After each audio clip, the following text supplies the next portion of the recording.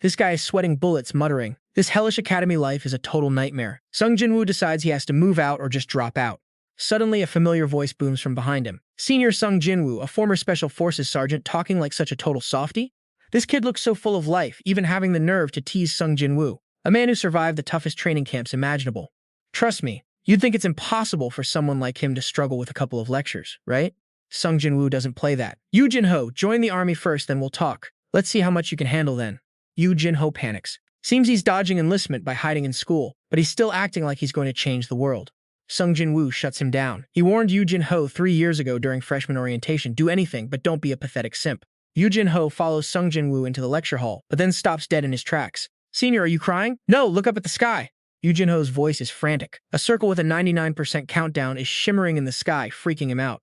It's too faint for Sung Jin-Woo to see, so he just mocks him. "Obsessed with your crush again?" Yoo Jin-ho is adamant. He saw text saying a monster download was in progress, 100%, then it just vanished. Right over the library roof, he claims. But the sky is back to normal. Sung Jin-Woo thinks he's just being messed with. He's sick of this kid mixing up video games with reality. "Yoo Jin-ho, maybe drink less booze, man." He slaps his own face to focus. As Sung Jin-Woo refuses a coffee, his body suddenly emits this weird blue light. He's too distracted to notice anything is wrong. Yoo Jin-ho won't stop yapping, so Sung Jin-Woo just brushes off the weird feeling and heads to class to nap. The room is pitch black, lit only by the projector. Sung Jin-Woo is struggling to stay awake, nodding off like a chicken. He really regrets skipping that coffee. His eyes start to close. Looks like he's going to bomb this lecture. Then a glowing square appears out of nowhere, flashing a message. "To survive the apocalypse, what class is best? Choose now." Sung Jin-Woo rubs his eyes, thinking he's hallucinating. The projector flickers and dies, and the sunlight outside just vanishes. Total darkness. Everyone in class is freaking out. It's midday, yet the world is swallowed by an ink-black void. Even worse, everyone's phones are dead. A girl screams, "What is that? Am I the only one seeing this?" Everyone has the same screen as Sung Jin-Woo. It looks like an app, but he knows this isn't any normal software. Another window pops up. 15 seconds remaining. A blinding flash erupts, and glowing cards start flying everywhere. They look like tarot cards, but with no names, just strange red stars. Everyone is staring at them in shock. A senior warns them not to touch anything, afraid of the danger. But Sung Jin-Woo thinks, "If we don't act, what happens when time is up? Are we supposed to pick a card like a game of chance?" 10 seconds left. Now pay attention, here's where it gets wild. Time is ticking down, and one guy touches a card. Suddenly, a sword drops right on him. Sung Jin-Woo realizes the cards give gear. It's time to pick the best survival kit for this crumbling world. He spots the star ratings on the cards. He doesn't get it, so he just picks the one with the most stars. The result is in. Sung Jin-Woo locked in the Necromancer class with 5 stars. Class selection is officially closed. The screen says those who failed get another shot later. Light floods back, but it feels like they're in another dimension. The guy who picked the warrior card is staring at his new sword. Is this real? It feels like a fever dream. The nerd became a warrior, but Sung Jin-Woo got nothing. No items, no weapons, nothing. A massive crash breaks the silence. A student bursts in, screaming in agony. Something is stabbing his neck. He collapses. A weird creature is literally hacking into him. The guy is begging for his life, reaching out to them. He dies right there. The creature stands up, yellow eyes, razor-sharp fangs. Everyone backs away in pure terror. Now Sung Jin-Woo is the only one standing face-to-face with this monster. He curses under his breath. He's always the one stuck in the worst spot. His body is paralyzed with fear. Everyone starts screaming at Kim Min-sik, the guy with the sword. "Use the weapon!" Kim Min-sik is shaking, shoved right next to Sung Jin-Woo. Sung Jin-Woo looks at him like a savior. "Kim Min-sik, you remember me, right?" Kim Min-sik snaps, "Shut up, why is everyone looking at me?" Sung Jin-Woo's last hope is crushed. The monster lunges, screeching like a maniac, knife in hand. His instinct says to run, but he knows if he turns his back, he's dead meat. He gathers every bit of courage he has. He spins and kicks the creature hard. It goes flying, snarling in rage. Sung Jin-Woo finds his footing. It only weighs 15 kilos. He grabs a chair to use as a weapon, but the furniture is tangled up. The monster sees its opening and charges. Facing death, he yanks the chair free and slams it down with everything he's got. The monster hits the floor dead. Sung Jin-Woo and his group stood frozen, trapped in a nightmare. Then a sudden notification popped up. He'd bagged a goblin and earned 10 gold. He stared at it, confused. Decoding these messages was life or death now. It felt just like a game with rewards and rankings. Another window appeared. His power allows him to resurrect the fallen as his undead minions. Now that goblin was a level 1 skeleton soldier. Curious, he tapped it. A ghostly blue flame erupted from the corpse, leaving everyone gasping. "Wait, look behind you." Sung Jin-Woo turned to see blue flames swirling from the remains, stitching together into something new. Finally, a skeletal warrior knelt before him, obedient with glowing blue sockets. He realized his class. He was a necromancer. The door suddenly burst open. 2 more goblins charged in, tiny but vicious, ready to tear apart anything 10 times their size. Everyone else panicked, scrambling to run, but Sung Jin-Woo? He was the closest one to the monsters. A system alert flashed. Skeleton soldier awaiting orders. He had no clue how to command them, but one thought took over. Fight. Kill them both. His skeletal soldier lunged forward, marching straight toward the 2 confused, shrieking goblins. It stabbed hard with a blade but couldn't land the killing blow. The other goblin countered, slicing the skeleton's arm clean off. One-armed and losing ground. Sung Jin-Woo realized if he just stood there watching, he'd be the next target on their list. These small fries weren't impossible to beat. If only he had a real weapon, it would be a total breeze. He remembered Kim Min-sik had a sword and yelled for it. Kim Min-sik clutched the blade tight, screaming, "I picked this first. It is mine!" Looking at those snarling monsters, Kim Min-sik was terrified. Sung Jin-Woo sighed, grabbed a chair, and decided to do it the old-fashioned way. He signaled his skeleton as he hurled the chair. It slammed into the goblins, giving him the perfect opening to finish them off. Every kill brought 10 gold, putting 20 more in his pocket, but his skeleton was wrecked, just a broken, limping mess now. It trudged toward him, those hollow eye flames flickering like a puppy waiting for a reward. Sung Jin-Woo hesitated, then muttered, "Sorry, but your face is honestly terrifying. Could you look somewhere else?" The skeleton bowed its head, dejected. Can't expect a goblin to be a model, right? But thanks to his Necromancer link, it obeyed every word. The 2 goblins he just killed rose as new minions. That was his limit. The professor stumbled over, trembling, asking what was happening. Before he could answer, a scream echoed nearby. A girl was panicking, unable to get through to the police. Sung Jin-Woo realized this wasn't just here, it was happening across the whole campus. He pulled back the curtains. Red light flooded the room, not a sunset but the glow of massive raging fires from explosions everywhere. His face went blank. Was the whole world burning? Soon, someone shouted for them to leave before the school became a death trap. A blonde guy cheered, waving car keys, ready to hit the parking lot. But at the end of the hall, 2 goblins were feasting on a man. They spotted the group and charged. Everyone bolted. One goblin lunged for a girl, but Sung Jin-Woo's skeleton appeared just in time to pin it. He screamed for them to run, vowing to hold them off. Then he corrected himself. Well, his minions would hold them off. People scattered in every direction. Sung Jin-Woo wanted to call them back, but let it go. It's everyone for themselves now.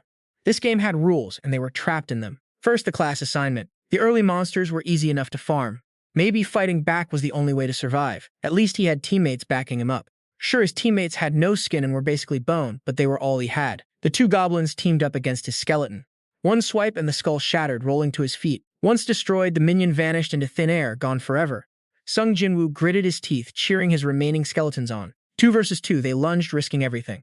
Finally, another 20 gold. He breathed a sigh of relief. Good job. Then he got the notification. Level 2. He pulled up his status screen. Everything was there. Name, stats, gold. But it felt weird. In games, you usually get points to spend on stats. But here, the system offered 5 cards for a random upgrade. Sung Jin-Woo's hopes sank. A gambling mechanic? Well, this was the game now, so he had to be careful. He picked a random skill card. It popped. Maximum summon capacity increased by 1. He instantly resurrected a minion from the fallen enemies. His mana drained down to 3 out of 30.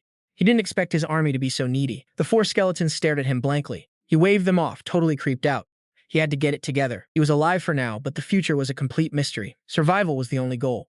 He looked through the window. The courtyard was a slaughterhouse. He punched the glass. He had hoped for a safer path. Staying here was a trap, but going down was a suicide mission. He decided to lead his 4 boneheads to the lower floor. One of his minions crept ahead, right into a guy running up the stairs. It was Jin-Ho. They locked eyes, and Jin-Ho screamed. Screaming his lungs out, he lunges forward, stabbing his knife right into the skeleton. Who are these things? Don't sweat it. They're my new crew, our guy tells him. Our main man can't believe his eyes. The kid actually chose the thief class. But hey, it's a shiny star rank class, so why not? Stick with me, it gets wild. They stick to the shadows, shielded by these tiny bone minions. Safety first, right?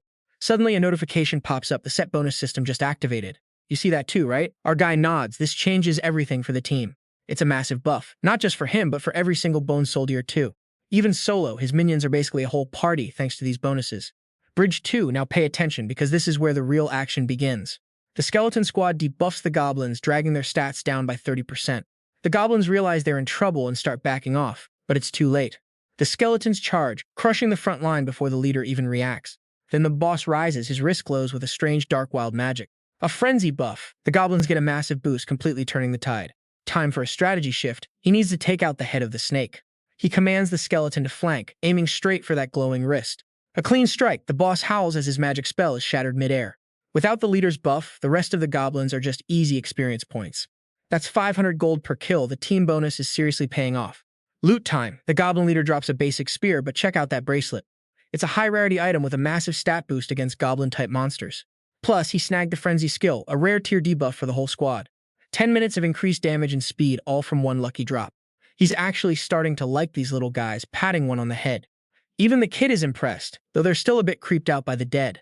Bridge 3. I know what you're thinking, but this is about to get messy. They stumble upon a crowd and he has to hide his skeletons immediately. A self-proclaimed leader is trying to rally everyone, acting like he's in charge. Some girl is ready to break down the door, desperate to find a way out. Our guy recognizes this jerk. He's a grade obsessed senior with a bad rep. He's just power tripping, trying to look like a hero for the student council. He yells at our guy to stay away from the door, acting completely unhinged. Then he flips the script, putting on a fake friendly face in seconds. He's trying to recruit them into his little protection squad, but it reeks. He barely remembers the kid, proving he only cares about his own status. Why is this guy even acting like a leader during an apocalypse? He mocks our guy's weapon, bragging about his own defensive gear instead. Just hide behind me, he sneers, acting like he's the ultimate protector. It's pathetic, but our guy just smirks, letting him enjoy the delusion. Another student runs in, panicking about goblins spotted on the floor above. He orders everyone to hide in the cafe while he guards the entrance. Finally, they slip away to check a mysterious sealed door nearby. It's magically locked. They need to clear the boss to break the seal. Bridge 4. You and I both know the timer is ticking, and time is running out. Stick with me, we've got 2 hours to kill the final boss or we're all toast. Sung Jin-Woo is on the move. No one is coming to save us, so keep your heads on straight or you're dead meat. Jin-Suk drags Kim Min-sik over. They know each other from school, but Kim Min-sik is clearly not feeling it. Jin-Suk forces them into his squad anyway. He tries to act like the big boss, but Sung Jin-Woo calls him out. Did he even read the warning notice? Jin-Suk says yeah, but thinks we just wait for rescue. Sung Jin-Woo isn't buying that naive garbage for a second. If this is happening everywhere, who's left to help? Jin-Suk pivots to a weird question about military service. He's got this blind, annoying faith in the army, thinks the military will just swoop in and fix everything. Sung Jin-Woo bites his tongue. The army isn't magic, but he doesn't want to start a fight right now. He starts walking toward the exit. Jin-Suk freaks out and tries to threaten them back into the cafe. Then Kim Min-sik screams, "Goblins are here." Jin-Suk is shaking in his boots. Watch this, it's about to go down. 5 goblins crawl down the stairs. The people hiding in the cafe are losing their minds in pure terror. Jin-Suk grabs a shield. Trying to sound brave, he tells everyone to arm up and hold the line. Kim Min-sik points to the hallway. More are coming. But wait, these are Sung Jin-Woo's adorable little undead soldiers. Jin-Suk loses it, cursing them out. Sung Jin-Woo clears a path for his summons, setting the record straight. He knows leadership is about responsibility, not just barking orders. A fool leading us is a death sentence. Jin-Suk gets salty and tries to downplay Sung Jin-Woo's strength. Sung Jin-Woo just gives him a cold, hard stare. He activates a level 1 debuff, cutting the goblins' power by 30%. His undead army charges forward. The goblins panic and try to bolt. You and I know how this ends. The hunt has officially begun. A bright light fills the room, and the survivors watch in shock as these monsters start fighting each other. Sung Jin-Woo's summons dominate. 1 goblin gets dizzy, and Sung Jin-Woo finishes it off with his spear. 2 more get pinned by the undead and don't stand a chance. Jin-Suk and Kim Min-sik just stand there in disbelief. Sung Jin-Woo hunts them down relentlessly. 2 escape, but he commands his summons to block the exits. He's making a point here, fighting out in the open so everyone sees who's actually in control of this mess. It's way better to fight as a unit than for him to carry everyone on his back. He buffs his minions. He activates a gear skill to boost their defense. With these buffs, the goblins are basically nothing. But this game is just starting, and there are definitely much worse monsters lurking around the corner. Jin-Suk's crew realizes Sung Jin-Woo has the power to command the undead. A flicker of hope sparks in the room. A smart goblin tries to dodge, but Sung Jin-Woo nails the throw. Nice shot, he definitely didn't miss that. The fight ends, and the group is buzzing. How is this guy a literature major? They're totally impressed. No loot drops from these common mobs. But wait, he earned a lucky ticket for hitting 20 kills. He's one of the first 100 to reach it, but he can't find the item in his inventory. Weird. His summons return looking happy, and he gives them some well-deserved praise. Look at them go. He walks back to Jin-Suk, who looks like he's having a total breakdown. Talk about an awkward reunion. They gather in the cafe. Sung Jin-Woo drops the bomb. We're trapped by a high-level magic seal. The only way out is to kill the boss. Everyone falls dead silent. If a goblin scares them, how can they kill a boss? 2 hours left. Nobody knows what happens when the clock hits 0, but it's not going to be pretty. We can't split up for this. Some guy in the back claims he saw the boss. It crushed a professor's skull. Sung Jin-Woo gears up to leave and asks who's coming. Everyone stays frozen like statues. Figures. Kim Min-sik tries to beg off, but Sung Jin-Woo claps him on the shoulder. He's going to need those buffs. Kim Min-sik tries to bribe his way out, but Sung Jin-Woo isn't having any of it. Not happening. Then a girl approaches him. She's real about it. She knows the others are just dead weight. She's Junjot, a tiger hunter. She'd rather trust Sung Jin-Woo's summons than that useless crowd. She's got this intense look that makes everyone else shrink away. Sung Jin-Woo knows this is a gamble. He asks Jin-Suk one last time. The guy chooses to hide behind his leader status, everyone watching with disgust. Sung Jin-Woo leaves him to rot. He's got his squad, and now it's time to end this game once and for all. Sungu Jort and Hanho team up. Though Hanho is definitely not feeling it, Sungu keeps him sharp. Suddenly, Jort spots 2 goblins rushing up from below while more block their path. Sungu signals the move. He tells the others to take the rear. Before he even finishes, Jort charges in, swinging her blade and taking a goblin head clean off in one brutal motion. The second goblin doesn't even realize what hit it before Jort drives her blade straight through its gut. She handles both of them with ease. Jort catches her breath, sword in hand. Hanho just stares, totally stunned. He hasn't even processed the threat yet, and she's already cleared the path. He can't help but grin. He tells Sungu, man, this girl is top tier. Meanwhile, Sungu has already taken out 5 more goblins himself. Hanho cringes, realizing he's easily the weakest one here. Forget it, he thinks. Maybe he's not a general yet. They keep climbing and find Professor Wong slumped in the hallway, covered in wounds. The professor is sobbing. He tells them his students are all dead and it's all his fault. Sungu calms him down so he can spill the story. After they ditch Sungu, they reach the lab safely. But the professor didn't think staying put was smart, so they headed for the rooftop. He was just following the survival guide. Nobody expected a nightmare monster to be waiting for them up there. Every single student who trusted the professor and followed him is gone. Finally, the professor warns Sungu, never go to the rooftop, don't go there, you have to survive. With those last words, Professor Huang passes away. Sungu's face darkens, suppressing his rage. A side quest pops up, avenge the professor by killing the boss. But Sungu knows this choice could shift his destiny forever. He can't stop thinking about that word, destiny. He feels helpless, muttering, damn it, why do we have to suffer through this hell? As Sungu marches straight toward the roof, Hanho calls out, is it really worth fighting that boss? Even the skeletons pause to see what Sungu will do. With pure resolve, he kicks the door open and steps into the boss room. Above on the rooftop, it's a bloodbath. Goblins are picking over corpses scattered everywhere. The sight is so gruesome that Sungu winces, unable to hold back a curse. God damn it! Hanho stares blankly into the distance, pointing at a goblin dragging away the body of a fallen student. That's my classmate. Jort grips her sword, ready to rush in and butcher them all. Sungu immediately signals her to stop. He needs to assess the situation. They aren't strong enough to just charge in blindly, but this is the perfect training ground. Sungu then signals for the team to advance. A goblin spots them and shrieks for reinforcements. In seconds, the entire goblin nest swarms them with weapons drawn. Even though they're under a meter tall, their sheer numbers terrify Hanho. Man, maybe we should run? But in Sungu's dictionary, there is no such word as retreat. He has to face them to level up. Sungu activates the wild bracelet, granting all his skeletons 10% more damage and 20% faster attack speed. The chaos erupts. A goblin tries to stab a skeleton, but the blade slips through its ribcage. In that split second of confusion, the skeleton hacks it to pieces. Sungu joins the fray, using nearby corpses as shields. Jort's combat power is insane. She's chopping them down like firewood. Only Hanho stands in the corner with a dagger. He thought his skill would be useful, but he feels like dead weight. In a panic, Hanho hurls a dagger at them. It pierces a goblin's skull, killing it instantly. Hanho checks his hands. So he tries again. Another throw, and it's a perfect hit. Hanho looks at his hands, his eyes burning with focus. He found it, his own fighting style. Back in the fight, the goblins are suffering from the death aura, their stats dropping by 30%. Realizing they're losing, they try to scatter. Suddenly, a massive tremor shakes the room. A huge goblin emerges, sporting a lion-like mane and clutching a gigantic stone pestle. The smaller goblins drop to their knees before it. It's clear now. This is the goblin chieftain boss they have to take down. Bolstered by their leader, the goblins go wild and attack again. Sungu knows this fight is going to be a grind, so he pushes harder. Kill them all. One skeleton dives straight at the chieftain. A second later, the chieftain smashes it to bits. Sungu immediately summons new skeletons to keep the pressure on. The chieftain targets another nearby skeleton, and it's gone too. Sungu's mana is 2/3 gone, and there aren't many bodies left to raise. Suddenly, daggers from out of nowhere, pinning the chieftain's bicep. Hanho strikes a cool pose, taunting, that hurt, huh? The chieftain just flicks its arm, sending the daggers flying. It's enraged now, absolutely livid from Hanho's mockery. The chieftain charges him, swinging its massive club. Hanho runs toward the skeletons, relieved to be saved. But the chieftain clears the entire line of skeletons with one swing. A skeleton gets tossed into the air. It uses the momentum to dive down, driving its dagger into the chieftain. The chieftain roars and kicks the skeleton away, shattering it completely. It's not over yet. Jort circles behind and lands a deep slash on its back, forcing it to pause and choke back the pain. Jort flicks the blood off her blade with a cold look. First time I've had to go all out, you piece of trash. Sungu is impressed by her swordplay.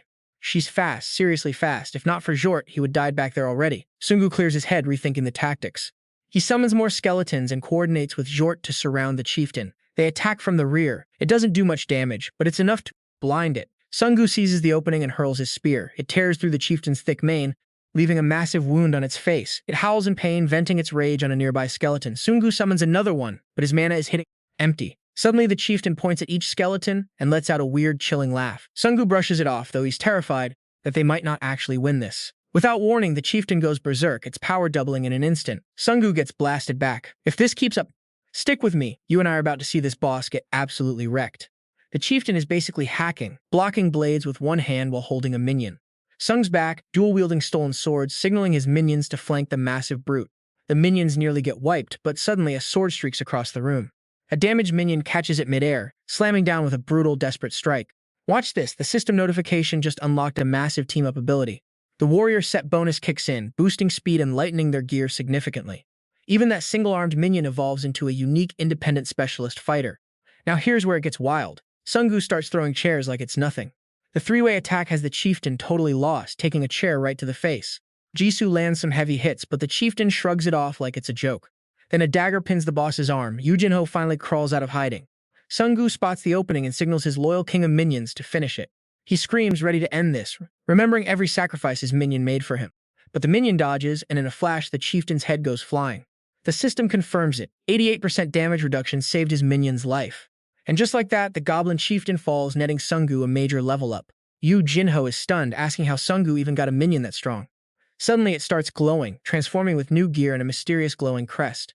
Sungu stares at the weird tattoo. Wait, when did he get ink? Checking his stats, the command attribute is clearly paving the way for an army. Sungu needs more troops, while his team hits level 3 alongside him. They're looking for advice, but level-up choices are totally random, pure luck now. Turns out Sungu already leveled up his summon count once before this. This time he unlocks basic bone crafting, weapons from skeletons, swords, or bows. Quality depends on the material, but leveling up will unlock even deadlier gear. Plus, the professor's revenge quest is complete, granting a bonus random skill. Another summon slot unlocked. He's rocking 5 minions now, but at what cost? Suddenly, a rogue's cloak drops for Jin-Ho, boosting his stealth by 50%. Perfect for his playstyle, hiding in the shadows and picking off enemies. Jisoo gets a firestone, which adds elemental burning damage to their weapons. Sungu rounds them up. It's time to head back to the main door. Meanwhile, in the cafe, Minsu wonders if they're just stuck here forever. Everyone's whispering, regretting they didn't follow Sungu to kill the boss. Jin-Seok loses it, grabbing Minsu and acting like he's their only protector. He screams at the crowd, telling them to get lost if they hate him. He rants that they'll probably go die on the roof like Sungu did. Everyone laughs, calling him out. They know who really saved their lives. Seriously, Jin-Seok is acting like a total clown, arguing with everyone in sight. He gloats that Sungu is dead, mocking the silence from the crowd. Then a familiar voice cuts through. His face turns white as a sheet. Sungu stands there, tired of this loser bad-mouthing him after the hard work. Jin-Seok stammers, trying to find an excuse, but he's clearly terrified now. Everyone stares him down. All that fake bravado is finally crumbling away. You and I just watched Sungu return, and the silence here says it all. Sungu signals for quiet, moving out. Dead bodies and goblin corpses are piled up everywhere. He worries goblins are hiding nearby for an ambush. Suddenly, Jin-Ho spots a group close by. A guy in white brandishes a sword. Sungu sees their bloodied weapons, survivors of the goblin fight. Jin-Soo cheers, running toward their leader. The guy mocks him for still being alive. Jin-Soo fawns over him. I knew you could handle the goblins. So glad to see you. He whispers to the leader, eyeing Sungu. This guy isn't even hiding his hatred anymore. The leader steps forward with a fake saintly smile. I'm Paris Dung, student council president. Guess you all went through hell. We've been busy clearing out those monsters ourselves. He points at Sungu's skeletons with disgust. Sungu explains it's his job card skill. The guy sneers. You actually accept creatures that kill people? He's framing Sungu as a threat. He demands Sungu ditch the skeletons to join them. Sungu can't, and who said he'd serve him? You really want to keep these filthy monsters around us? Jin-Ho snaps back at him. They aren't that bad, just open your heart to them. Sungu tells his crew to stop it. He's dead serious. He won't discard his skeletons. They're his weapons for surviving this world. The leader smirks. If we protect you, you don't need them. Last chance, kill them to join. You think you're calling the shots? When did we ever ask to join your group? Ji steps up with her sword. The leader recognizes her as the physical education president. But she counters, the school is gone, so who cares about titles? He tells her to chill. She refuses. He acts all high and mighty, but she knows he embezzled tons of money. She outed him on the school page. He turns pale, cornered, and warns them they'll die. As they walk away, he shouts that they'll regret losing out on his party buffs. Sungu asks Ji why she hates them so much. She sees him as human trash. He constantly harasses students. She's got reports. He might have a high title, but he's garbage. Sungu nods, scanning the area. First, they need to avoid the main buildings and escape. Ji suggests avoiding crowded spots because monsters love attacking groups. Sungu agrees, suggesting the back hill. It leads straight to the main gate and it's quiet. Too quiet. Jin-Ho feels uneasy. Sungu signals for total silence. Yudo freezes as a figure rises at the stairs. A massive monster with a red pig-like face steps over the goblin corpses, eyes glowing. Even bigger than the goblin chief, it makes Jin-Ho want to run for his life. Sungu figures this is the next tier up, the ogre. It roars, charging right at them. Sungu gets excited, another elite for his collection. But wait, it's moving way too fast. He signals everyone to scatter. The ogre crashes through like a missile, splitting them up. Jin-Ho screams from the bushes. The ogre pivots, locking onto Ji as the nearest target. She barely blocks the first blow. The second swing is huge, but a skeleton dives in. Sungu orders his skeleton to hold the line. It's tiny compared to the massive beast. That 88% damage reduction skill saves the skeleton just in time. It strikes back. The skeleton slashes the ogre's arm, sending it tumbling. Sungu tells Ji to get high ground. She runs up, teeth gritted, her arm already feeling numb from that first brutal impact. Now for the strategy. They can't brawl this thing head on. They need a trap. The ogre charges, roaring. Sungu hides them in the brush, waiting for the right moment.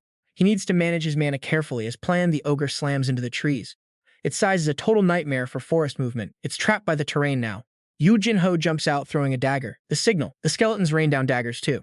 The ogre bats them away, but two skeletons leap in. One gets crushed, one grips its arm. Another skeleton locks the other arm. Now, Sungu and Ji strike at the same time. Sungwoo lands a brutal finisher. That's another 100 gold coins for the haul. This wasn't just any grunt, it was a pack leader, second only to the chieftain. He wants to summon it, but his level is way too low. Talk about a major bummer. Then he asks Cha-haen about her class. Master Hunter, lucky her. Meanwhile, he's stuck with 1 star. Mana's back, time to experiment. Let's see what kind of gear we can craft from these goblin bones.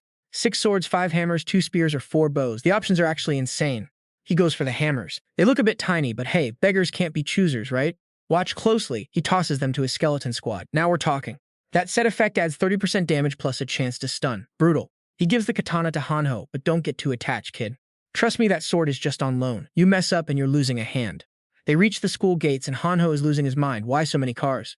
The gate is sealed. They have 8 minutes to crush the boss. You and I, let's watch this. Oh no, the orc tracking squad is out. They hunt by scent and the stronger targets. The stronger you are, the more they hunt. That is a terrifying mechanic. We hear screams nearby. If they had stayed with the student group, they'd be meat. Turns out rolling in a massive group isn't always the smart move. It's all about those synergy buffs. Thank God he picked the Necromancer class. 5 orcs are coming. Even for Hanho, 5 of these monsters is a nightmare. Sungwoo is grinning. He's already cooking up a trap. This is going to be good. Hanho's ready to run, but Sungwoo? He's turning the terrain against them. The orcs walk right into the bait. Do they really think those bones are just trash? A voice rings out from atop a car. It's Hanho, the king of trash talk. He's taunting them. This kid has no survival instinct, I swear. They're furious. They charge, but then, bang, doors swing open, and it's chaos. Sungwoo and his skeletons ambush them. Talk about a total wipeout. Ding, he levels up. Level 4, baby. 2 more summons to the party. Mana is still capped at 50, though. Wait, did he just unlock a new skill? Hanho's got a new dagger, something called Sonic Slash. This kid is leveled up. Cha-haen's stats are spiking too. She looks like she's ready to solo a boss. Sungwoo makes him hand back the katana. No more playing hero with stolen gear. Hanho looks heartbroken. No more fancy sword for him. Tough love, man.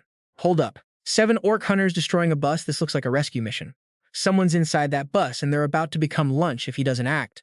Cha-haen wants to help. If they can sandwich the orcs, they might actually win. You and I both know this is risky. What if the survivors just bolt? Sungwoo has a better idea. Show them the power of modern weaponry. Inside the bus, total panic. The blonde guy is uselessly screaming orders. They're just sobbing on the floor. Pathetic. Then the skeletons charge. Bam! The skeletons plow into the orcs. The guys in the bus are stunned. They've never seen anything like this. Who are these guys and their bone army? Silence falls. Then a skeleton pops up and waves at Yangzu. Hanho tells him to open up. He just saved their lives. Show some respect. He's hungry, tries to smash a vending machine, but fails miserably. The blonde guy tries to help, but Hanho just wrecks the whole thing. Classic. Sung Jin-Woo keeps moving. But wait, Go Gun-hee mentioned a loot machine earlier. He tried but didn't have enough gold for more than 1 spin. Follow the guide, get the gear. Hanho finally smashes a vending machine, tossing Sung Jin-Woo a Coke. An E-rank machine pops up. Sung Jin-Woo investigates. Turns out it's a total gamble. Bronze, silver, gold. The jackpot tier. Hanho's sipping his drink, wondering what a tiny machine can drop. But hey, in this world, knives fall from the sky, so why not? You gotta risk it to get it. Hanho's down to his last 360 gold. Sung Jin-Woo's turn, he shrugs, only 1552 gold to his name. He remembers that sweet infinite tier ticket from before and uses it. He picks gold. The screen spins like crazy, the lottery music pumping the tension. Oh, jackpot! Hanho loses it when it lands on the top prize. Turns out, survival in this nightmare really comes down to pure luck. Sung Jin-Woo just pulled the legendary Ocean Spirit Tear. 300 extra mana, 200% recovery speed. Game changer. Hanho begs him to spin the silver machine, but Sung Jin-Woo knows the value of saving. He settles for bronze instead. Still lucky. He nets a Vanguard shield. Jisoo gets a longsword. Hanho, he pulls a bag of C-rank meds with weird colors. Total letdown. Sung Jin-Woo tells him to quit whining. What if those potions are actually life-savers? Jisoo figures the group on the other side is panicking. Should they help? Hanho asks if he's doing the bus crash trick again. Sung Jin-Woo smiles. Nope, we're going bigger this time. Meanwhile, Daesung's hunters are slaughtering everything. He's leading the charge, shouting for formations. Someone yells that people are trapped behind. Daesung just grits his teeth. Screw them, you think we can save everyone? He orders Jin Jacques and Hin to shield up. Suddenly, a bus comes tearing around the corner like a beast. It crushes a few orcs, then drifts like a pro to take out more. Go Gun-hee is at the wheel, absolutely manic. Money, baby, come to daddy. They hunt down the survivors. Sung Jin-Woo leans out, screaming for them to get on. The cafe group recognizes him. They're already regretting not following him from the start. An orc lunges. Jisoo leaps into the fray. You freaks, I'm not losing this time. It swings its axe, but her sword stops it cold. She smirks, no pain, no gain, and she's holding her own. Her weapon ignites, searing the orc. She finishes it off. She turns to brag, but Sung Jin-Woo is putting on a clinic over there. His skeletons pelt an orc with daggers until it bleeds out. Then they yank the blades out and move to the next target, rinse and repeat. Everything's going exactly to plan. Constant movement, keeping distance, picking them apart until there's nowhere left to hide. Jisoo grips her sword. She worships power, but she felt like a total amateur compared to him. He's the real talent. Dae-sung's pathetic group drags themselves to Sung Jin-Woo. He asks, why so sour? Didn't you want to ditch these monsters? Dae-sung's voice drops. He knows Sung Jin-Woo holds the cards now. Come on, don't hold a grudge. You're back, right? You aren't heartless, are you? Right. Sung Jin-Woo isn't cold-blooded, but seeing Dae-sung abandon those people still burns. Dae-sung fumbles for excuses, calling it a strategic retreat. Sung Jin-Woo just stares. I really hope everyone on this bus agrees with you. That look shuts Dae-sung up fast, but it's not over. The orc chief is furious. You can practically feel its heavy aura. Sung Jin-Woo hits the bus. If the others want in, they follow his rules. Jin-Sox asks Dae-sung what to do. What other choice does he have? Sung Jin-Woo isn't a saint, though. He demands Dae-sung's armor. Dae-sung snaps. Why should I give you my gear? Do you have no sense of self-preservation? Sung Jin-Woo winks. I'll protect everyone, but everything has a price. We aren't working for free like someone else we know. Level 5, system notification. You can now summon medium-sized monsters. Sung Jin-Woo grins. Medium? Can I summon the orcs now? He thinks it through. Yeah, taking the skill card was the right move. Now he can summon 9 followers. The max summon limit just doubled. Suddenly, heavy footsteps approach him. Sung Jin-Woo turns. It's Roai. He looks at it, curious. Not happy with the fit, he explains that the skeleton is his most trusted warrior. That's why he gave it his best gear and a name. Since it only has a right arm, he calls it R. He sighs. If it feels weird, take it off. Hanho interrupts the moment. Hanho points at the crowd and asks if they need another bus. Sung Jin-Woo nods. We're saving everyone we can. The bus roars down the road. Sung Jin-Woo adds, we don't have time to waste searching for them. He scans the passengers. Everyone, listen up. We're taking down the boss. System alert. The orc chief has declared war. All orcs are moving to wipe out the survivors. Sung Jin-Woo keeps it real. No avoiding this. We kill the chief. We leave this school. A guy speaks up. I was in the GM room. The orc army is huge, at least 100 strong. Panic ripples through the bus as the news hits. The system keeps updating. Failure to join the mission means penalties. System says movement and attack speed take a massive hit. Everyone is panicking. How can we fight like this? Trust me, you're about to see pure chaos. Sung-woo sighs. He knows how to handle these ghouls, so 100 of them? Easy win. He turns to the group and announces he's fighting alone. He knows quantity doesn't beat quality. His friends are stunned. Cha-Hyen yells, what? And Hanho screams, are you crazy? You heard that? Sung-woo doesn't blink. I said I'm taking them on by myself. The crowd is in total shock. People are whispering, calling him insane. Meanwhile, in the back, Dae-sung is laughing his head off. Jin-soo mocks him. That ego is digging his own grave. So it was all just luck? He keeps sneering. What a loser. He's definitely going to die after saying something that stupid. Cha-Hyen shouts, Sung-woo, are you out of your mind? Even with everyone, we can't win this. Sung-woo looks her in the eye. That's exactly what you said before we fought the rooftop boss. Cha-Hyen freezes. He adds, I've realized that fighting as a group just isn't effective here. He smiles, you've been great support, seriously, but human allies just can't keep up with undead. He pats her head gently. This is dangerous, but I've thought this through. This is my move. Cha-Hyen knows he's a strategist, but she's terrified. The sun sets, the school falls deathly silent. His skeleton soldiers line up, equipping their gear. Sung-woo walks between them like a true commander. He isn't fighting alone, he has his army. Students watch from above, barely daring to breathe. One student shakes. No way, is he actually going to fight all those monsters solo? The bus stops nearby. Sung-woo stands ready in armor. Hanho whispers he has finally lost it. Cha-Hyen watches closely. If things go south, we intervene. The driver keeps his foot on gas. The ghouls approach, screeching. Sung-woo stands his ground, a lone wolf against an entire horde. To everyone watching, it looks like he's throwing his life away. The lead ghoul lunges forward. Sung-woo narrows his eyes. Red one's the leader. Why no system prompt? Just a sub-boss. His guess was right. The red ghoul roars, charging in. The rest of the horde follows. Sung-woo looks at his army. Move out. He slams his shield into the dirt, ready. He tells Droy to hold position. He's been the loyal one right by his side today. Sung-woo calculates the terrain. This staircase is just like the path behind the school building. He looks at his skeletons. Thanks, guys. If you fall, I won't ever forget you. The ghouls charge like bloodthirsty beasts. System alert. Wild rampage active. 10% damage. 20% speed boost. Sung-woo yells, go! Daggers fly, piercing ghoul skulls. His skeletons are absolutely crushing it right now. Ghouls are dropping left and right. His army hasn't taken a scratch. The boss is furious. The red boss lets out a savage roar and lunges. But their blades bounce right off. Sung-woo freezes. We're blocked? This is a melee fight now. Watch this closely. The skeletons charge again. Sung-woo watches from above as they swarm the giant red boss. A skeleton lands a massive blow, but the boss catches it barehanded. It's a monster. It sneers, teeth gnashing. Sung-woo knows this sacrifice is heavy, but it's the only way. Most of his skeletons are ripped apart, limbs flying everywhere. It's a total bloodbath out there. Droy wants to rush in for revenge, but Sung-woo holds him back. Wait for the signal. Seeing his army dismantled hurts, but Sung-woo stays cold. It's not your turn yet, Droy. The boss laughs at Sung-woo, mocking him. Then in a flash, its head is sliced. Blood sprays everywhere. The boss collapses. The horde panics, having no idea what happened. A skeleton did it, shrouded in a strange blue glow. Sung-woo smiles, showtime skeletons. Another ghoul falls instantly. System alert, the dead obey your command, the blue light intensifies. A combo effect triggers. Savage Manji Warrior level 1. The ghouls are now completely surrounded. They have no way out. Sung-woo's eyes harden. Finish them all. Leave not a single one. Sung Jin-woo's soldiers strike hard. He knows this war demands sacrifice and he's ready to pay the price. These undead soldiers don't know fear. As the orcs tire, Jin-Woo watches them burn with that eerie blue fire. He knows they're born from death. As his army presses on, a dark, wicked smile creeps across his face. Bridge 1. Hook, you and I are about to see this necromancer in his absolute element. Stick with me. This is the true style of a necromancer. High above, windows open, and the crowd stares in total shock. Is it already over? One spectator gasps. The crowd scrambles, pushing to get a better look at the carnage. Rumors fly. What is that thing? Did he really unlock that class? Passengers on the bus watch, stunned. Yu Jin-ho cheers. Jin-Woo must have popped a skill card. Why didn't he tell us he was this cracked? Ju-hee watches in awe. She realizes he must have calculated every possible outcome to fight like this. A system notification pops. Jin-Woo smiles, seeing his mana bar is already nearly full again. He snagged a legendary item, Ocean Spirit's Tear. Increased max mana and fast regen, it's broken. Is this the power of legendary gear? He grips the blue gem while his soldiers celebrate the win. Another alert. The orc horde is weakened by the death aura, stat slashed by 30%. Dobrid 2. Tension bitter, now watch closely. The boss is raging and things are about to get chaotic. The orc boss and his crew roar, charging blindly at the skeletons. But these undead aren't backing down. A brutal brawl breaks out. Burr can't just watch anymore. He leaps into the fray. He communicates through Jin-Woo's thoughts. At the order, the beast surges forward with blistering speed. He dives into the orc pack, blades flashing. This is Jin-Woo's pride and joy doing the heavy lifting. He's been itching for a fight. Every strike is clean, blood sprays across the yard like a nightmare. The boss spins wildly, but it's way too slow. It roars in fury as the shadow soldier dominates. Even small, he stands like a true leader. Jin-Woo watches ice cold and orders a total cleanup. His soldiers swarm the orcs. The enemies scream in futility. Jin-Woo finally drops to the floor, exhausted. Bridge 3, Pivot. You and I both know rewards are coming, but this one, it's something special. A lucky spin ticket. Reward for killing 100 monsters. He's the 21st person in history to get this. Only the top 100 players? He wonders where the other 20 are. Suddenly, a loud crash interrupts him. He glances over. Who's driving that bus? It's swerving wildly, crashing into cars like a death trap. Jin-Woo stands up, fuming.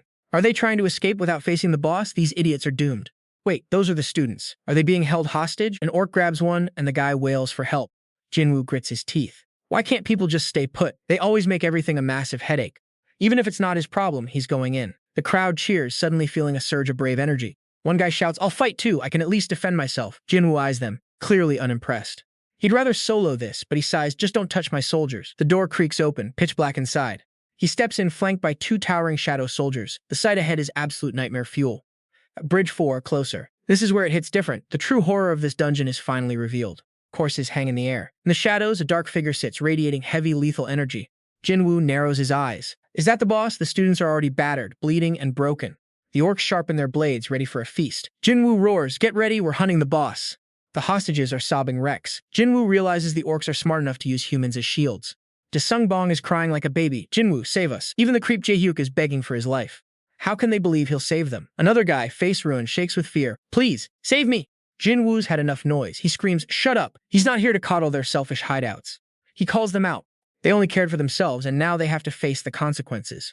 I'm no saint, he yells, but in his head he's calculating. These monsters can't be reasoned with. He orders the charge, planning to blitz the orcs and save who he can before things go south. The students think he's their hero, but Sung-bong screams in a panic. Wait, not yet! Before he could even talk, the blade sliced through his throat, a final gut-wrenching scream. Everyone stood there, paralyzed. Some people couldn't even hold it in, vomiting right on the spot. Ju cursed out loud, and honestly, we were all thinking the same. They rushed in with his skeleton army. Sung Jin-Woo just stared, mind-racing, trying to figure out what those monsters were planning. Those fangs looked absolutely lethal, like it wanted to swallow everyone whole. Trust me, you're going to want to see how this turns out.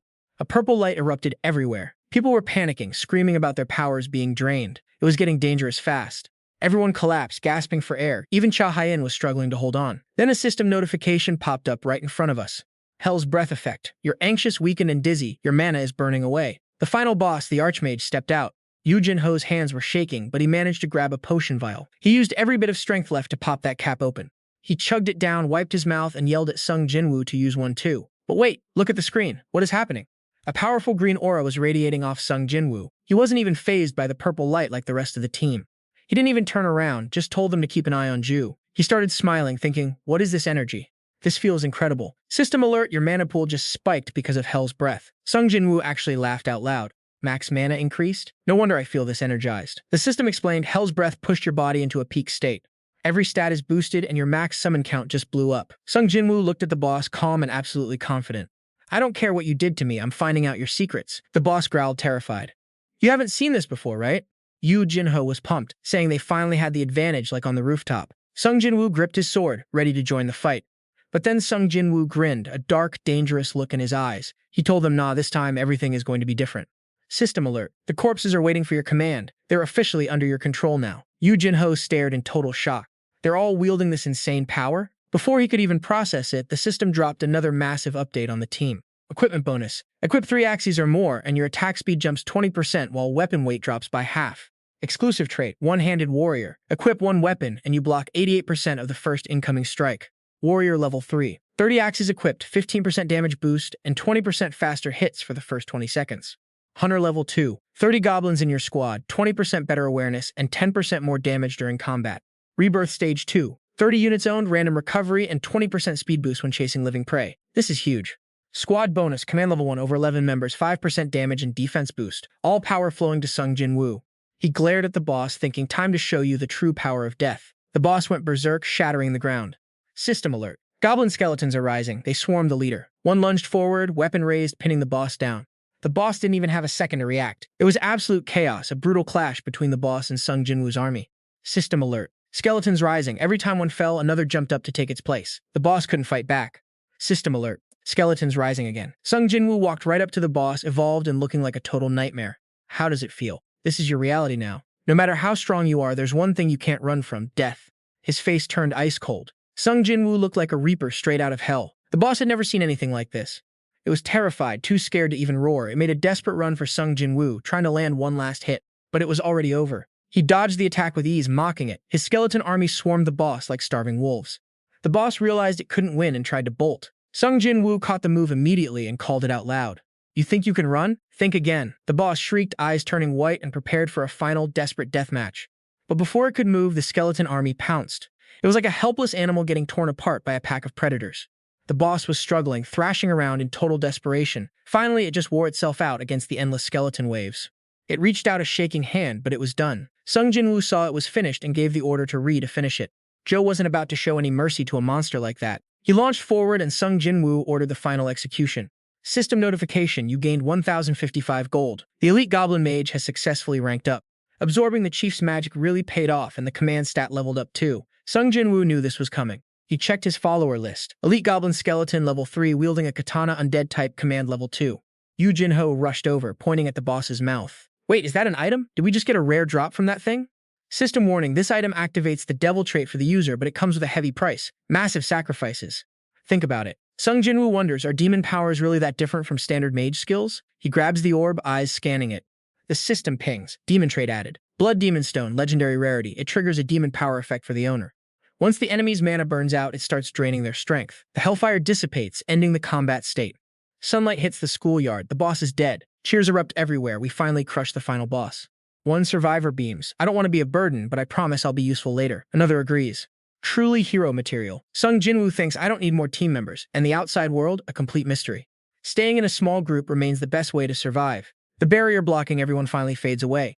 The remaining students rejoice. Is it finally letting us go? The guy next to him hesitates. Staying feels safer. In the eerie school silence, a pair of long legs steps forward, silently watching everything unfold. Everyone evacuates to the streets. The roads get busy. Watching him leave, they whisper to each other. Where's he headed? No clue, but I feel safer just following his lead. Yu Jin-Ho checks his phone, looking anxious. Damn, the world outside is a mess too. Are my parents okay? At that mention, Sung Jin-Woo looks genuinely sad. He sighs, missing his own family. He turns back to inspect his skeleton soldiers one last time. A bus rolls up. Mr. Kim leans out, smiling. Hop on roads rough, but this bus is way safer, right? As a former military driver, I know a big base nearby. Let's head there together, but Sung Jin-Woo quickly refuses. It's okay, I need to head somewhere else first. Mr. Kim doesn't press, just stop by later, okay? He knows he's lying. He shouts to the others, everyone get on. We'll hit the safe zone soon. There's another bus with plenty of room. He beams at Sung Jin-Woo and Yu Jin-Ho. Good luck, you two. Sung Jin-Woo waves back. Good luck to you too, Mr. Kim. They watch the bus drive off. Yu Jin-Ho asks, so where are we going? Oh, Cha Hai-in, where do you live? She smiles awkwardly. I live in the dorms. My house is way out in Gwangju. Yu Jin-Ho groans, totally defeated. Cha Hai-in turns to Sung Jin-Woo. Can I tag along? I don't know if I can help, but he just smiles. Sure, why not? Yu Jin-Ho grins mischievously. Brother, what about your favorite little brother? Sung Jin-Woo stares, acting tough. Want me to chop your arm off so you can be a one-armed warrior? I need that combo bonus, you know? Suddenly, Cha Hyen screams and dives, shoving both of them to the ground just in time. Something massive looms over them, scales like a giant mutant crocodile. Yu Jinho gasps, "What the hell is that?" Back at the bus, Mr. Kim slams on the brakes. The passengers freak out. "Why stop? Just drive!" He grits his teeth. "No. If we start the engine, we're dead." He's smart. He knows these things hunt by sound. Sung Jin-Woo stares, eyes hollow, looking at the beast. "Is this a dragon?" The system pings instantly. Regional boss, pack leader detected. And the real problem? They can fly, and it's a whole swarm of them. Sung Jin-Woo feels the weight of it. He watches them tear the city apart. "I'm still not strong enough." But hey, here is where it gets interesting. This is my chance to level up. He bites his lip. He stands tall. "Cha Hyen, we aren't running. We're gonna hunt these things." She looks at him, totally stunned. "We have to adapt to every environment. That's why we hunt the strong ones, not the easy prey." A fierce resolve flashes in his eyes. Humanity will reclaim this planet. Cha Hyen and Yu Jinho steel themselves. Sung Jin-Woo clenches his fist. "That's why we need to find a way to control them." The trio marches forward. His soldiers move to defend. System alert, tutorial complete. Down on the streets, the city is a graveyard. Something is sprinting through the chaos, screeching like a maniac. It's a goblin. Whatever's scared, it must be terrifying. From the shadows, glowing yellow eyes and razor-sharp fangs emerge. His skeleton soldiers are on the hunt. The goblin is trapped. It looks like it's running from its own kind. The skeletons are relentless. The goblin panics, trying to find an exit, but it's cornered. From the dark, a hand grabs its shirt, yanking it back. The goblin lets out a pathetic shriek. System alert. 10 gold earned for killing a goblin. Sung Jin-Woo looks down, smirking. "I knew it. Those other goblins weren't chasing it. They were running away from my soldiers. They get mowed down fast." The system pings repeatedly, more gold flowing in, and just like that, Sung Jin-Woo hits level 6. A voice complains. "Seriously, you took out all the low-level mobs yourself?" Yu Jinho pants. Sung Jin-Woo just sighs. "Barely anything." Sung Jin-Woo wasn't impressed. "Hunting these runts? Waste of time." The system popped up again. Select an upgrade. He grabbed strength. Why not? 3 points straight to his stats. Suddenly, his body felt absolutely overloaded with power. The system updated his status. He clenched his fist. This felt different. Real. Ding, 10 gold for a goblin, then 8, then 10 more. Keep stacking it up. Cha Hyen looked back. "Done already. We cleared 9 of them over here, no sweat." Cha Hyen cleaned her blade. Jin-Woo nodded to Yu Jinho. "Nice. Grab those daggers, kid." Backpacks filled up fast. His skeletons were working overtime. "Forget the goblins," he said. Yu Jinho blinked. "Wait, what?" Cha Hyen caught on immediately. "You're hunting bigger game, right?" Jin-Woo explained. "Check the shop. Goblins pay 10 gold. But those things, 80 gold. Stick with me. We're about to see how much faster the real money is." The streets were ghost town empty. Yu Jinho sighed. "We look like a literal zombie army." Then he squinted. "Hold on, is that an army convoy up ahead?" It was trucks abandoned everywhere, gear scattered across the pavement. Jin-Woo frowned. "A war zone?" Suddenly, a head popped out from behind a truck. Jin-Woo froze, on high alert. A soldier stepped out, weapon raised, shaking. Are you humans?" Sung Jin-Woo put on his best friendly face. "Yeah, we're human. Relax, we're cool." The guy shouted inside, "Kim, it's people like us!" He was terrified. A voice drifted from the truck. Did he think they were goblins? Poor guy. Jin-Woo peered inside. The sergeant looked sheepish. "Sorry, my legs, they're busted, can't move." Kim explained his situation. Jin-Woo took one look and realized goblin daggers, right? The sergeant nodded. "They're like kids playing with knives. They picked us off one by one." Jin-Woo looked panicked. "Wait, you were slaughtered. Where were your guns?" "Now pay attention. This is where the rules of this world get twisted." "The guns just stopped working," the sergeant said. "No damage, just zero function." So they were forced to use steel and blades just to stay alive. Yu Jinho hesitated, then pulled out a red potion. The sergeant's eyes went wide. "Wait, I saw a player with that. Can I have some?" Jin-Woo cut him off. "Sorry, pal, in this hellhole, nothing is ever free." The sergeant struggled to sit up. "How about info? I'll trade you for information."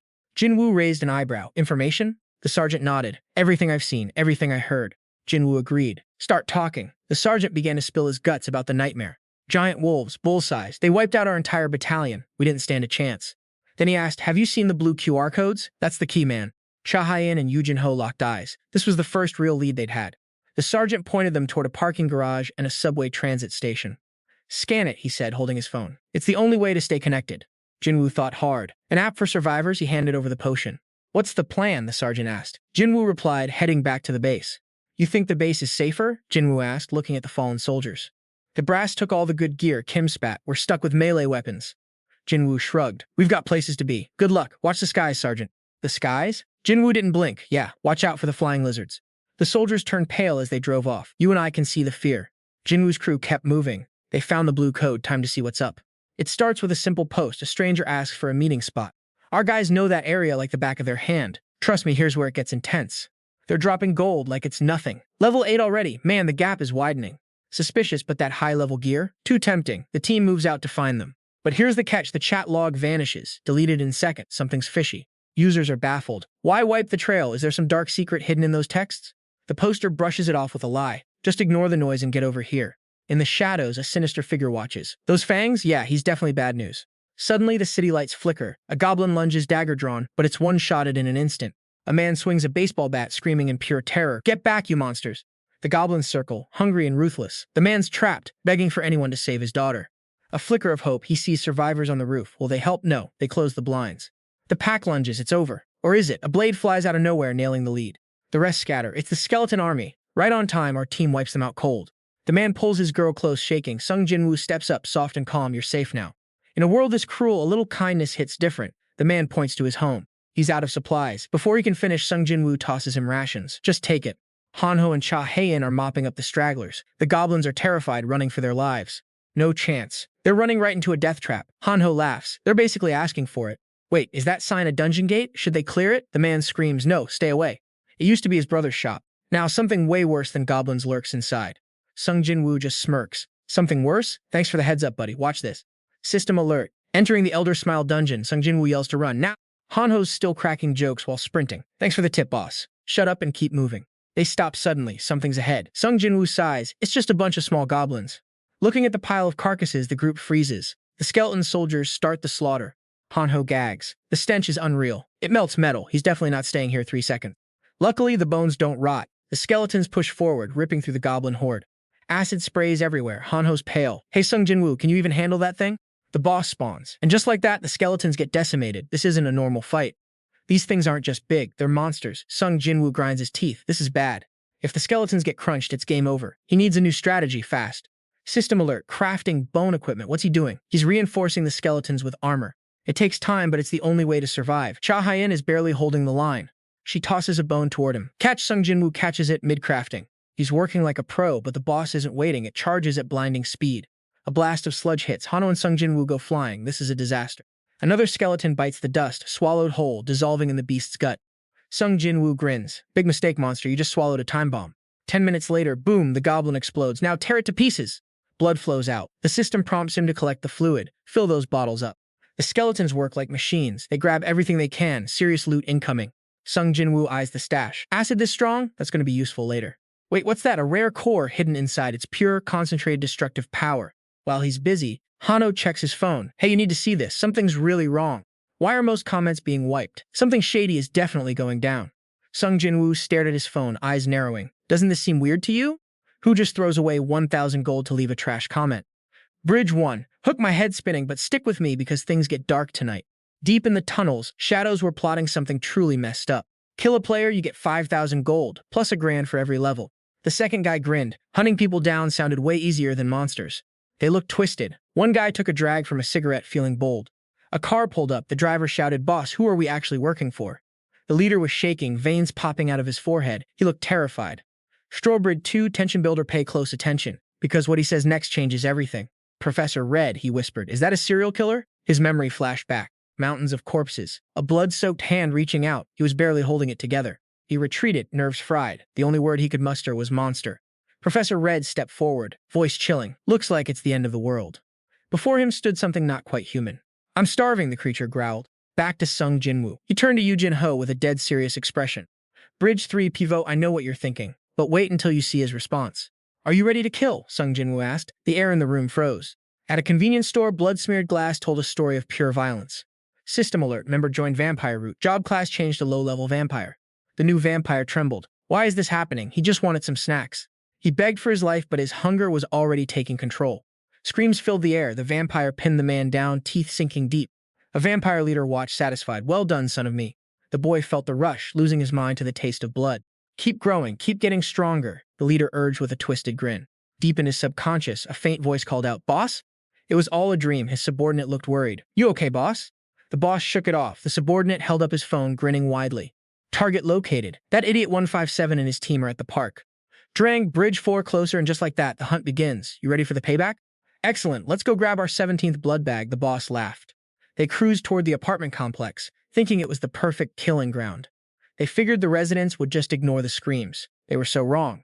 Target sighted, the lackey chirped. There they were, 3 figures in black. The vampire's hunger spiked. He mashed the gas pedal to the floor. They slammed into the targets, but it was just Sung Jin-Woo's bone soldiers. Sung Jin-Woo watched from the shadows, hiding while they fell for the trap. The vampire leader realized the mistake too late as his car got wrecked. System notification, bone weapon crafted. The car was crushed like a soda can. The boss cursed, teeth grinding, as a massive hand smashed his window. He was yanked out by his throat and thrown face first into the dirt.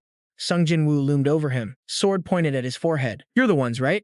"I knew it," Sung Jin-Woo muttered. "Nobody wastes gold just to be toxic." The vampire flashes a twisted grin. "You never killed anyone? Don't get cocky." Before he can blink, Roy lunges with his axe, slicing the vampire's hand clean off. The vampire screams, his lackeys watching in pure paralyzed terror.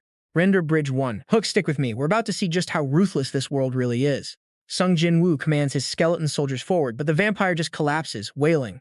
Sung Jin-Woo watches, confused. Did the pain actually snap the guy's mind? He turns to another lackey. "How about you? Want to lose a hand or a foot?" Before anyone moves, blood sprays everywhere. The vampire just butchered his own ally. Sung Jin-Woo is shocked. He killed his own teammate. It makes me sick. The vampire bites into the fresh kill, devouring the blood like a starving beast. Yonder Bridge 2. Tension builder, pay close attention here. This is where the combat gets absolutely insane. The system pings, stamina restored, experience and power levels rising fast. His ninja class changed to low-level vampire. He stares at the dripping blood, obsessed. Level locked at 1, but he gains power by feasting on human blood. Now the real form emerges. His stats are spiking across the board. Wild state activated. 20% stat boost for 10 hours. Then the crash comes. Sung Jin-Woo is stunned, a class even worse than his own. He shouts, "Get in position. One mistake and we're dead." His eyes go cold. The skeletons charge on command, but the vampire moves like a blur. He carves through them instantly. Sung Jin-Woo watches, heart racing. During Bridge 3. "Pivot, I know what you're thinking. Can they even stop a monster like this?" The vampire tears through the skeletons, ignoring them to hunt the humans. He locks eyes with Sung Jin-Woo. "Found you." Roy leads the counterattack, desperately trying to protect his master. The vampire swings his clawed hand right at Sung Jin-Woo's throat. Cha-Hyan lunges from the shadows, sword drawn, but the impact does nothing. The vampire sneers at her. "Thought you were a kitten, but you're a lioness." He pivots to slash at her, but a killing intent surges from behind him. He barely dodges, surrounded, front and back, he's being squeezed. Han-Ho throws knives to distract him. "Don't forget about me." It works. The vampire screams, blind with rage, charging Han-Ho at top speed. Han-Ho curses. "Damn, he's fast." Roy intervenes, narrowly saving him. Roy slips behind the vampire, landing a heavy strike on his shoulder. Sung Jin-Woo charges with his shield. "Take this." The system pings, armor shattered. Sung Jin-Woo curses the trash loot. He taunts too slow and zips past. The vampire is losing his mind, roaring for them to watch his technique. Cha-Hyan tries a sneak attack from behind, but he dodges with eerie grace. He mocks them for being predictable and turns to finish Cha-Hyan off. Roy strikes again, severing the vampire's arm. He shrieks in agony. Sung Jin-Woo screams the order. "All-out attack, everything they have now." In the distance, more lackeys rush in. "Boss, we're here!" He laughs, looking less human by the second. His lackeys look terrified. Cha-Hyan seizes the opening, striking his wounded arm while he's distracted. Roy follows up. The team's coordination is actually starting to click. During Bridge 4, closer, surrounded and reeling, the vampire coughs up blood. "You and I are about to see if he's finally finished."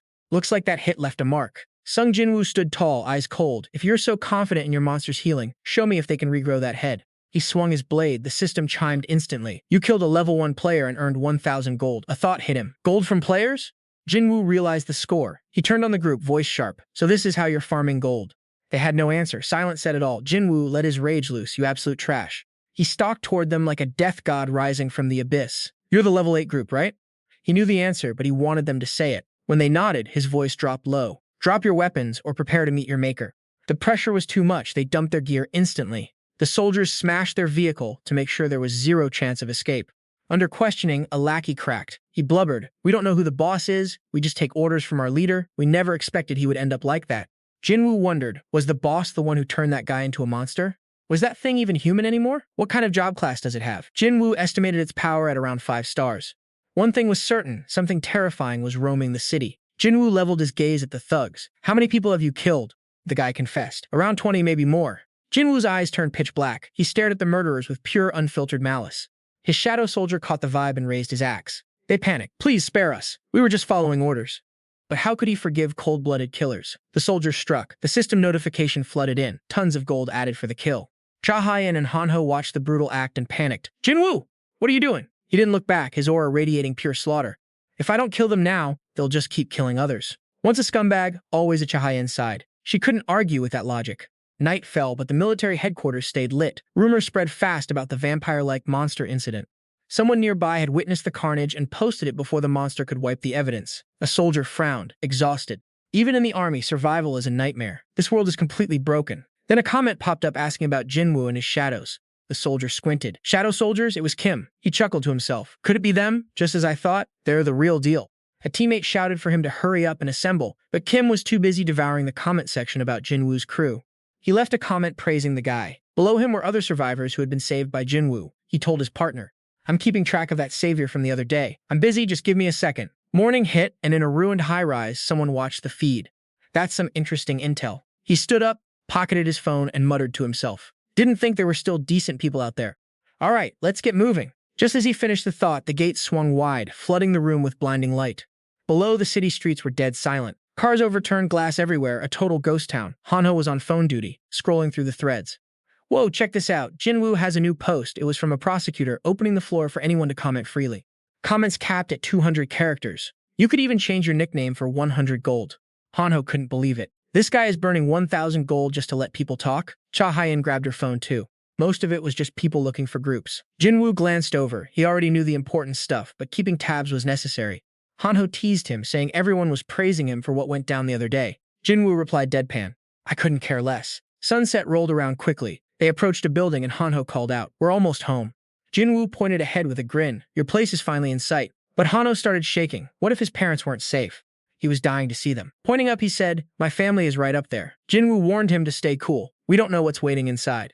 Hearing that, Hanho spiraled. Please let them be okay. Cha Hyen scanned the area. There were tons of monster corpses around. Hanho kept praying under his breath. I've made it this far, please. He noticed a long, clean slash mark across the front door. He screamed out, Mom, Dad, open up! It's Hanho! The moment they heard his voice, the door flew open. His parents rushed out, sobbing. Is that really you, Hanho? They couldn't believe their eyes. That night in their apartment, things looked rough. Hanho grabbed a bite of food, then asked, stunned, Dad, you didn't even pick a job card? And honestly, Mom, why do you let Dad play cards when he never hits on 17? His dad pouted, saying he just wasn't feeling the odds. Hanho snapped. That's exactly why you're always broke and losing everything. Jin-Woo chimed in, curious. So how did you two actually fend off the monsters? Hanho remembered he wanted to ask that too. They were wiping out everyone else, so how did you survive? His dad told the story. We used nasal spray. Everyone went dead silent. His mom added, Your father sprayed them right in the face while we were running. The man looked so proud of himself. Hanho nearly choked. You're kidding, right? Jin-Woo was low-key impressed. Who knew nasal spray was the ultimate anti-monster weapon? His mom smiled. Thanks for bringing supplies. I'm sorry, we don't have much, but please, have some tea. Cha Hyen spoke up. No worries, we're good. Dong-Yu steps up, grabbing the tea. Yu Jin-Ho boasts that his mom's tough enough to use a dagger against those monsters. His mom just goes silent, looking dark. She warns them the building's heating is dead, so it'll get freezing at night. She says the water's still running, so they should wash up while they can. Night falls fast in this broken world. Down in the dark, someone is watching the apartment. They flash a sinister grin at the lights of Yu Jin-Ho's room. Inside, Cha Hyen finishes her shower, drying her hair. She's grateful for the borrowed pajamas after days of wandering out there. She looks like a totally different person. Yu Jin-Ho's mom is amazed, guessing Cha Hyen must be some kind of trained athlete. Yu Jin-Ho chimes in, saying Cha Hyen is 3 times stronger than him. Since there's only one bathroom, they take turns. Cha Hyen enjoys the hot water, finally feeling human again. Most of all, she's relieved the family is still safe. Dong-Yu was worried on the way here too. Dong-Yu silently prays that the monster's senses aren't better than theirs. If the family hadn't brought the spray, he shudders at how bad things could have gone. Having a home matters. He catches Yu Jin-Ho and Cha Hyen bickering and feels a rare warm moment of peace in this crazy, crumbling world. After scrubbing their clothes, everyone starts cleaning their gear. Suddenly, Yu Jin-Ho asks if they have a real plan to leave. Dong-Yu says he's pushing forward. He explains those monsters downstairs were just scouts. There's a massive nest nearby. Now pay attention. This is where the real problem starts. They have no idea where to head next. Yu Jin-Ho suddenly shouts, waving his phone. Dong-Yu sighs, annoyed that the kid is still glued to social media. Yu Jin-Ho insists, saying Prosecutor Yan Dongpo just posted something important. It's an update worth seeing right now. The guy claims he's set up a safe zone, but he's demanding gold, fuel, and a test for entry. Cha Hyen reads it too, wondering if this guy is actually legit. Yu Jin-Ho thinks they seem like a decent group. Dong-Yu sneers. So that's why they were spamming posts yesterday. The room goes dead quiet at his sharp tone. Dong-Yu guesses the shelter is real. This world is basically a game now, with levels and special skills involved. But spending 1,000 gold just to post an ad. He isn't buying that this is pure random kindness. He tells them to look closer at the other comments. They both start scrolling through the feed in silence.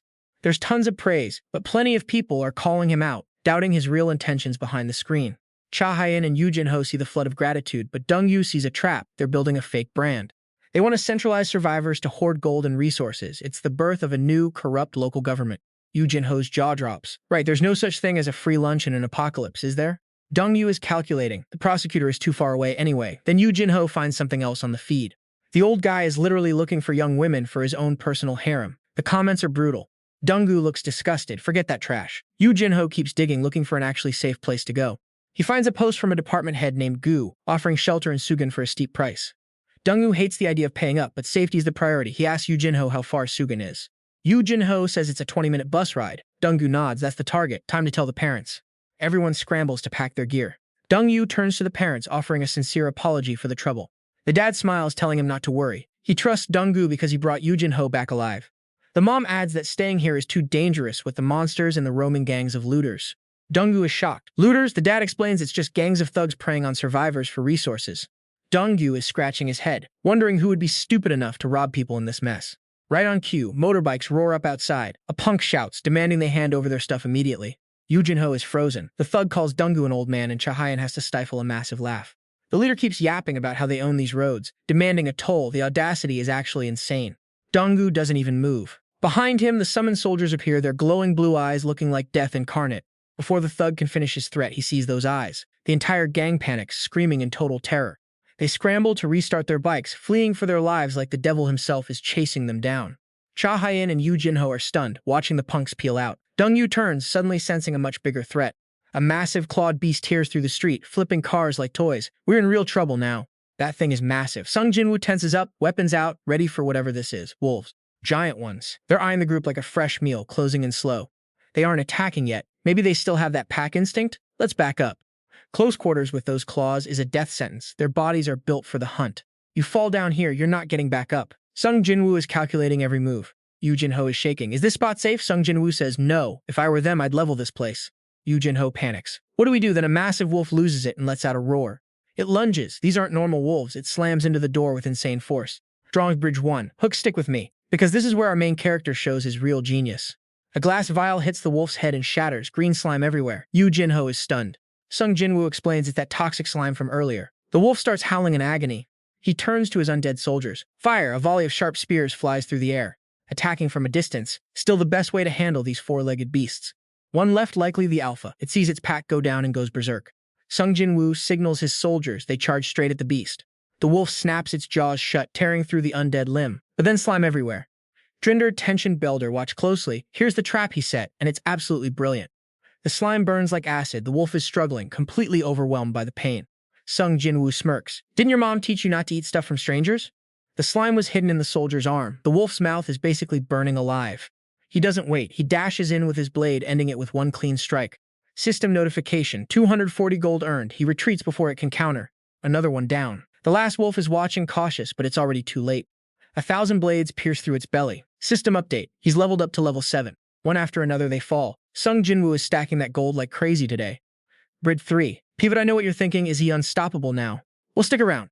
Ju looks sad, feeling useless. Sung Jin-woo comforts her. Your build just didn't match this. He thinks she's great at physical combat, just needs time to grow. He turns to find Yu Jin-ho showing off his summons to his parents. Classic kid. System, target corpse rejected. Your level is too low to summon large monsters. Bummer. He tells the group, we need to move. There's definitely more of them. Meanwhile in the sky, giant dragons are hunting down a military helicopter. The pilot is screaming, we're going to get caught. He's maxing out the speed. The commander is furious, blaming the sergeant for not reporting the monsters sooner. But it's all politics. He refused the report just to spite his rivals. System alert, regional boss appearing. The dragon is already right on their tail. It grabs the chopper with its talons. No way anyone inside is walking away from this. The chopper gets ripped apart piece by piece. Then a massive, deafening explosion. Dragons are the apex predators now. They're already swarming the city ruins. Different shapes, different sizes. They're tearing everything apart in their path. Sung Jin-woo and his group watch the destruction from inside a nearby building. The horror of it hits them. Yu Jin-ho whispers, I knew it was bad, but not this bad. Above them on the roof, the dragons are resting. It's eerily quiet. His dad says, I've seen them sleep here before. His mom asks, what do we do? Strand of Bridge 4, closer, we're at a breaking point. What would you do in their shoes? The cards are vanishing right before our eyes. Sung Jin-woo is stunned. He realizes this is a race. Whoever's faster gets the best loot. Let's see what we can snag. He needs something that buffs his class. Without a second thought, he grabs a card. Let's see what this is. The system pings. He's got a link card for casters. This is a game changer. Necromancer aura. Buffs for allies, debuffs for enemies. This is sick. Meanwhile, Yu Jin-ho is losing it. His 4-star card got snatched. I know what you're thinking. Tough luck, right? Stick with me. It gets worse. His dad rolls up, showing off his new card. Yu Jin-ho is dying inside. The dad pulls a base builder class. Talk about an unexpected turn. Sung Jin-Woo realizes they don't have to risk the journey to Suwon anymore. With night falling, they camp out in a spot that seems surprisingly safe. The dad is geeking out over his skills, wishing he'd had them sooner. Then Yoo Jin-ho asks his mom, "Chef class? Really? That's not combat gear." The parents start bickering, feeling useless. Oh, the drama is real. Sung Jin-Woo checks on Cha Hyen. She scored a 3-star assassin class. She's got heightened senses now, a passive skill that's actually clutch. I know what you're thinking. She's just trying to keep up with him. Exactly, she's tired of being left behind and carving her own path. Sung Jin-Woo turns to Yoo Jin-ho's dad to break down his pioneer skill. It creates a safe zone against monsters. This is high-level utility. 200 square meters of protection, but don't get too comfortable. One massive hit could shatter it. They need to play this smart. Holding out in one big group for gold? Yeah, not the best move. They decide to save the skill for when it's truly life or death. Forget Suwon. They're ditching the herd to stay off the grid.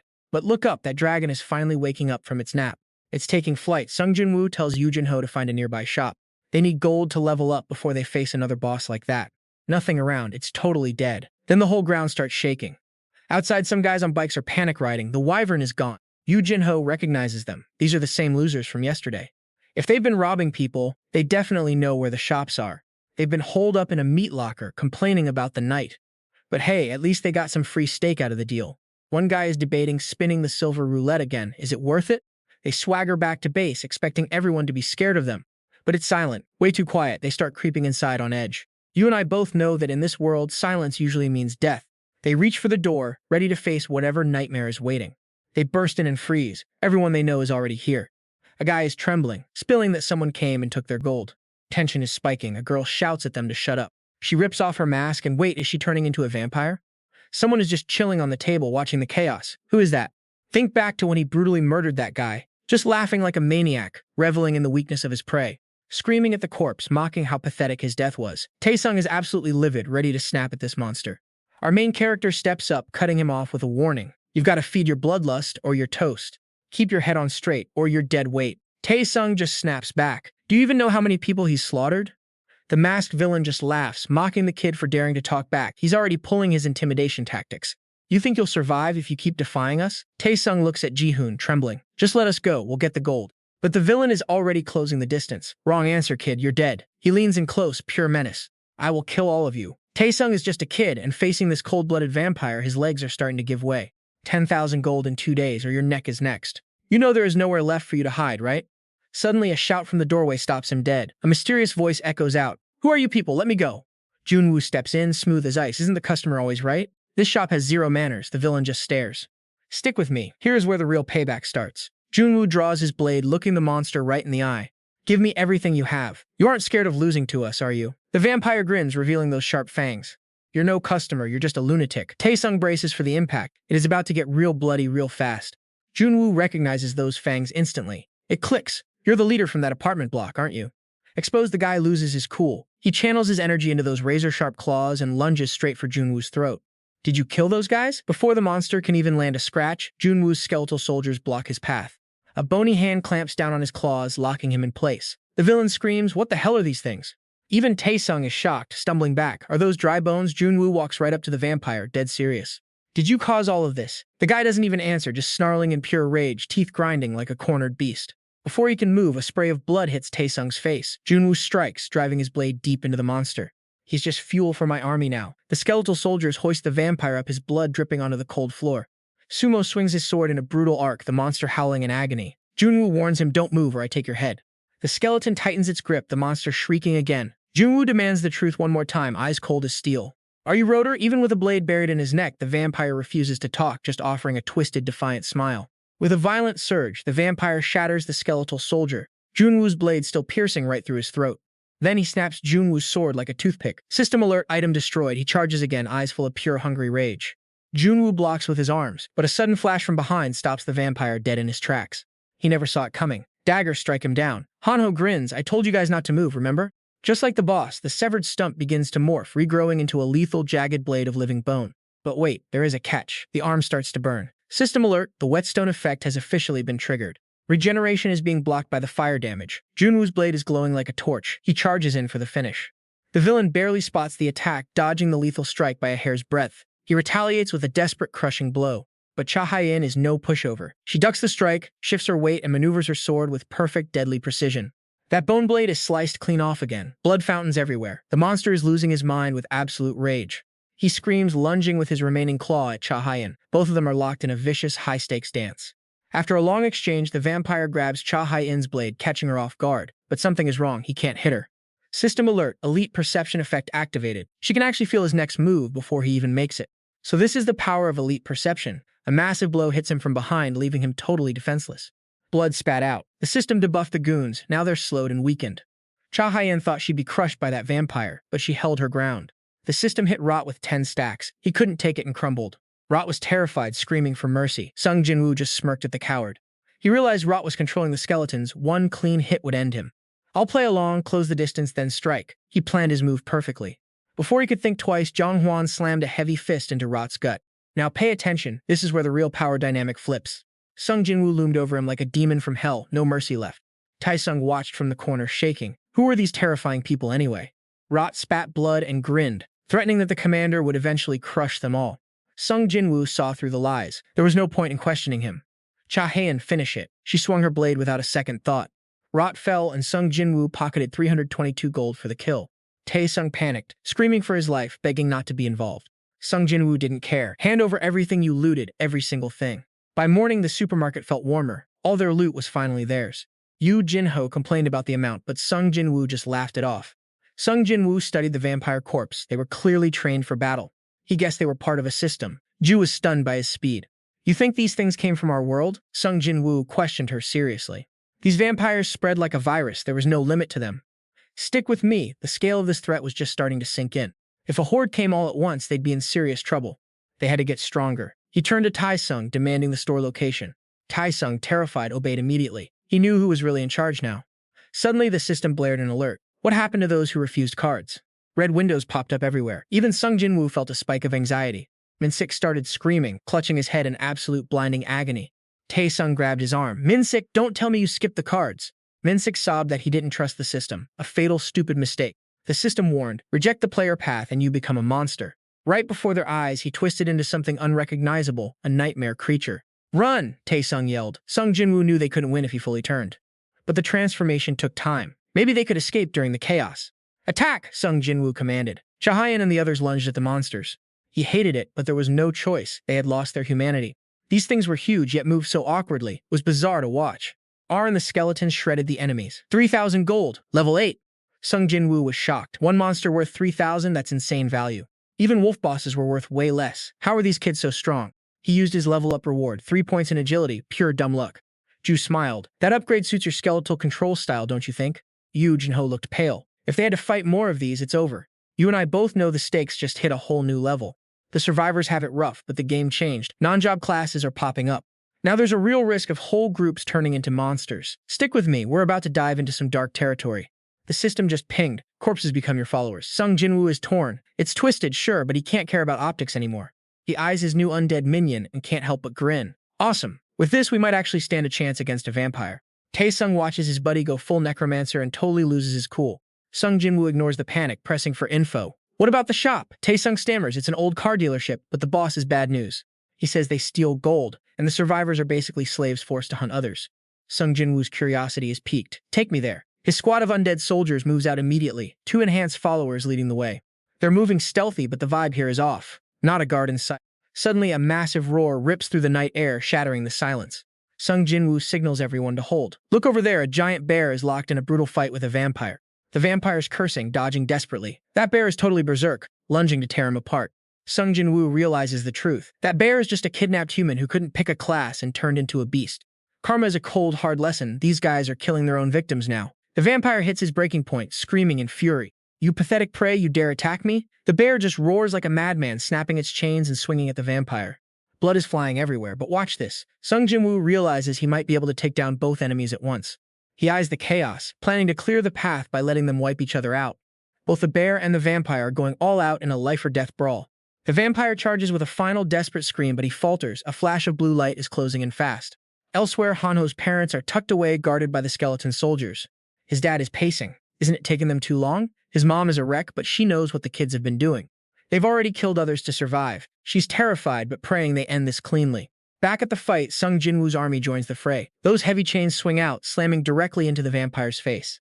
The impact is sickening, and the vampire goes down hard. The bear has finally overpowered him. But those chains? Indestructible. Even with the bear's monstrous strength, it can't break free. Sung Jin-Woo watches closely. Is it being held captive? He spots the corpses nearby and realizes the bear probably wiped out the rest of the vampires. Now, the bear spots the wolfkin minions and shifts its target. It lunges, grabbing a wolfkin and crushing it. Sung Jin-Woo's face drops. Oh no, he miscalculated. Unlike the bear, the wolves hunt as a pack. He thought they'd fold, but they're already taking control. Sung Jin-Woo yells out, "I'll turn that thing into your teammate." The wolves swarm and finish the bear off. System notification, 3,500 gold earned. The bear collapses, breathing its last while Sung Jin-Woo hasn't even broken a sweat. He turns to his skeleton crew. "Take that guy down. I need him as a servant." System message, corpse controlled. Sung Jin-Woo thinks, wait, isn't there a size limit for summons? Suddenly, Han-Ho screams, "Senior, that's our school bus. I think Young-Soo was driving that." Sung Jin-Woo checks it out. Young-Soo took the bus, but it looks like a vampire ambush destroyed it. He remembers Young-Soo's promise to get everyone to camp. If there are that many survivors, the enemy count must be huge. Charging in blind is a suicide mission. Sung Jin-Woo asks, "Taesung, where's the shop?" He points the way, but suddenly Ji-Eun starts acting weird. Her nails are lengthening. She's transforming. Taesung pleads with her, but someone else is wearing her body now. She just smiles that twisted smile. "It's the boss. Don't worry about her," it mocks. "Every child is precious to me. You and I both know what's coming." The tension is off the charts. The creature adds, "I'm curious about the guy who killed my kids. You look pretty pathetic." Sung Jin-Woo's brain races. Her body is hijacked and death is breathing down his neck. He fires back, "I thought a lord would be quieter. Apparently you love to talk." The entity laughs. "Must explain myself to the deaf? Maybe that's why they call me professor." Then he turns his back. "Let's see you handle this." Hit by his curse, but still powerful, he lunged, kicking the professor away. He growled, "Enough talk." Yu Jin-Ho cried, "Senior, are you even human?" He noticed a red mark on his hand. A curse? But why? Could he feel absolutely nothing? Yu Jin-Ho's eyes lit up. "Brother, I sense a filthy aura coming off you." Sung Jin-Woo remembered the card he got before his monk class. If this guy was a monk, the country would be doomed. Yu Jin-Ho kept going. "I feel your disrespect. Just wait a second." The system blared a warning. "Unique skill. You've been tagged by blood tracking. Your location reveals every 12 hours. You can't break the curse. Holy power too low." A special challenge appeared. No hiding for the wicked. Condition: wipe out the killers hunting you down. Reward is 30,000 gold and a C-rank item ticket. The hunt ends only when one of you dies. Sung Jin-Woo realized there was no time to stress. Strike first before they get stronger. He stepped up. "Hey, I asked about the shop." But Sung Jin-Woo lost his patience. "Where is the vampire lair?" The system pinged again. "Welcome to the D-rank shop." Cha Hai-in was cautious. "Just a lucky orb. The D-rank shop only sells up to platinum." Yu Jin-Ho stared. Sung Jin-Woo stepped up. "I'll vouch for this." The system flashed. "You own an unlimited level ticket." He thought it through. Before he got rewards for killing 100 enemies, capped at 100 people. Now platinum costs 1,000,000 gold? Isn't that 10 times the price? If the cost jumps 10 times per rank, he should save those tickets for later.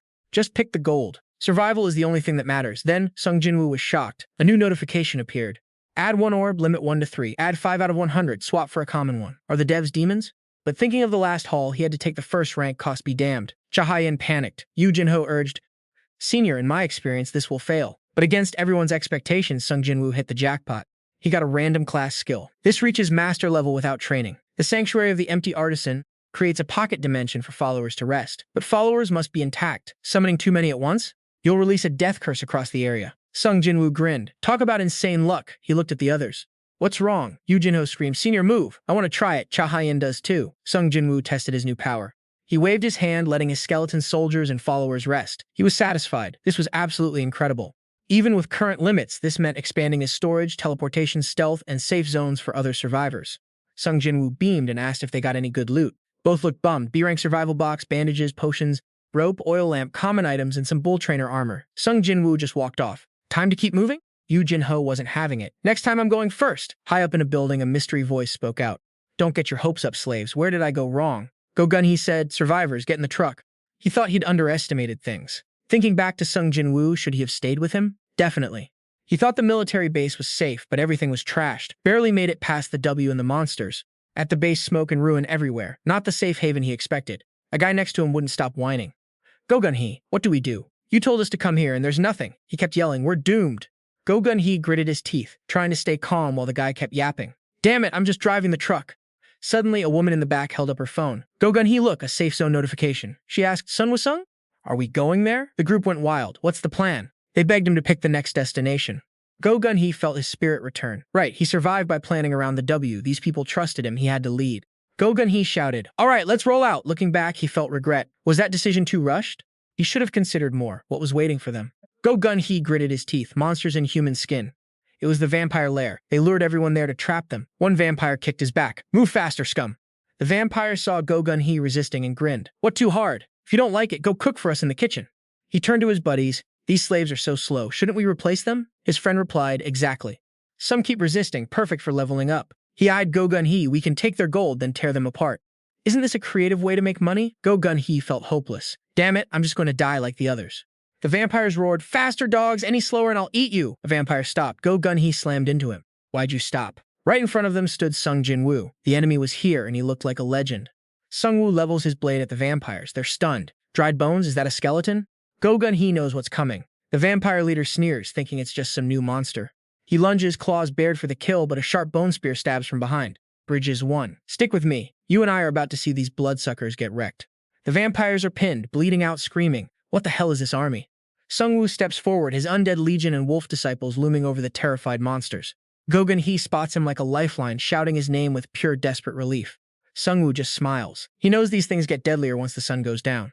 They were classmates, but the gap in their power? It's honestly insane to see. A vampire scrambles up, sneering, "I'll kill you!" Sung Woo doesn't even hesitate to move. Bridges 2. Now pay close attention, you don't want to miss what happens next.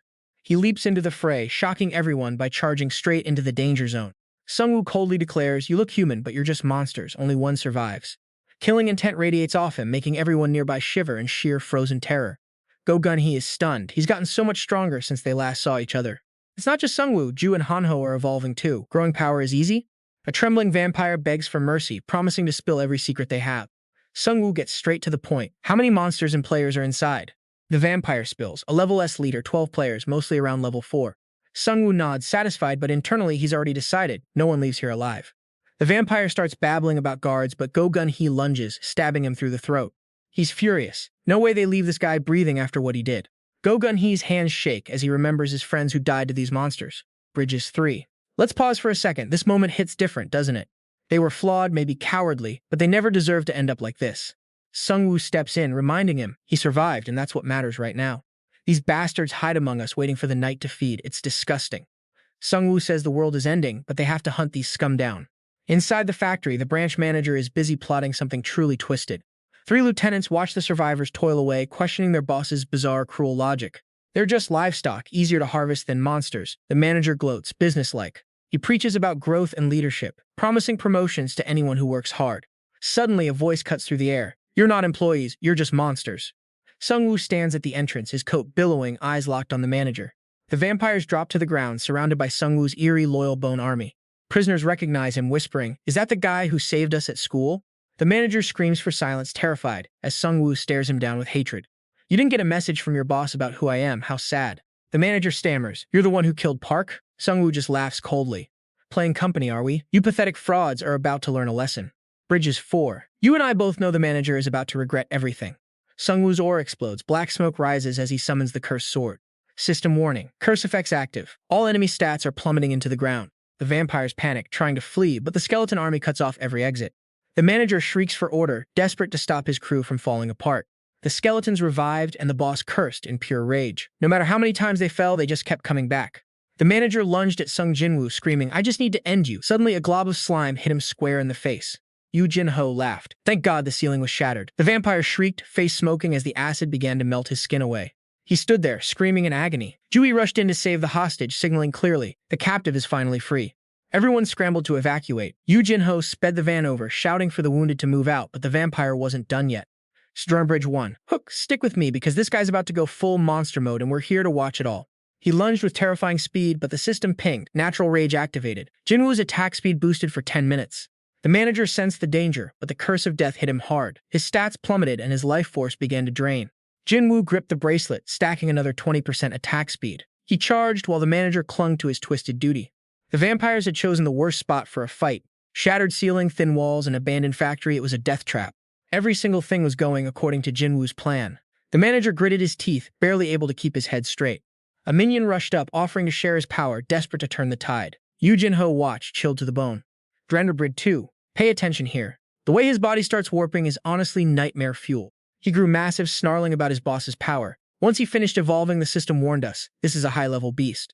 His body mutated into a jagged, bone-like horror with razor teeth, but Jin-Woo stayed cold, watching him discard his humanity. The vampire crawled on all fours, hunting them down. The skeletons jumped in to guard the group, blocking his path. Enraged, the vampire screamed for them to shut up. The skeletons kept pressing, even as the manager broke through the front line. The wolves swarmed from behind, forcing the manager onto the defensive. But he wasn't going down without a fight. He smashed a wolf aside with a brutal punch, but another took its place instantly. He was fast, but he couldn't keep up. The wolf slashed his back, drawing blood. Joo-hee watched the chaos, her patience snapped. She surged forward with her sword. Instead of a frontal clash, she vaulted behind him and unleashed a crushing strike. The manager went absolutely berserk. Ryong tried to rush in, but Joo-hee yanked him back with a speed that I'm spinning. Demdo Bridge 3. Pivot, I know what you're thinking. How is he still standing after all that? He fought the skeletons with relentless fury, clearly underestimating them. Joo-hee shouted, don't look down on them.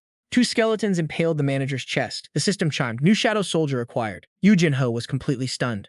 Jin-Woo watched tensely. He knew the blood and adrenaline were the only things keeping the monster alive at this point. If the orcs weren't holding him back, his body would shattered long ago. But wait, this guy was just a minion. Jin-Woo felt a chill. If a mere minion was this strong, how insane was the main boss? Then the system buzzed again. Shadow soldier recruited. Synergy effects activated. Jin-Woo smirked, thinking about how he could use this guy's power. He commanded the wolves to swarm the manager, pinning him down so he couldn't counter. The beast cursed, his body dissolving. Jin-Woo told the remains to tell his boss the business deal in this city was dead. The system rewarded him with 10,000 gold. Wait, a player? He looked like a wolf, but the system counted him as human. Jin-Woo stared at the massive corpse, calculating. Because of vampire regeneration, he usually had to decapitate them, which stopped him from raising them as his soldiers. But this guy? He tried it anyway, the system confirmed. Shadow soldier acquired. He told the beast, you serve me now. Jin-Woo accessed the soldier's memory fragments. Dark images flooded his mind, visions he had never seen before. Was this the power of a necromancer? A strange voice echoed in his head, mocking the nature of their game. Brawn Bridge 4 closer. We just saw him snatch a legendary minion, and trust me, the real boss fight is only getting started. System alert. 10,000 gold gained for downing a unique player. Sung Jin-Woo? A werewolf? Wait, it counts as a human? I can turn him into a thrall. Smart thinking. Their regeneration is insane. I have to decapitate them for good. No head, no summoning. System notification. The corpse is now your thrall. Listen, you serve me now, got it? New thrall managed. System says check his chest for a memory shard. Wait, a shard? Dark images flood his mind. What is this? I've never seen these memories before. Is this the necromancer's power? He listens as a mysterious, sinister voice echoes out. The voice probes. What is the core of this game? Anyone care to answer? Silence. Every vampire just stares, afraid to speak up. He takes a sip of blood. Evolution. Right, Manager Kim? The manager, acting hypnotized, bows low. Yes, sir. Brainwashing at work. Supernatural entities in this world, listen. We've been gifted a special path. Weak, fragile bones?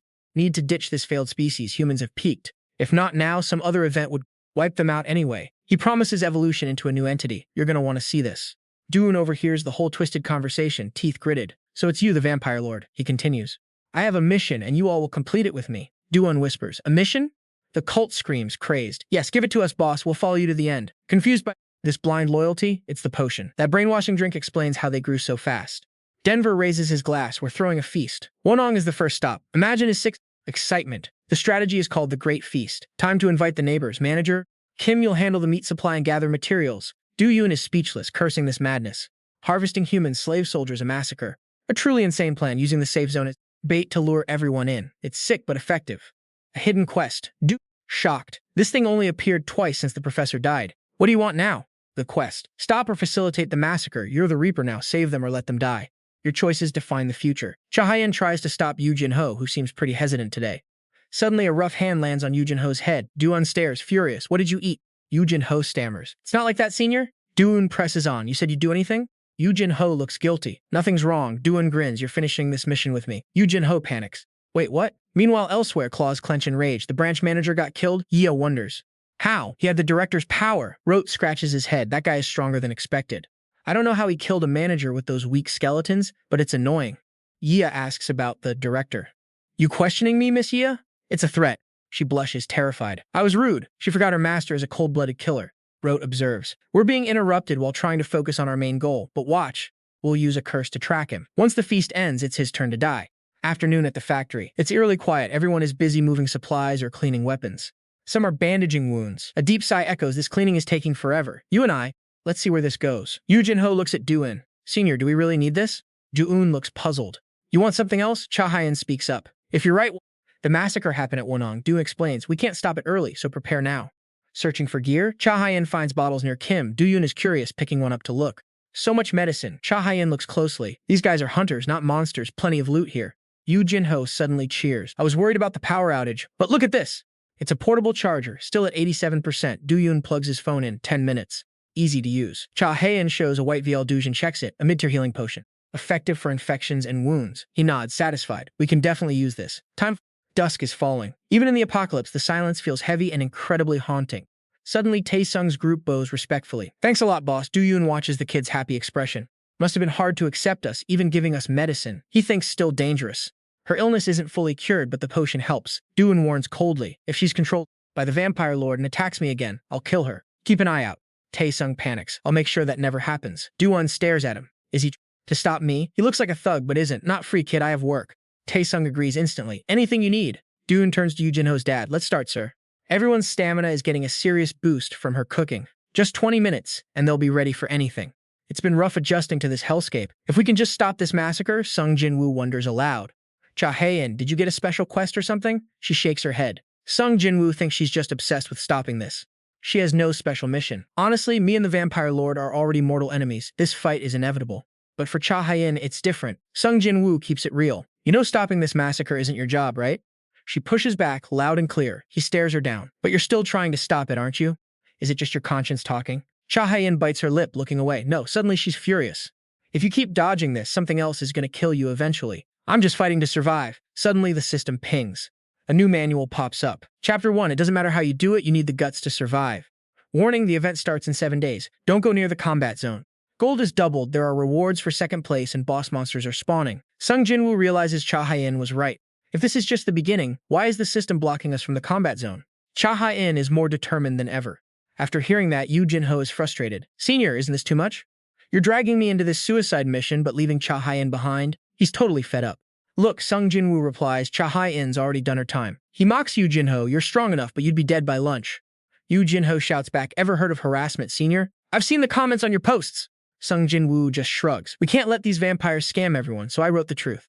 He's warning people not to trust anyone claiming to help for free. Some agree, some don't.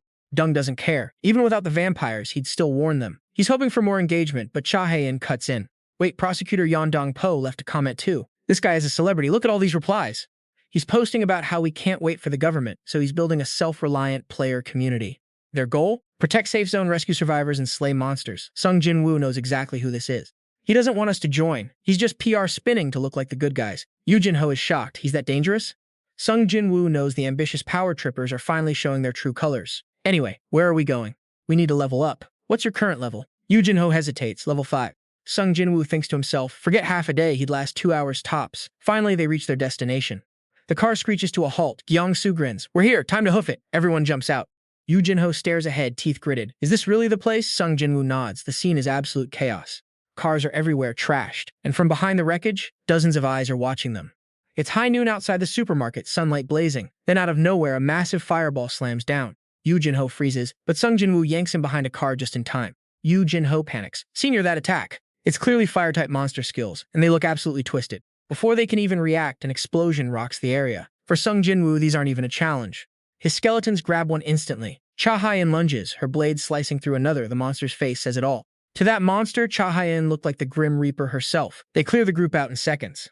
Yu Jin-ho says he thought they'd be like goblins. Cha Hyen wipes her blade. They're weak, but they use magic. Sung Jin-woo calculates. The goal is to level Yu Jin-ho up and find new power. For him, the skeletons are more than enough. He knows the skeletons can handle low-level vamps, but Cha Hyen's magic? Not enough to be a disciple yet. Cha Hyen looks ahead. Doesn't this place look like our construction site? Wrecked cars, bodies, blood everywhere. It's grim. Sung Jin-woo guesses a tutorial event happened here. Cha Hyen looks around, wondering if anyone actually survived inside. More people means more monsters. No hope there, Sung Jin-woo says. Gyeong-soo suggests heading somewhere remote like Jeju. Sung Jin-woo remembers Cha Hyen's family is in Jeju. She notices his thought and speaks up. Don't worry, we already decided we aren't meeting up again. She doesn't look happy about it. I believe they're doing fine. They've always been capable. Sung Jin-woo wonders, is her family that messed up? Best not to pry. Not every family is like Yu Jin-ho's. They push the thought aside and head inside. Stick with me because we are diving into a massive dungeon raid inside a creepy abandoned supermarket. The system warns of a trap and our hero Sung-woo realizes the whole place is a twisted dungeon. Suddenly glowing purple magic circles erupt, revealing dark, ominous pathways leading deep into the shadows. Hanho is terrified, shivering as the eerie atmosphere of this hidden dungeon starts closing in on him. The goblins appear, eyes glowing like feral predators, whispering in the dark. He's trapped alone. They mock him, thrilled that their target wandered into the trap solo, completely defenseless and doomed. Hanho scoffs at the weak goblins, full of false bravado, but then he realizes he is totally surrounded. It hits him. He is completely isolated, and the realization starts to sink in hard. The boss goblin shrieks the kill order, and the minions cackle, screaming that he is finished.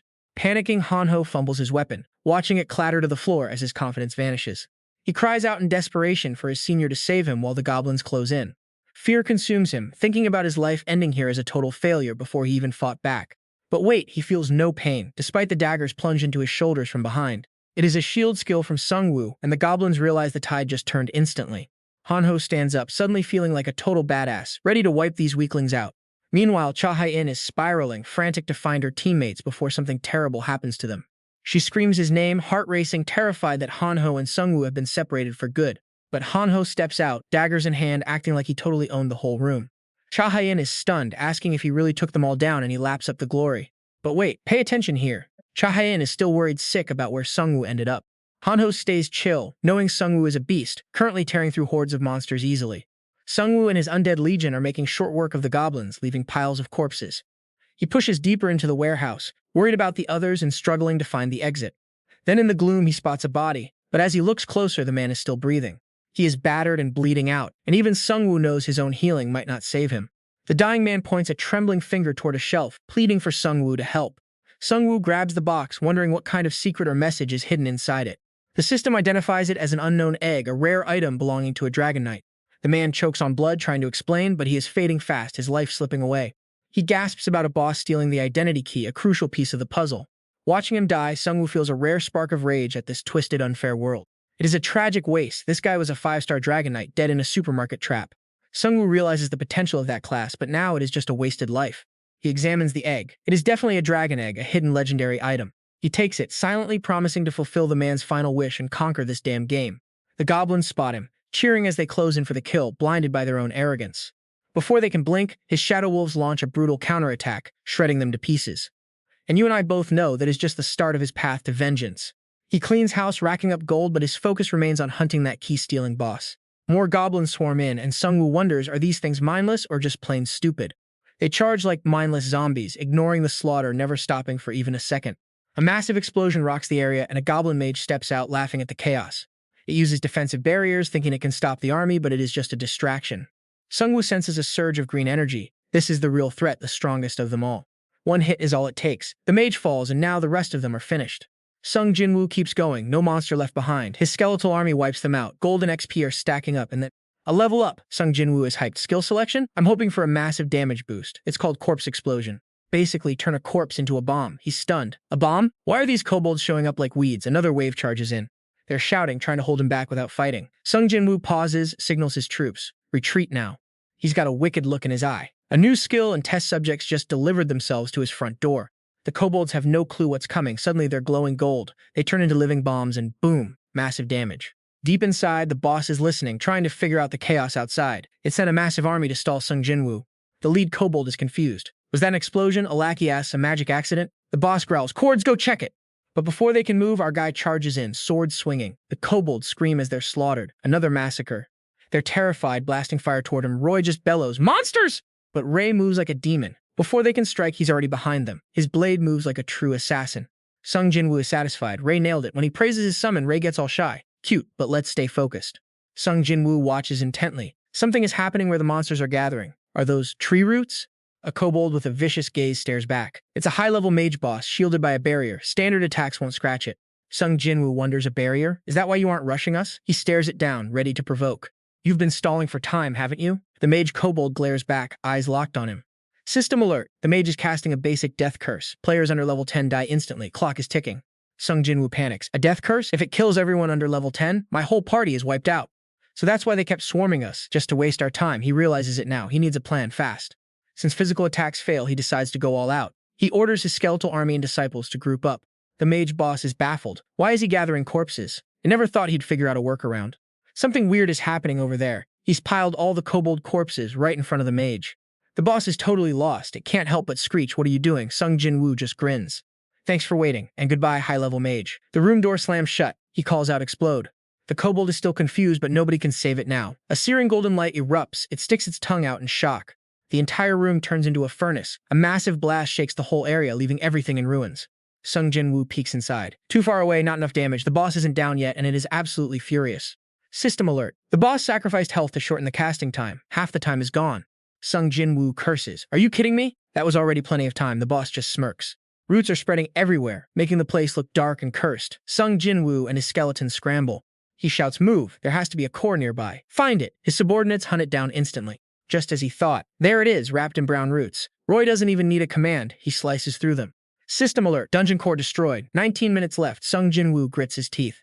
We can do this if we hurry. He separates a few mage corpses he summoned as disciples. Level 1 apprentice mages. With 3 of them, he gets a casting speed boost of 20%. Now he can check the dead's memories. Sung Jin-Woo thinks, I only dreamed of this, but we're really seeing monster memories. He points the way. It's blurry, but he found the next core location, the control room on the first floor. More roots everywhere. Kobold corpses are piled up high. He guesses, did Cha Hyen handle these? He feels a weight lift. He smiles at the core. Great work, Cha Hyen. The death curse message must have hit everyone. Suddenly, a kobold trips and falls right in front of him, screeching in pain. Sung Jin-Woo is stunned. He shouts, Cha Hyen, find Yu Jin-Ho and Jian Sui. I've got this core, but wait. The scene is totally different. Yu Jin-Ho is happily holding a kobold. Senior Sung Jin-Woo, you're late! Sung Jin-Woo and Ray are just dumbfounded. He rubs his eyes. What is going on? Cha Hyen walks up. I destroyed the core, but what is this mess? Sung Jin-Woo explains the boss's plan, but I need to know what happened to Yu Jin-Ho first. Yu Jin-Ho interrupts. Save it for later. Not enough time. Let's crush the final core. Sung Jin-Woo nods. Let's go. The clock is ticking down. 13 minutes and 27 seconds left. They're charging in, all out. The boss screams in rage. Hold it back. Sung Jin-Woo is dialed in. No time to waste on minions. Destroy the core. Ju is charging forward. She shouts, Sung Jin-Woo, the boss is terrified. Don't get too close. The skeletons rush in like moths to a flame. Sung Jin-Woo realizes these monsters are literally dying to protect the core. He crouches, arms crossed. Rai, move! Ri doesn't hesitate, leaping into the air, blades swinging hard. The core shatters. The system chime hits. Dungeon core destroyed. Task complete with 9 minutes to spare. Sung Jin-Woo signals his army. Clean them out. The monsters scatter in panic. System alert. All cores destroyed. Barrier is dropping. Sung Jin-Woo breathes out. Now just stop that death magic. He's fuming. We suffered for that jerk. He's gonna pay. Yu Jin-Ho asks, taking down the boss should be easy, right? You got that corpse explosion skill, man. Sung Jin-Woo sighs, relieved. Yu Jin-Ho's back to normal. Yu Jin-Ho adds, explosives hit harder than corpse parts. Just dump everything into this building and bury the boss. Sung Jin-Woo thinks, the building, huh? He decides, regroup. We're hunting the boss now. We don't have much time left. They sprint back to the boss's lair. Those mage roots are growing fast. 2 minutes and 12 seconds left. The boss is shocked they returned. Sung Jin-Woo steps up. What? Looks like your plan just fell apart. Too bad you've only got 2 minutes left.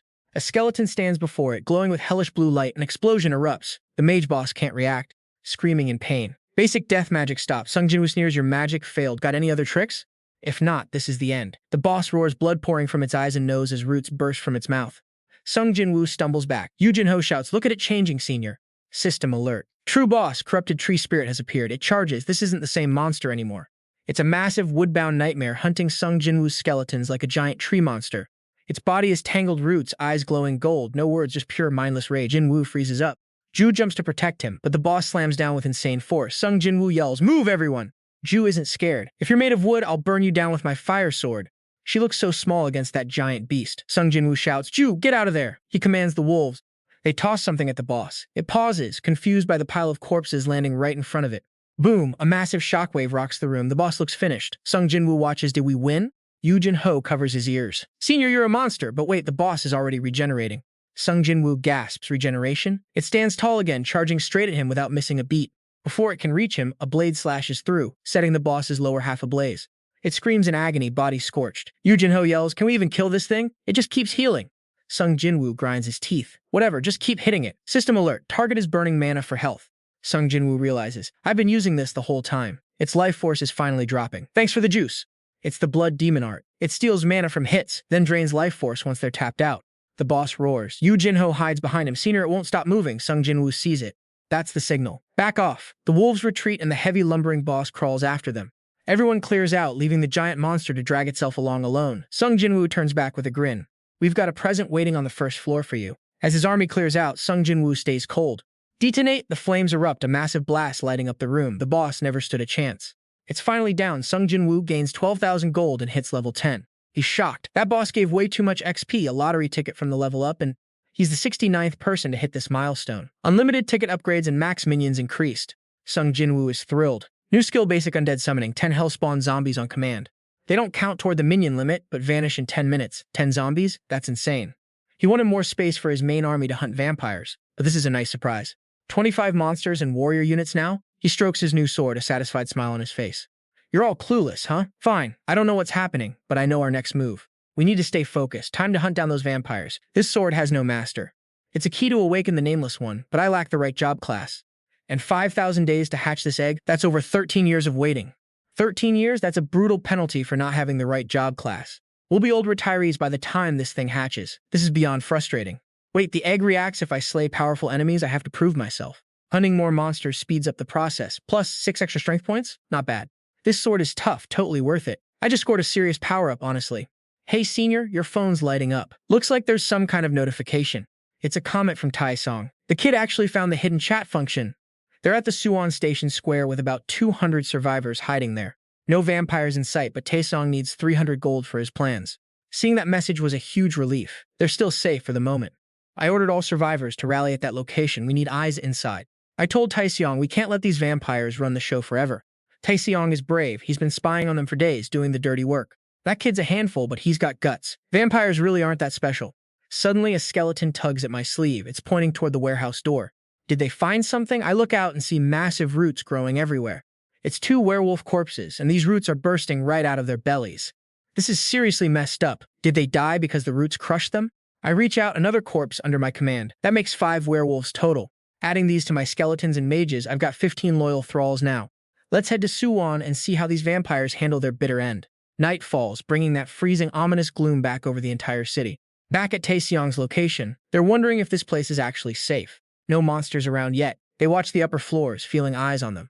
Those vampires are watching us, waiting for their next meal, I bet. The leader points, hey, see that kid? That one's mine. His blood is top tier. Everyone, gear up. Time to move out. Is the banquet finally starting? Not yet. We're hunting the kid who hit the factory first. Focus up. But the boss said to wait for the feast? Forget it. Play it safe. Situation changed. That Necromancer is nearby. He's probably tracking us right now. Is he stupid? If he can post comments, he should know we run this. Believe me, we kill him before he ruins the feast. Tear him apart. He's got this. The boss is cocky, acting like he's the master vampire lord. He claims he can take down 2 werewolves at once. They storm the great hall in a flash, red eyes glowing pure nightmare fuel. The lead vampire kicks the door down and roars. You dare challenge me? You fool, this place is your graveyard. Looking at the crew, he sneers. Is that really all of you? I heard there were 10 of you. The vamps are loving this. Another one chimes in. Hey, did you clean your throat? Their blood is filthy. They all start laughing like villains. The boss grins. Oh god, look at that kid running away in terror. They charge straight at Sunwoo. But wait. Sunwoo isn't running away. He heads for the exit and the vampires start shouting. The path is blocked. Sunwoo stops dead in his tracks. He turns around, eyes cold. Turns out you guys found your own burial ground. The vamps look confused. The boss sneers. What was that? Sunwoo repeats himself. You won't be sitting still for long. You know, dogs get pretty sensitive and aggressive when they're hungry. He keeps going. You guys showed up here, but you still don't get what level I'm on, do you? Just like he thought, they took the bait. Still yapping about your skeletons. How many do you think I have? The Fallen Blade activates. Our lead looks like a demon from hell. Zombie call activates. The vampires panic. One yells he is not ready. Our guy just watches them struggle. You and I both know who is the real hunter here. 2,400 gold added. He mocks them. Do you finally get it now? Leads the skeleton squad, forming a team to crush their defense stats. Vampires are screaming blindly, trapped by the smoke and paralyzed completely. He explains his traps. Deathly mists and bloodstones are their undoing. A vampire lunges, thinking she can reach our guy and end this nightmare. But before she even gets close, boom, she explodes into a ball of fire. Refinishes her off with a few clean slashes, another 2,000 gold earned. The battlefield is absolute chaos. The boss vampire is finally losing his mind. He charges the zombies alone, screaming at the rotting corpses to die. But the zombies are relentless. He slashes the air, demanding more of them. 2 zombies latch onto him, biting hard. He is completely caught off guard.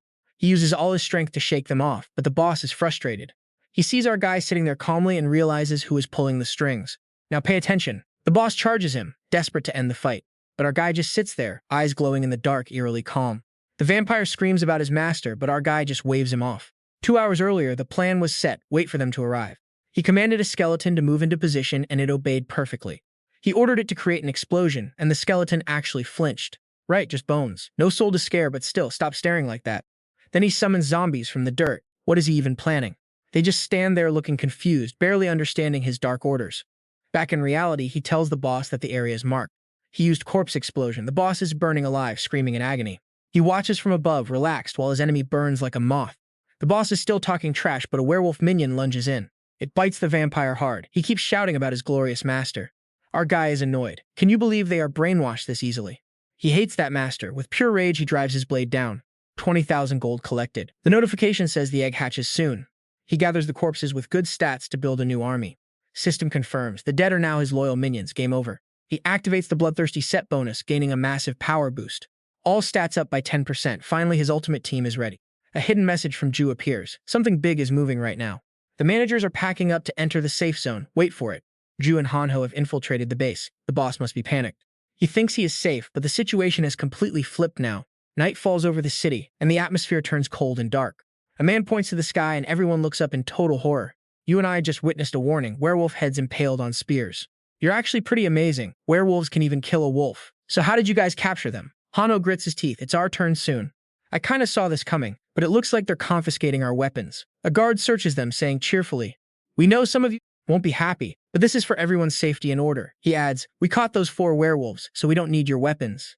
Cha Hyen grits her teeth. These vampire lackeys, they don't want to keep the peace, they just want to make us easier targets. Taiwu yells from behind, "Sis, why are you all standing there looking mad? Don't leave the line." He quickly runs up and whispers to her, "Your 2 swords are hidden exactly where you told me." He adds, "Since Yongsik is a level 2 thief, it was a breeze. No one noticed a thing." Hanho pipes up, "What about me? Did you prepare what I asked for?" Taiwu stammers, "Yeah, we've got everything ready for you." The guard yells again, "Next, if you're hiding weapons, we'll find them when we search you." The scene turns chaotic, and finally, it's Cha Hyen's crew's turn. But since they planned ahead and didn't hide the gear on their bodies, they cruise right through the checkpoint. Denver starts screaming, "This makes no sense. How is this possible? I sent so many subordinates after him. How did they all lose to that idiot?" Hanho grits his teeth. Cha Hyen, it's definitely them. Those masks must be to hide their fangs. Cha Hyen calculates. Swords are handled. Now we wait for Sunwoo. The vampire lord has to pay for all of this. She glares at him with pure hatred. Denver starts his little mind games with the crowd. He stands tall, looking down on everyone, and shouts, "Attention!" Hanho panics. Cha Hyen, we're surrounded. Those masked vampires are everywhere. The vampire lord cackles. "Oh my, humans have stopped evolving. What do you think of this disaster? Are you wondering why this is happening?" He keeps going. Anyone want to answer? No one? The crowd below is terrified and whispering, "What's wrong with this guy? What is he saying?" Rose sounds annoyed. "This is exactly why you losers are nothing. Your fate is to be victims of evolution. You're just cannon fodder." Suddenly, the subordinates smash their weapons into the ground, creating a deafening, piercing sound. Nobody knows what those things are. They're planted all around. He continues, and for those chosen to evolve, before he can finish, the masks on their faces are ripped off. They go flying into the air. Denver goes crazy. "We are the future. Let's celebrate." Finally, the vampires reveal their true forms. They bare their fangs. "I'm going to enjoy this meal. We've been waiting for such a long time." The crowd is still in a total panic. What's wrong with them? People start yelling, "Look over there. Nothing's there. Run for your lives." But those things they stuck in the ground? They weren't for sound signals. They were traps. High-voltage electricity starts surging everywhere. A vampire laughs in satisfaction. "Come on, get closer. I'll help you guys rest in peace." Everyone is scrambling, terrified. "What do we do? Stop pushing me." Cha Hyen shouts, "Everyone, get behind me." That fence is electrified. There's no way out. Roz looks confused. What's that idiot doing? Why is he holding a weapon? Suddenly, a bus comes out of nowhere, but it's too far away to see who's driving. The vampires look shocked. Someone on the bus yells, "Target those guys." The bus swerves, slamming into the vampires with bone-crushing force. They're screaming in agony. The bus screeches to a halt right in front of Sunwoo. Hanho points, "The electric fence is down. Let's go." Everyone rushes forward, saved. The vampires are fuming. "Where did this bus come from? Our food is escaping." The bus rolls to a stop and the doors slide open. Rose is shaking with rage, clenching his teeth. You bastard!" Sunwoo steps off the bus holding his sword and flashes a smile. "Did I miss the party?" The lead mosquito sneers. Sunwoo mocks, "Aren't you guys having a party? Are you bummed because your heavy hitters died?" Rose steps forward, laughing. "I thought I'd be late, but here you are. We haven't even had the appetizers yet." His face turns dark. "Since everyone's here, let's get this party started, shall we?" Roz adds, "It's a bit messy right now." Lady E, before he can finish, she gets it. "Right, you can't have a party without food." She launches herself forward like a bullet. E orders apprentices, "Go catch those runaways. The rest of you, help the boss finish him off." Roz notices Sunwoo just standing there and mocks, "Shouldn't you go stop them?" Sunwoo looks proud. "I've already got trusted allies over there. Cha Hyen and Hanho are on it. We're about to see who really owns this night." "Wait, shouldn't you be stopping them?" Cha Hyen and Hanho have the evacuation covered. "Allies? That's rich. If we didn't meet here, they'd be mine already." "Don't sweat it. You've got friends too." A skeleton hand bursts from the ground. "That's a dreadwolf's bone." It leaps from the roof, teeth ready to tear. Rote just watches, unimpressed. "Is this really your best, fighting with toys?" A wave of his hand, and boom, the wolf explodes. "He's laughing at us." Another wolf lunges, but Rote grabs its head, claws digging deep into the skull. Now pay attention here. This is where the real party gets started. A horde of goblins appears, then detonates in a massive earth-shaking blast. The vampires are screaming as their leader lies motionless, buried in rubble. They're starting to panic. How could this even happen? One vampire tries to calm them down, but don't count on the representative falling. I'll handle this. You lot go kill the others. Meanwhile, Jin-Woo makes a break for the bus. The vampires scramble, shouting that he's driving off. They swarm the doors, screaming, "Don't let him escape! We end him right here!" But they're about to be hit with a massive surprise. Wait, where is he? Only monster corpses left. Suddenly, one looks up. On top of the bus? Damn it, get out of the way! Jin-Woo stands outside, totally unbothered. He's actually pleased they're all bunched up in one convenient spot. His expression turns ice cold. He triggers the corpse explosion. The bus erupts, turning the interior into a fiery death trap. One survivor stares at the inferno, completely dazed. No way, is this really how we get wiped out? Deep in the wreckage, the vampire leader's hand twitches, but no one notices the faint movement in all the chaos. Nearby, the execution squad hears the massive blast. Panic sets in. That explosion, something happened to the representative, didn't it? Wee turns around. That blast was insane, but she trusts the representative's terrifying power. Still, she's secretly sweating. She realizes going back alone is basically suicide, so she barks orders. Forget about that, just focus on chasing the victims. But wait, they all just drop dead on the spot. Every single one of them. Freezes, losing her mind. What just happened? From the shadows, a pair of bloodthirsty eyes locks onto her. She finally realizes she isn't dealing with just some weakling. She darts back as two forces collide. It's Cha Hyen. She's relentless, unleashing a blur of sword strikes. We snarls, "Who the hell are you?" Cha Hyen just stares back with pure rage. "It's over, vampire." Yan finds it amusing. "You know who I am and still dare to talk like that? Talk about arrogant." She sneers, "You aren't the representative's type, but maybe the lower rankers will have some fun with you." Cha Hyen snaps back. "Shut your mouth and fight, you old hag," is losing it, screaming that she'll tear her into 100 pieces. Before this, Jin-Woo left Han-ho in charge of protecting everyone. "Stay inside the building, it's safe in there."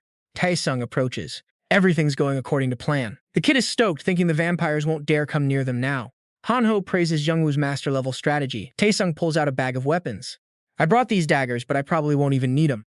Han-ho is wary. Those things are nothing but trouble. Suddenly, a guy steps out of the shadows, mocking them. "Nice vision, kid. When the manager left the safe zone, I thought he was just being paranoid." Both guys jump. It's the vampire manager. He acts bored, like this is a chore. "Why don't they come catch me?" He flashes his fangs. "If they won't, fine. I'll help you level up." Tae-sung is hyped. "I knew it. The college student act was just a front. I trust you, man." Han-ho is paralyzed. "What do we do now?" Without a second thought, Tae-sung charges in. "Han-ho, kill him! He looks weak!" Han-ho grits his teeth, unable to stop him in time. "Wait, you idiot! Stop!" The manager scoffs. "You're underestimating me? That actually hurts my feelings.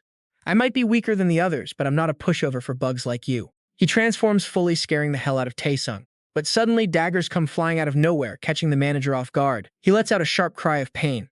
Truth is, he really is weaker than the others. He just stands there, stunned and fuming, completely caught off balance.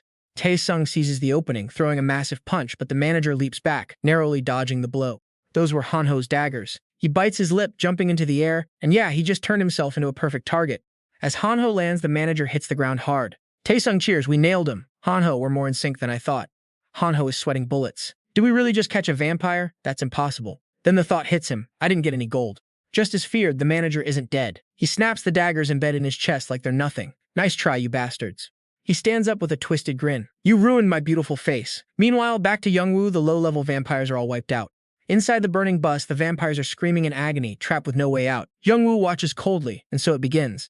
The bus is almost completely ash, yet the fire rages on. From the roof, a giant figure with demonic wings glares down at him. He growls, "I'll say it one more time, you are a dead man." Jin-Woo transforms instantly. He stands tall with his own massive wings, staring him down. Not a chance, this ends today. Both sides clash. Jin-Woo commands his bone soldiers and disciples to charge. The demon screams, "I'll crush those skeletons first." Jin-Woo orders his troops to defend with spears. Sharp bone lances instantly lash out, but the demon barely flinches. He tucks his wings and zooms straight into the sky. Then he dives back down, claws ready to shred the skeletons to pieces. Jin-Woo watches through gritted teeth. Looks like the regular grunts are useless against this guy. One by one, the soldiers are crushed, their bones shattering under his relentless stomps. He lands ready to finish this. But suddenly, the earth cracks open. The system notification pops up. The call of the dead has been activated. The vampire stares in shock. "Zombies," he lunges forward, claws ready, realizing his underlings died to these things. He lets out a massive roar, but the zombies keep shuffling toward him. One lunges, biting his arm. The vampire is furious. He scoffs at these mindless, head-only monsters. "This is what we call a zombie?" He holds his other hand up. "I gotta give it to you. That scratch actually made me bleed." He unleashes his inner power, blasting the two zombies back. Jin-Woo signals the Wolfman. It is time for the corpse explosion. The vampire dodges the flames with his wings. Looks like he dodged that lethal blow, but he is not done yet. He thrusts his hand out, using inner energy to fire projectiles from his own body. Dongyu shields his face. Bloodbone needles? Is that his active skill? Dongyu grits his teeth, realizing the vampire is turning blood into high-pressure bone shards. The attack isn't lethal, but it keeps Dongyu from closing the gap. Time to combine the Wolfman's total power. With that buff, Dongyu's stats spike and he launches a massive counterattack, sending the vampire flying backward. The vampire struggles to regain his balance, looking smug. You think that weak strength can take me down? He swings his hand, cleanly severing the Wolfman's head. Dongyu panics. 3 Wolfmen at once? Keep your distance and use spears.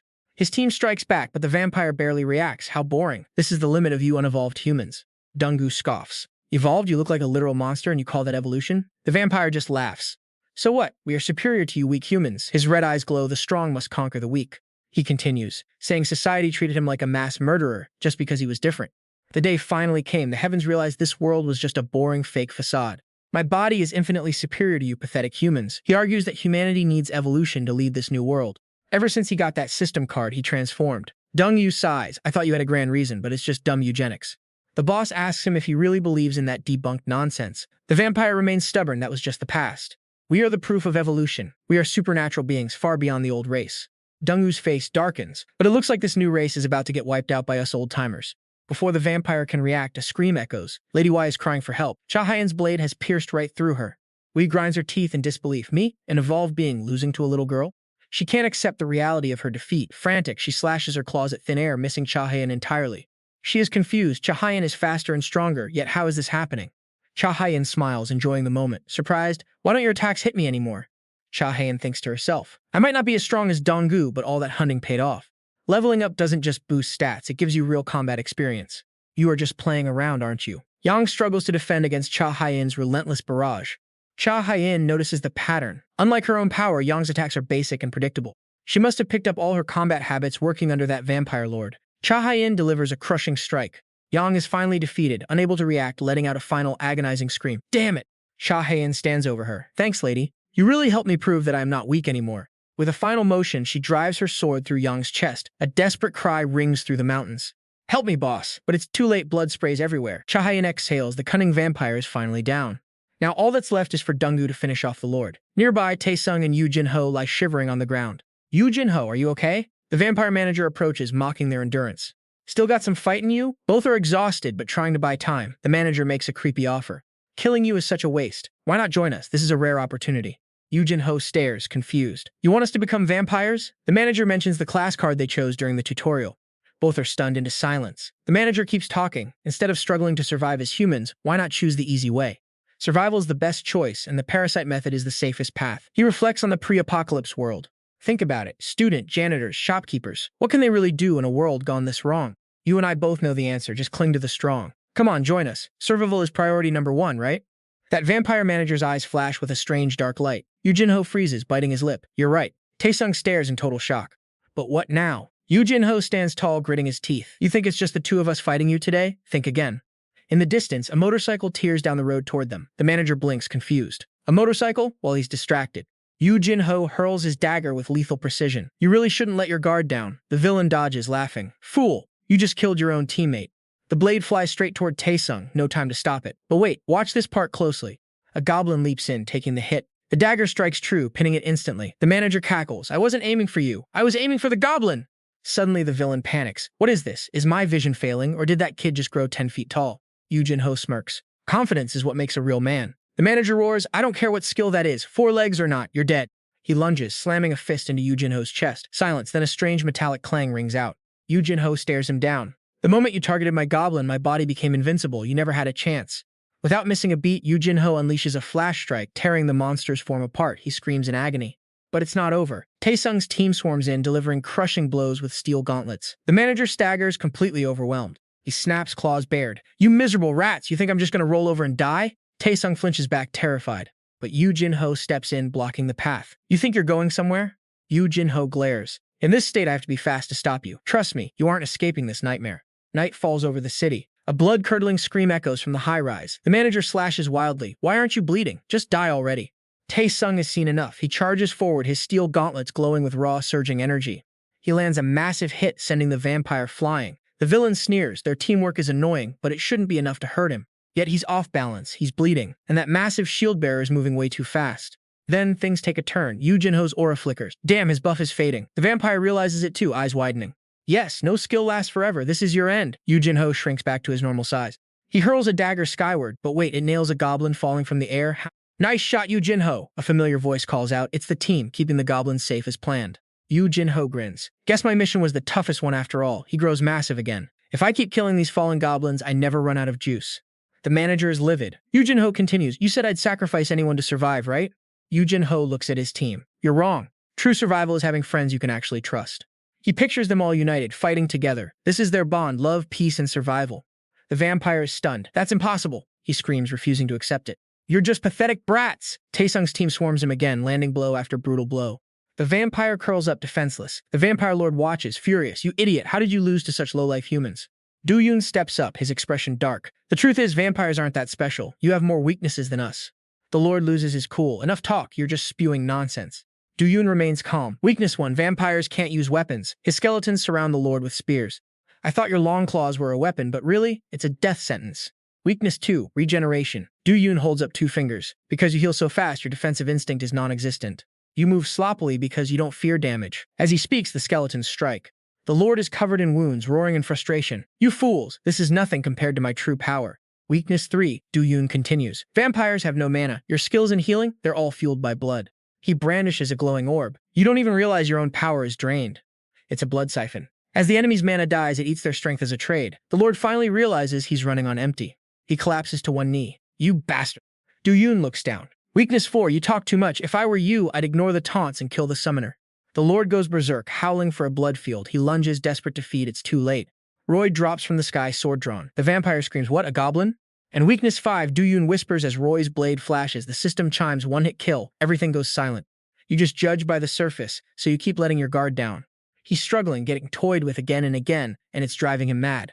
Suddenly, a blue liquid vial flies straight into the vampire lord's mouth. The chemicals erupt, sizzling and burning his eyes until he screams in agony. Stick with me. This is where we see just how ruthless Sung Jin-Woo is. The lord is blinded, vision blurry, eyes unable to heal without more blood. Boiling with rage, he stumbles as Sung Jin-Woo steps up to finish it. It's over, but the lord refuses to quit, using his ears to track sound. He's thrashing around, desperate, screaming that he won't die in a place like this. You saw that, right? He's still fighting back, but his fate is already sealed. Then it hits him, a scent, fresh blood nearby. He's absolutely starving for it. He charges away, desperate to escape. Sung Jin-Woo shouts, don't let him get away! The vampire moves at insane speeds, vanishing into the distance in a heartbeat. He finally finds the source, werewolf blood. He lunges for it, starving. It's old, but he doesn't care. One recovery, and he can slaughter everyone. His blurred eyes land on 4 werewolves impaled on the roof above him. He stops dead. Sung Jin-Woo's voice cuts through the air, mocking his hunger. The skeletons block his path, no blood for him today, nowhere to run. Long spears pierce through his body, leaving him trapped in pure, absolute misery. A massive aerial strike slams him into the ground, a truly brutal landing. He's coughing up blood but still delusional, whispering about world domination. Sung Jin-Woo just stares, cold-faced. This guy really doesn't know how to die. Now pay attention, this is how we end a party with a bang. Werewolf followers swarm him, stabbing him repeatedly while he lies there, helpless. He's still breathing. Seriously, this guy is tougher than a cockroach. Sung Jin-Woo gathers the corpses, tossing them toward Rot for the final act. The blast is blinding. Rot screams in terror, but it's far too late. The system alerts him. 10,000 gold for taking down a special player. Combined with the exclusive quest, he bags 30,000 gold in epic loot. Sung Jin-Woo feels that rush. A boss raid win always hits the spot. His team rushes over, cheering him on like he's their absolute savior. He's surprised they came out of hiding, but honestly, he's relieved they're safe. Watching them, he realizes these people are his real family now. Light hits the city, and the survivors are in awe, whispering in shock. They realize who he is, the one who brought them food and hope. Yu Jin-ho beams. People know who you are, man. You're famous boss. Sung Jin-Woo stays calm. It's just a community. We had to save them. Suddenly, the crowd points. A group of soldiers is heading their way. Wait, where were they during the fight? Why show up only now? They don't look friendly. The soldiers approach, one asking about the situation. That voice, it sounds familiar. Sung Jin-Woo's group is on high alert. The man smiles, curious who caused this mess. Imagine meeting you here again.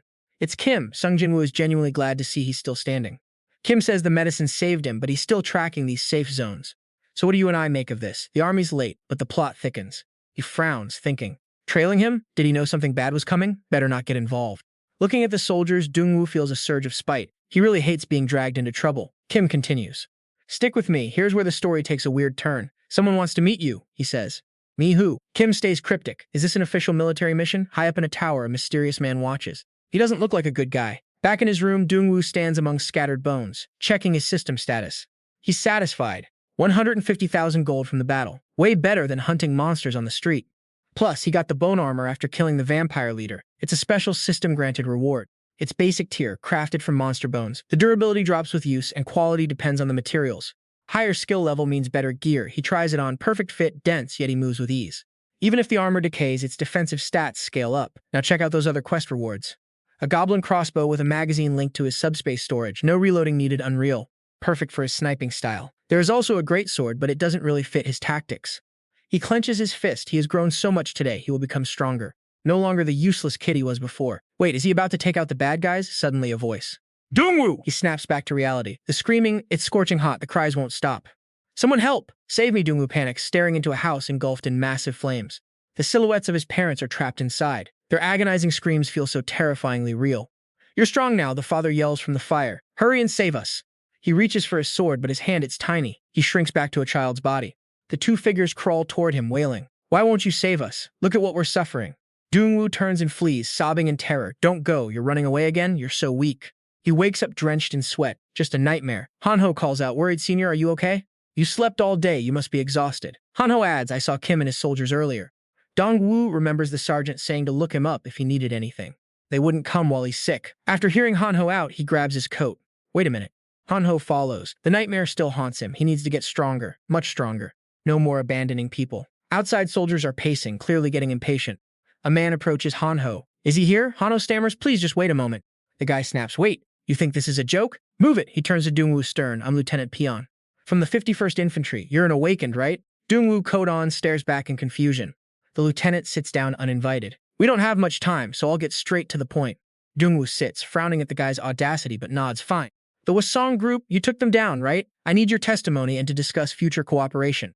Jin-Woo stays calm. Testimony is fine, but what kind of cooperation? The sergeant points at him. Join the military. They're targeting Jin-Woo. Even Hanho looks completely stunned. Jin-Woo feels a headache coming. Join the army? Are you serious? Why would I do that? He clearly hates this idea. The lieutenant explains the country is in crisis. We're under martial law. So forcing you to join isn't illegal. Of course, we'll give you special treatment. He is pulling out the sales pitch. Dong-Woo thinks not illegal. During a national riot? Too late for that. What do you want me to do? The man replies, serve the nation, reclaim territory, protect the system. Jin-Woo sighs, face in his hands. This sounds like endless, grueling work. The lieutenant looks annoyed.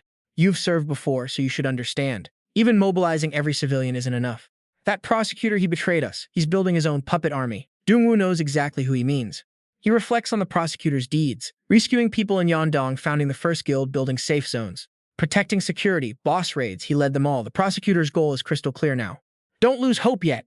We need total unity under military command. Stick with me because listening to those who see the bigger picture matters. Follow our orders, get organized, and become soldiers for Korea. You could be heroes. We've got so much work to do. Kim and his comrade Sung Jin-Woo are listening in, but let me tell you, they're thinking two very different things. The lieutenant barely finishes before Sung Jin-Woo snaps back. No way, the military has no right to demand that. He's furious. Sung Jin-Woo fires back, saying the government and military failed us. People are just trying to survive on their own. He calls them a puppet army. The lieutenant is shaking with rage, completely speechless, forced to listen to Sung Jin-Woo's cold truth. We're just adapting to the system, he says. The monsters are out, rewards are dropping, and missions are appearing. This isn't on the government. Sung Jin-Woo points a finger, asking, do you really want me to be a hero or a mercenary? The lieutenant screams, asking if he wants to go against the nation. Sung Jin-Woo doesn't blink. People are dying while you do nothing. The nation's goal is gone. The tension here is thick enough to cut, and Sung Jin-Woo's disdain for the army is clear.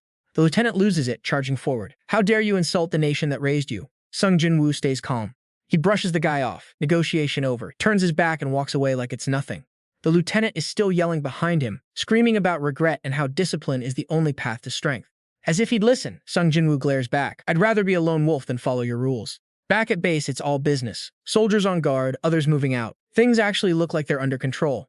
People are whispering, feeling safer already. Maybe things will finally go back to normal. Yu Jin-ho sighs, thinking they did the saving. Ju stays grounded. It's natural, she says. People need something to lean on when the world makes no sense anymore. She doesn't need praise. Just seeing them calm and safe is enough for her. Yu Jin-ho thinks about it. Honestly, it's a relief. They've got real combat experience after all. Ju isn't so sure. They look like pros, sure, but their faces? Something is off. She starts analyzing their every move. Yu Jin-ho walks up with a friendly grin. Excuse me. A soldier looks up, totally surprised. Hey, you're Kim's men, right? We met someone else with him last time, a private named Gun. Just asking that makes them panic. They start stammering, looking nervous about their unit's mental state. Jin-Ho scratches his chin, confused. Weird. I'm not a soldier, but even I can tell something isn't right here. Ju is eavesdropping. Wait, why did he ask about that private?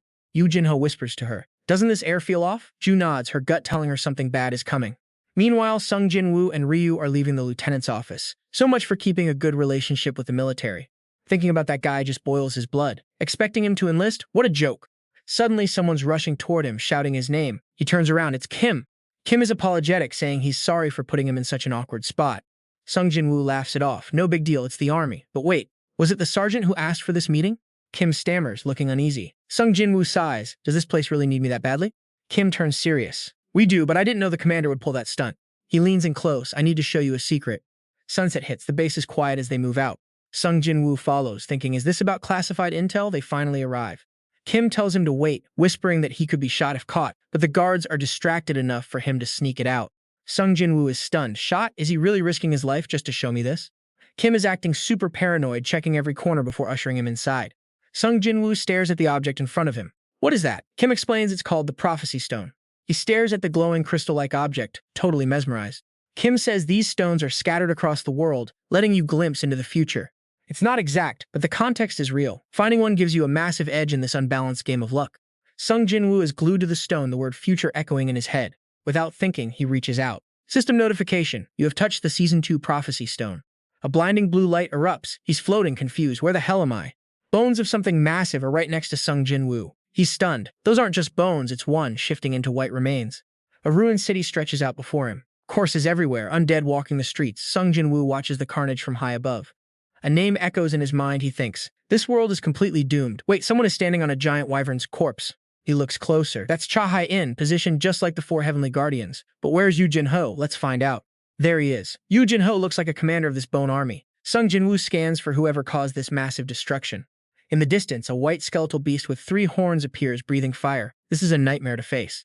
Then something makes him jump. A huge flaming skull appears, looking absolutely colossal, and it blasts fire forward. He sees himself engulfed in the Lich's flames, his body burning. Suddenly, he's back in reality. A massive block of ice shatters.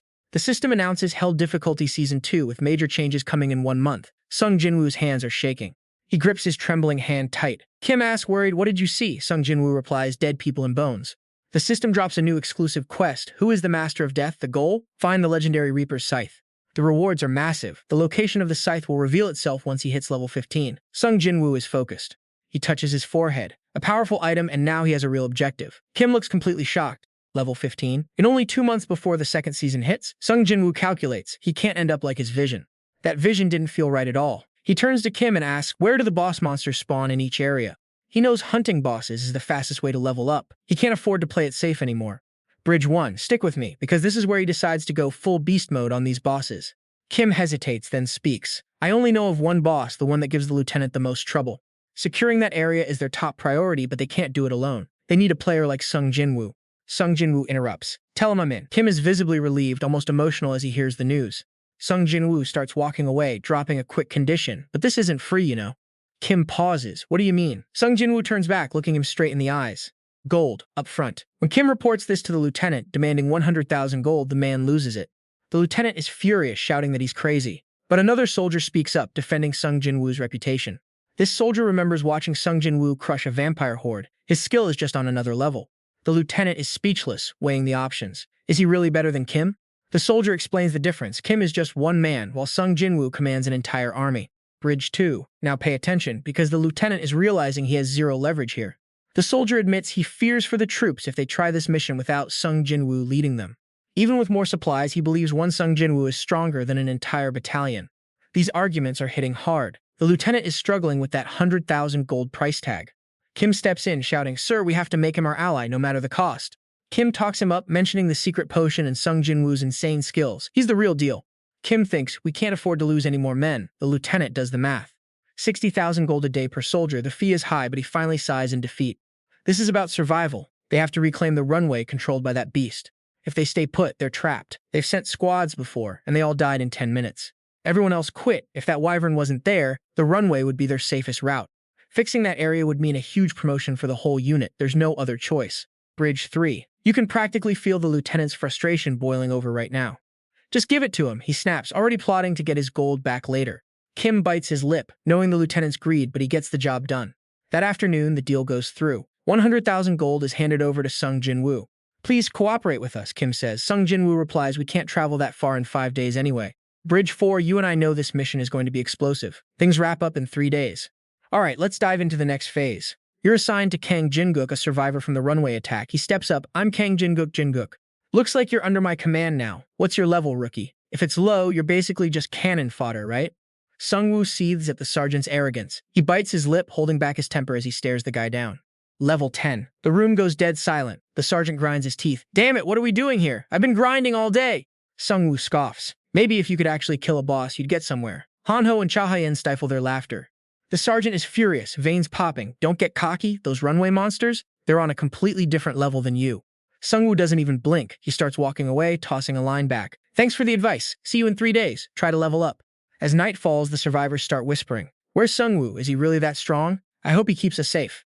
Chaos everywhere. Gyong-soo looks at the survivors left in the factory, his face unreadable. Han-ho's dad steps up.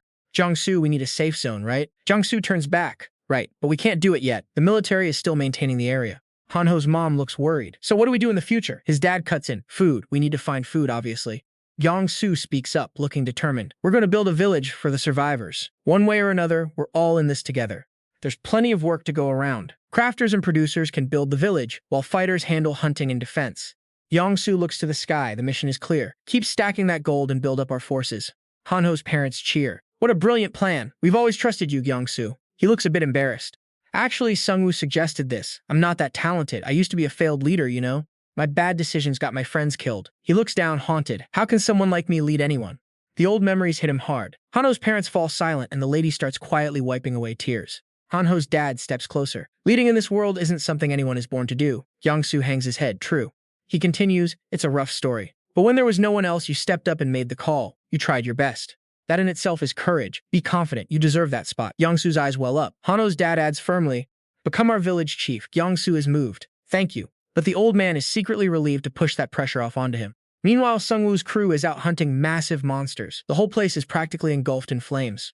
Han-ho laughs. This feels like a joke. Sung-woo looks back. At our level, this is just standard procedure.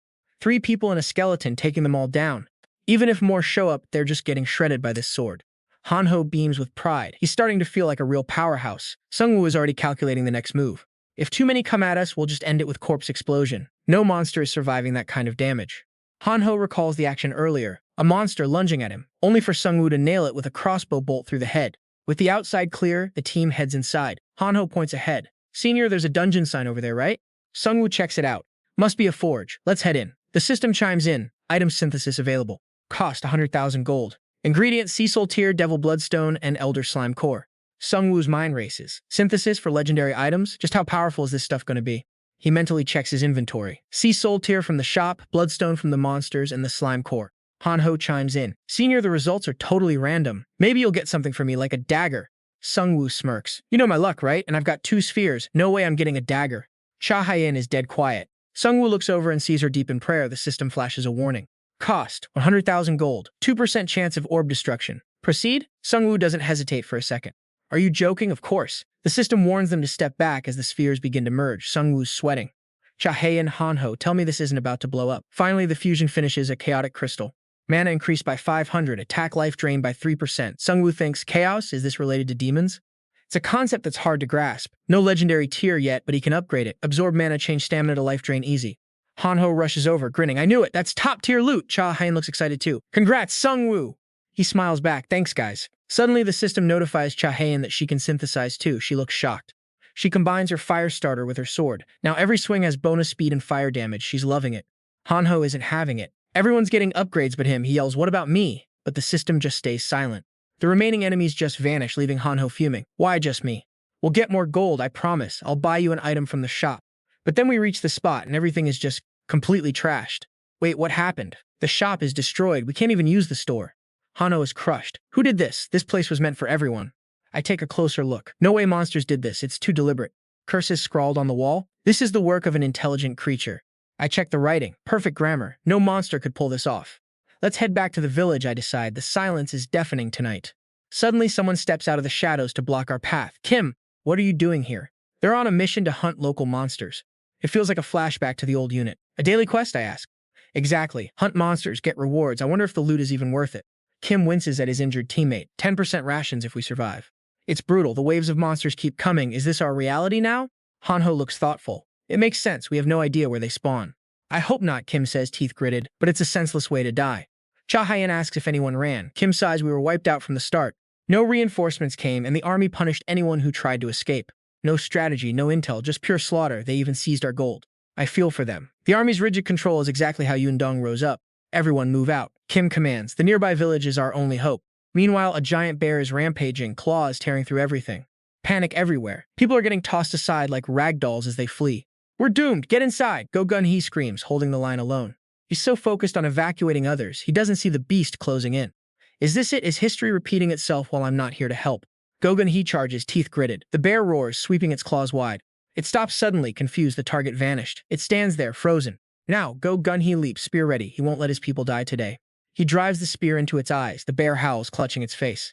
He's actually doing it. A flicker of hope sparks in his weary eyes. But then, a second bear charges in. Gogun He forgot there were three. Tears stream down his face. You're late, he whispers, but I'm here. I swing my sword, severing the bear's claw. Gogun He is finally safe. Stick with me, because you and I are about to see this beast get taken down for good. Two bears down, one left, and it's charging right at Cha Hyen. Get your claws off him, monster. Seriously, don't mess with him today. Cha Hyen watches in shock as daggers fly out of nowhere straight into the target. Now pay attention, because this is where everything starts to get real intense. It's Sung Jin-Woo showing up like a death god to finish the job. He's tearing through these monsters effortlessly, leading his army to absolute victory. And it's not just him, his squad is basically a pro hunting team. You can see the pure envy in the sergeant's eyes. This hit's different. He knows they shouldn't be dying like this, so he grits his teeth. Obeying orders, is he really doing the right thing? Sung Jin-Woo's squad walks up, ready to move. He asks the sergeant to brief the troops. Time to hunt those monsters down. Inside the hall is a disaster zone. The wounded are everywhere, crying out for help. Ju and Han rush over to Kyungshu, praising him for taking down a bear. He stays humble, but Sung Jin-Woo interrupts. That fight wasn't easy. He defended this village well. Suddenly, an arrogant voice cuts through the tension. It's Sergeant Kong Jin-guk. He sneers at the surroundings. So many dead? Sung Jin-Woo just frowns, annoyed by his attitude. Kang claims he caught one of those bears too. It was supposedly super strong. Sung Jin-Woo stares, deep in thought. A 3-star martial artist who claims to use no weapons. Kim steps in, asking if Sung Jin-Woo is ready. The raid needs to start now. That simple question sets Kang off. He's absolutely furious for no reason. He gets in the sergeant's face, snarling about who gave him the right to speak. Before anyone can react, he kicks Kim hard. The guy is a total psycho. He grabs Kim by the throat, looking for a fight. Things are getting heated fast. Kim winces in pain, but insists he's just doing his duty. Kong isn't buying it. His eyes are burning with pure rage and hidden spite. He mocks the squad for their poor performance and the missing gold rewards. He claims the commander tracks every soldier's location, a terrifying new detail. Sung Jin-Woo is stunned. Tracking soldiers, collecting gold, these guys are basically slaves. Kim finally snaps, screaming back at him. He's had enough of the unfairness. Kang doesn't care. He lifts Kim up, acting like a total piece of trash. He yells at them to shut up and gather gold while he handles the boss. He blames Kim for the casualties. The audacity of this guy is insane. Kim is trembling, holding back tears. He chose his path to save others, not this. Suddenly, Sung Jin-Woo grabs Kang's arm. The mood shifts in an instant. He tells the group it's time to go. Time is running out for everyone. Kong glares, sensing Sung Jin-Woo isn't someone he can just bully like the rest. He drops Kim, muttering about teaching him a lesson later, a real coward's move. Sung Jin-Woo urges them on. Kang finally agrees and starts barking orders at his men. As they leave, the squad helps Kim up, cursing Kang under their breath. Kim looks at Sung Jin-Woo, embarrassed by the scene. It's rough out here. Sung Jin-Woo just waves it off. He knows Kang is just a jealous, petty loser. Kim smiles weakly, pushing his men to prepare. They're still helping with the raid. Sung Jin-Woo watches them go, feeling for them. This life is truly brutal. Armored trucks roar down the road. They reach the first combat zone quickly. An old ruined airport. It's a total wreck. The destruction is honestly terrifying. How did any planes even take off here? The team heads inside to investigate. Kong starts bragging again, claiming he fought the boss before. Total nonsense. Sung Jin-Woo knows he's lying. The guy is just desperate to look like a hero. But thanks to Kim, Sung Jin-Woo already knows the real deal with this boss. Suddenly, a massive figure looms behind the building. The boss has arrived. It's huge. Sung Jin-Woo is actually shocked. This thing is way bigger than expected. Forget the plan. Watching it toss bears around like toys is a major red flag. The noise gives them away. Those glowing red eyes lock onto the team. It lets out a ground-shaking roar and charges. This is where it gets crazy. Stick with me, because you and I are about to see if Sung Jin-Woo actually folds or keeps that 100,000 gold bounty. He stays calm, channeling his magic. He's got options. At his command, undead soldiers crawl from the earth. They swarm the beast, tearing at its legs. The monster just scoffs, looking down at them with pure disgust. It stomps hard, crushing the undead like bugs. The ground buckles and shakes under the massive impact. People panic, screaming for cover. Kim rushes up, terrified, asking what to do since the zombies are wiped out. Our hero doesn't even turn around, just waves him off. Now it is time for a massive power-up. A blinding light flashes. Corpse explosion is triggered. Every zombie latches onto the beast and detonates. The boss is caught completely off guard, roaring in agony as the explosions rip through its massive body. Sung Jin-Woo's squad hides, dodging the blast. From a distance, you can see one of its arms is totally gone. Through the smoke, it looks hurt, but then something creepy happens. The bones and tissues start knitting together. The bleeding stops instantly. This thing is a tank that heals itself. It should be weak from the curse, but nope. No special skills like a dragon or spirit, just raw, overwhelming stamina. This is easily Sung Jin-Woo's toughest fight yet. Jin-Gook finally peeks out. He sneers, mocking the attack for failing, acting like everyone is doomed anyway. Sung Jin-Woo stays silent. Run? There's a better way. But the safest, smartest move? Just watch these two heavy hitters step up. It's finally their turn. Ju and Hanho have arrived to steal the show. Meanwhile, the command center is buzzing. The commander's voice echoes through the radio. Prosecutor John Diem is gathering survivors. Their numbers are growing fast. There's a guild in Busan called Warong too. Before he finishes, Lieutenant Pui cuts him off, teeth gritted. Those traitors are rising up, just waiting for this exact moment to strike. The commander scrolls through defense news. He's confused. Why aren't they posting on the military boards? Doesn't he realize that would slow their momentum? Lieutenant Park shakes his head. As soldiers, they can't trust unverified intel, especially if it's outside their secure network. Information is power. If the military reveals its position, won't the enemy just hunt them down? They don't know who created this system, so the military and government are being extra careful right now. The commander is skeptical. Is trusting his superiors even safe? It's all so weird, but he knows one thing. The system's influence is too massive to ignore. It's got enough power to command the entire army. Suddenly, the lieutenant remembers something. Did they send the order to the troops? Kill the boss, then hunt the target. Anyone who doesn't cooperate gets eliminated. The commander nods. Kong Jin-Gook and his squads are on it.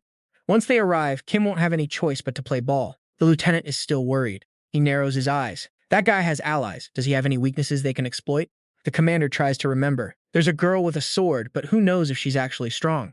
Another kid uses daggers, but he's weak, always hides behind the summoner and picks off the easy targets. Park Tae-young laughs confidently. He orders him to check it out, but don't kill him yet. Get that gold first. That order makes the guy freeze. This sounds more like a robbery than a military operation, right? Prioritizing gold over killing enemies, but he pushes the thought away. Soldiers just follow orders. Kang will handle it. Back to the fight. The beast is enraged, screaming. It swings a tree-sized club down at Hanho. But the kid blocks it with a sturdy defense, taunting the monster, calling it pathetic and weak. He wants more. He's the neighbor of the king, after all. After a while, the boss stops to breathe. It drops its guard, not realizing someone is lunging from behind. It's Ju. She stabs her sharp blade deep.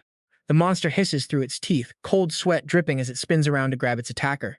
Chahayan lands safely away, eyes locked on the target. This boss is huge, but it's sluggish. They can win. No time to waste. She shouts to Hanho, the rope is ready. It's time to start the real plan. Hanho nods, tying the other end to himself. This item Ju found? An unbreakable mountain-climbing rope. They're gonna tie this beast down. In a flash, Hanho teleports, wrapping the rope all over the monster.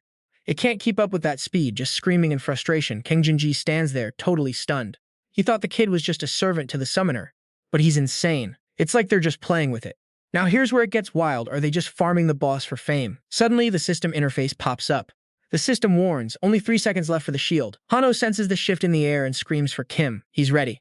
Kim grabs a goblin, binding it tight. Everything is set. A sharp blade plunges straight into the monster's forehead, leaving it helpless. But wait, this kill triggers the shield effect. The other soldiers see it working and start pulling the same move on the rest. Jin-Gook frowns, wondering if they're hunting goblins or bossing up. Still, this skill needs constant upkeep to keep racking up kills. He figures that lady is still green, lacking real combat training. Fighting monsters is a different beast from fighting humans. But he didn't see this coming. Isn't the smart move just to take out the Necromancer? Sung Jin-Woo, however, is locked in, memories flashing.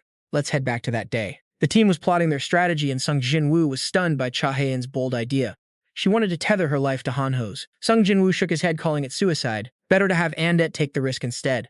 But Cha Hae-in didn't budge. She argued that if the boss hits them once, it's game over. They needed the best reflexes on the field. To convince him, she added that with Hanho's shield skill, the boss's attacks wouldn't even scratch them. He reluctantly agreed. But Sung Jin-Woo was thinking, wait, isn't that more like a transformation skill? He paused, needing to make sure his teammates stayed safe. Cha Hae-in caught on and cut him off. They weren't his bodyguards, they were his allies. She begged him to just trust them. Back in the present, the boss's massive club hits the dirt. Hanho bites down on the rope, tightening the trap one last time. Behind him, the boss is trussed up like a holiday gift. Cha Hae-in uses the momentum to kick its legs up, throwing it off balance. The boss crashes hard onto the ground while everyone watches. They start cheering, but we all know who gets the final blow. Sung Jin-Woo steps up looking sharp. He loves watching his summons grow, but now it's his turn. He leads pure bloodlust radiating off him. The Undead and vengeful spirits right behind him are ablaze. Jin-Guk feels the pressure and curses. His back is covered, no cheap shots. Undead respectfully hands Sung Jin-Woo the Dragon Knight's blood-red sword. It's thirsty for a kill. He grips the blade with both hands, lunging forward and ordering an all-out attack. The Undead and bear monster tear into the boss. The boss roars in agony as they rip its limbs apart. One Undead gets annoyed by the noise and lands a massive tornado punch. The boss's eyes water, but it fights back, snapping its jaws shut and biting deep into the Undead's arm. Sung Jin-Woo's eyes gleam with a wicked light. He asks the boss how his Undead tastes, right before feeding it something extra special. The boss panics, still chomping on that severed arm. It doesn't even know what's coming next. A corpse explosion rocks the area like a wartime nuke. The boss collapses, smoke pouring out of its open, charred maw. It's trembling, leaking tears, completely broken. Most bosses don't respawn, and he's betting this one is no different. Sung Jin-Woo finishes it with a clean thrust, slaughtering the area boss and raking in 220,000 gold. The system floods his vision with notifications, special rewards, stat boosts, loot boxes, and a sweet level up. Ending today, he's got 4,851 days left on his life. This hunt burned through 98 days already. He picks the upgrade card for bone weapon crafting. With this, Sung Jin-Woo can build way more gear. Jin-Guk is still in shock. He backs away, unable to believe it was that easy. Sung Jin-Woo is clueless about the military's twisted plans and starts to walk off. He tells them their contract is over. He's taking the boss's body. He only promised to take it down, nothing more. Kong Jin-Guk gets restless seeing him leave. Mission not accomplished yet. He glances back, weighing his options. Could he take him down now? With 20 soldiers here, maybe. Okay, let's do it. Sneak up and hit him from behind. He pretends to play along with Sung Jin-Woo's departure. But for someone as powerful as Sung Jin-Woo, this reeks of a trap. He smirks, tossing out a warning. Kong Jin-Guk, you're walking into a grave. It's already too late. Jin-Guk ignores him, roaring as he charges with a flaming fist. He swings for the kill. The air is thick with dust, but when it clears, spooky blue flames flicker in the gloom. It's Sung Jin-Woo's power. He's already summoned a massive bone shield to block the blow, not a single scratch on him. Rewind for a second. As Jin-Guk swung, Jin-Woo commanded an Undead hand to intercept. A blue flash erupts. Bone weapons engaged. The bones shift and snap into a new formation at his command. In a blink, a huge guy turned into a rock-solid bone shield. The sergeant can't believe how fast that was. Jin-Guk grinds his teeth. The sneak attack failed. He snaps orders for the troops to swarm the summons while he takes the lead. Without those bone freaks, he figures these guys are nothing. He's feeling confident again. He charges in, wailing on Sung Jin-Woo's shield until it buckles and shatters. Sung Jin-Woo draws his sword for the counter. But Jin-Guk is faster, kicking the blade right out of his hand. Can you believe this? Now he's lunging for the kill. Mocking his empty hands, the thug laughed, thinking those fists were useless. But before he finished, Sung Jin-Woo swung. The guy sensed danger and scrambled back, tumbling away while cursing his guts out. Suddenly, a slash appeared on Jin-Guk's face. He looked on in horror. Sung Jin-Woo was holding a small bone dagger. Wait, where did that come from? Sung Jin-Woo smirked, ready to explain. See, this armor is made of bone. My bone weapon skill lets me shape it into anything. The more I master it, the deadlier it gets. Blood poured from the wound, proving its edge. The thug screamed, absolutely losing his mind. He roared, claiming his physical stats and raw combat experience still made him the superior fighter. Now, here is where it gets wild. Those bone shards on the ground started moving under his feet. Sung Jin-Woo calmly added that obviously he could use any bone nearby to forge his weapons. With a flick, the shards spiked upward, impaling Jin-Guk like nails. He choked on his own blood. Sung Jin-Woo walked up, staring him down. Physical stats in combat, huh? Want to keep running your mouth? The thug panicked, remembering his squad was right behind him, and yelled for them to attack. But the soldiers and Undead just stood there, staring blankly. Kim finally stepped forward to speak. He basically told him to get a clue. They were done dying for a coward like him. Jin-Guk's veins bulged with rage, threatening to kill them all for this act of mutiny. These soldiers were tired of being used as pawns to hunt and grab cash for their boss.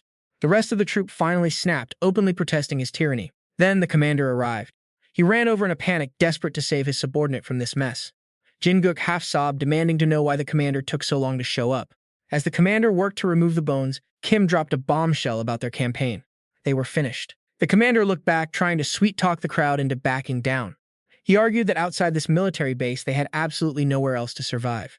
Then he squinted, his gaze turning threatening. He needed them to understand exactly what he meant. Sung Jin-Woo and Ju watched, thinking this commander was going to be a nightmare for his men. A loyalist soldier shouted that the sergeant was crazy to think the commander would ignore this. But the sergeant stood his ground, choosing to fight the fear that had kept them slaves. Jin-Guk was finally freed, bloodied and mangled, yet he still charged forward, screaming insults.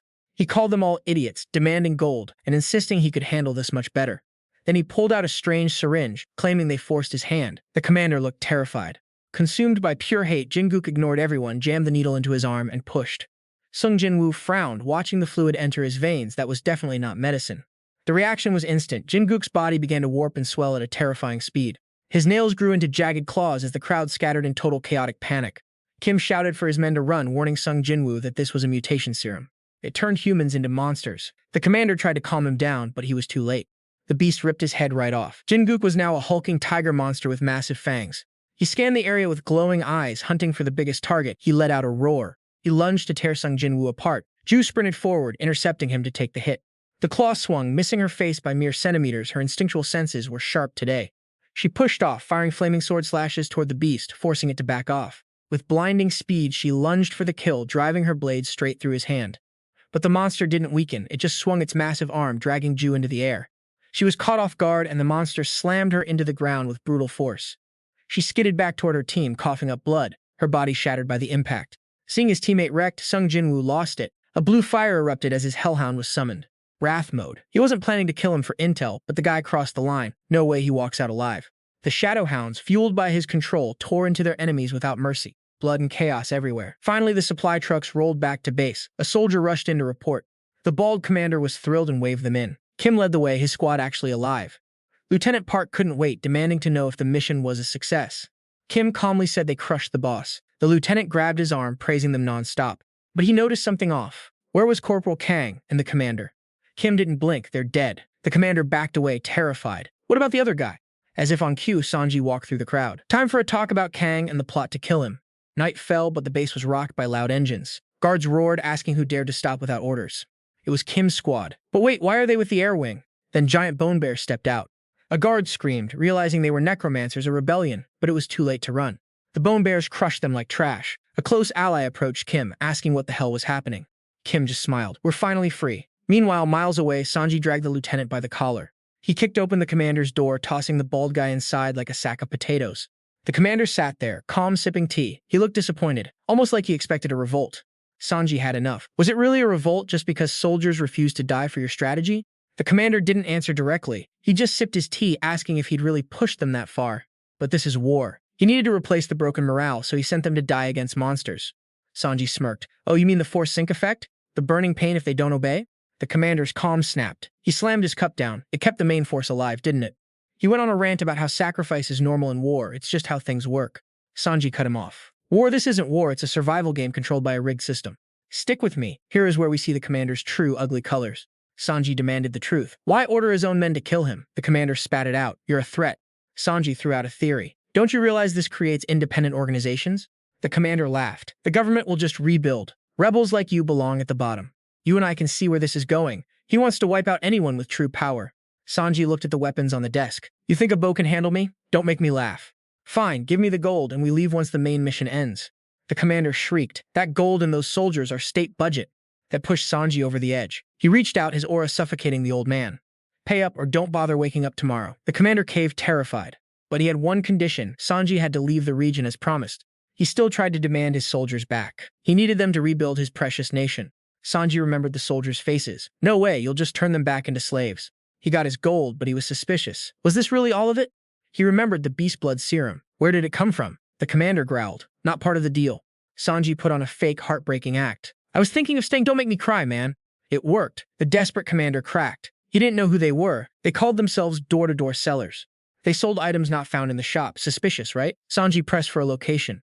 But the commander just shook his head. He had no idea where those mysterious shadows went. Back on the road again. And it's already tearing him up inside. He shouldn't have sent that cash without a contract. But that afternoon, it actually worked. He cracked, clutching his head, admitting he didn't know who they were. Just some guys selling goods door to door. They sold items you couldn't find in stores, so he bought a few. Sounds sketchy, right? The commander shook his head. No luck. Stick with me. We're about to see how this guy handles these arrogant idiots. They keep blabbering about luck, but Sung Jin-Woo knows better. True power isn't luck. It's written on the walls. They destroyed the shop, and now they're finished. He turns to leave, but wait, watch how fast this tension spikes. Suddenly, the commander grabs a bow, firing shots in a sneak attack. A national punishment, he calls it. Another attacker jumps out, screaming for backup. Boom! Arrows fly, smoke fills the air. The commander laughs like he won. But they're celebrating too early. A shield blocks it all without a scratch. Sung Jin-Woo knew exactly what was coming. The attacker stares, shocked. Is he a dragon? The commander is frantic now, screaming at his men to just finish him. Too late. Sung Jin-Woo flicks his wrist, sending bone shards straight through their throats. System points rack up instantly. The commander realizes his mistake and backs away. In pure desperation, he pulls out a remote, threatening to blow them up. It's a deep abyss essence bomb. If it goes off, they all die. I know what you're thinking, but Sung Jin-Woo doesn't even blink. He's fearless. He tells the coward to do it. The boss monster's bomb was nothing. The commander freezes, shaking. But then the window shatters behind him. And it appears out of nowhere, crushing the commander's arm and the remote. Sung Jin-Woo walks up, calling him out. All talk of rebuilding, zero talk of people. This guy isn't a soldier. He's just a traitor protecting his own skin. One quick strike later, his head is gone. Sung Jin-Woo wipes the blood away. A commander at level 3, he had no clue how this world worked. Sung Jin-Woo scans the room and spots a suspicious cabinet in the corner. He orders Undead to rip it open, and his eyes light up immediately. Jackpot, secret serums, vials of beast wolf essence, that's where the gold went. Back at the station, Yu Jin-ho is healing troops, questioning the need for potions. Cha Hyan explains there are too many wounded. He needs to master his skills. Every bit of proficiency helps. Yu Jin-ho agrees, even if he feels drained. He spots Undead and the bone bears looking weak, and his heart sinks. Sung Jin-Woo walks in, asking Cha Hyan how she feels. She looks totally defeated. She thought she could take that tiger, but it completely overwhelmed her. Sung Jin-Woo smiles. She's not a master yet, but she's on the right path. Now focus on specific monster types. That's the real way to level up. He praises Yu Jin-ho too. His healing skills are a massive asset here. Undead is a beast in melee combat, especially with that healing support. If he keeps growing, even Sung Jin-Woo might have a real challenge ahead. Yu Jin-ho ignores the talk, staring at Sung Jin-Woo's gear. Wait, why is this different? It's the Cloak of the Night, a rare drop from the boss fight. Yu Jin-ho hits the floor, crying. Why does Sung Jin-Woo get all the loot? Sung Jin-Woo just laughs, offering to let him borrow it. So dramatic, right? Kim walks in, cutting the mood. Everyone else is joining the village. The rest have given up, thinking the brave ones already died out. Sung Jin-Woo shrugs. Let's get back to work. 3 days left to hunt. The sky turns gray as the group prepares for what's coming next. You and I just saw a huge victory. Time to see what happens now. We're back in the action. The squad is mowing down mobs while our main man's group goes wild. The kids are snatching up goblins, making him squeal, while his bone sword collects another boss kill. Level 12. He stares at the pile of loot, but honestly, he's barely even feeling it yet. If he keeps grinding at this pace, hitting level 15 feels like a total pipe dream. He needs that Reaper Scythe and fast, but hold on, the system is pinging us. Chapter 1 done. Double gold for the event. Yu Jin-ho is hyped, and the guides for Chapter 2 are already dropping. You and I both know the drill. This game is brutal, but leveling is the only way to survive. Raiding bosses is the secret sauce for fast XP, but now there's this weird angel and devil stuff? Just as he's deep in thought, Yu Jin-ho screams his name, pointing at the phone like his life depends on it. The regional rankings for South Korea just updated, and you won't believe who's sitting at the top. Level 15 already. How is that even possible when he's barely touched a game before? Cha Hyan catches something even weirder. Spots 4 and 5 are top-tier rankers, clearly running as a duo. Yu Jin-ho shoves the phone back at him, eyes bugging out at a notification from the community forum. It's Prosecutor Young Do-jun. The guy ranked number 2 is actually trying to slide into his DMs. Sanju narrows his eyes. A public invite on the forums? In this post-apocalyptic mess, what's his play? The world's gone to hell, everyone's selfish. And he knows this meeting is nothing but trouble brewing. Meanwhile, across town, the sky is literally bleeding red as flames consume everything in their path. A guy with an eye patch named Manhwa is hyped, shouting that the prosecutor's movement limits are gone. Then there's the glass-wearing jerk, totally trashing Manhwa for being a loudmouthed idiot. Forget power plays, they need intel on bosses, angels, and devils if they want to stay alive. Prosecutor Young Do-jun finally speaks, his voice calm, explaining that their mission is saving people. He's determined to clear out the mobs and stop society from devolving into total anarchy. Manhwa looks like he's seen the light, pure inspiration, a guy with a heart of gold, right? The guy is legit crying tears of joy while his teammate just rolls her eyes at the theatrics. Back to business. The chief assistant reports she's scouting for the strongest player in the region. But the number 1 guy is a ghost, so she's targeting the 3rd-ranked Soul Reaver instead. Manhwa is losing it, asking if money really runs the world now, even in a disaster like this. The assistant denies it, claiming the Soul Reaver only takes what's fair for his services. The community actually respects him more than the prosecutor, which is a major red flag for some.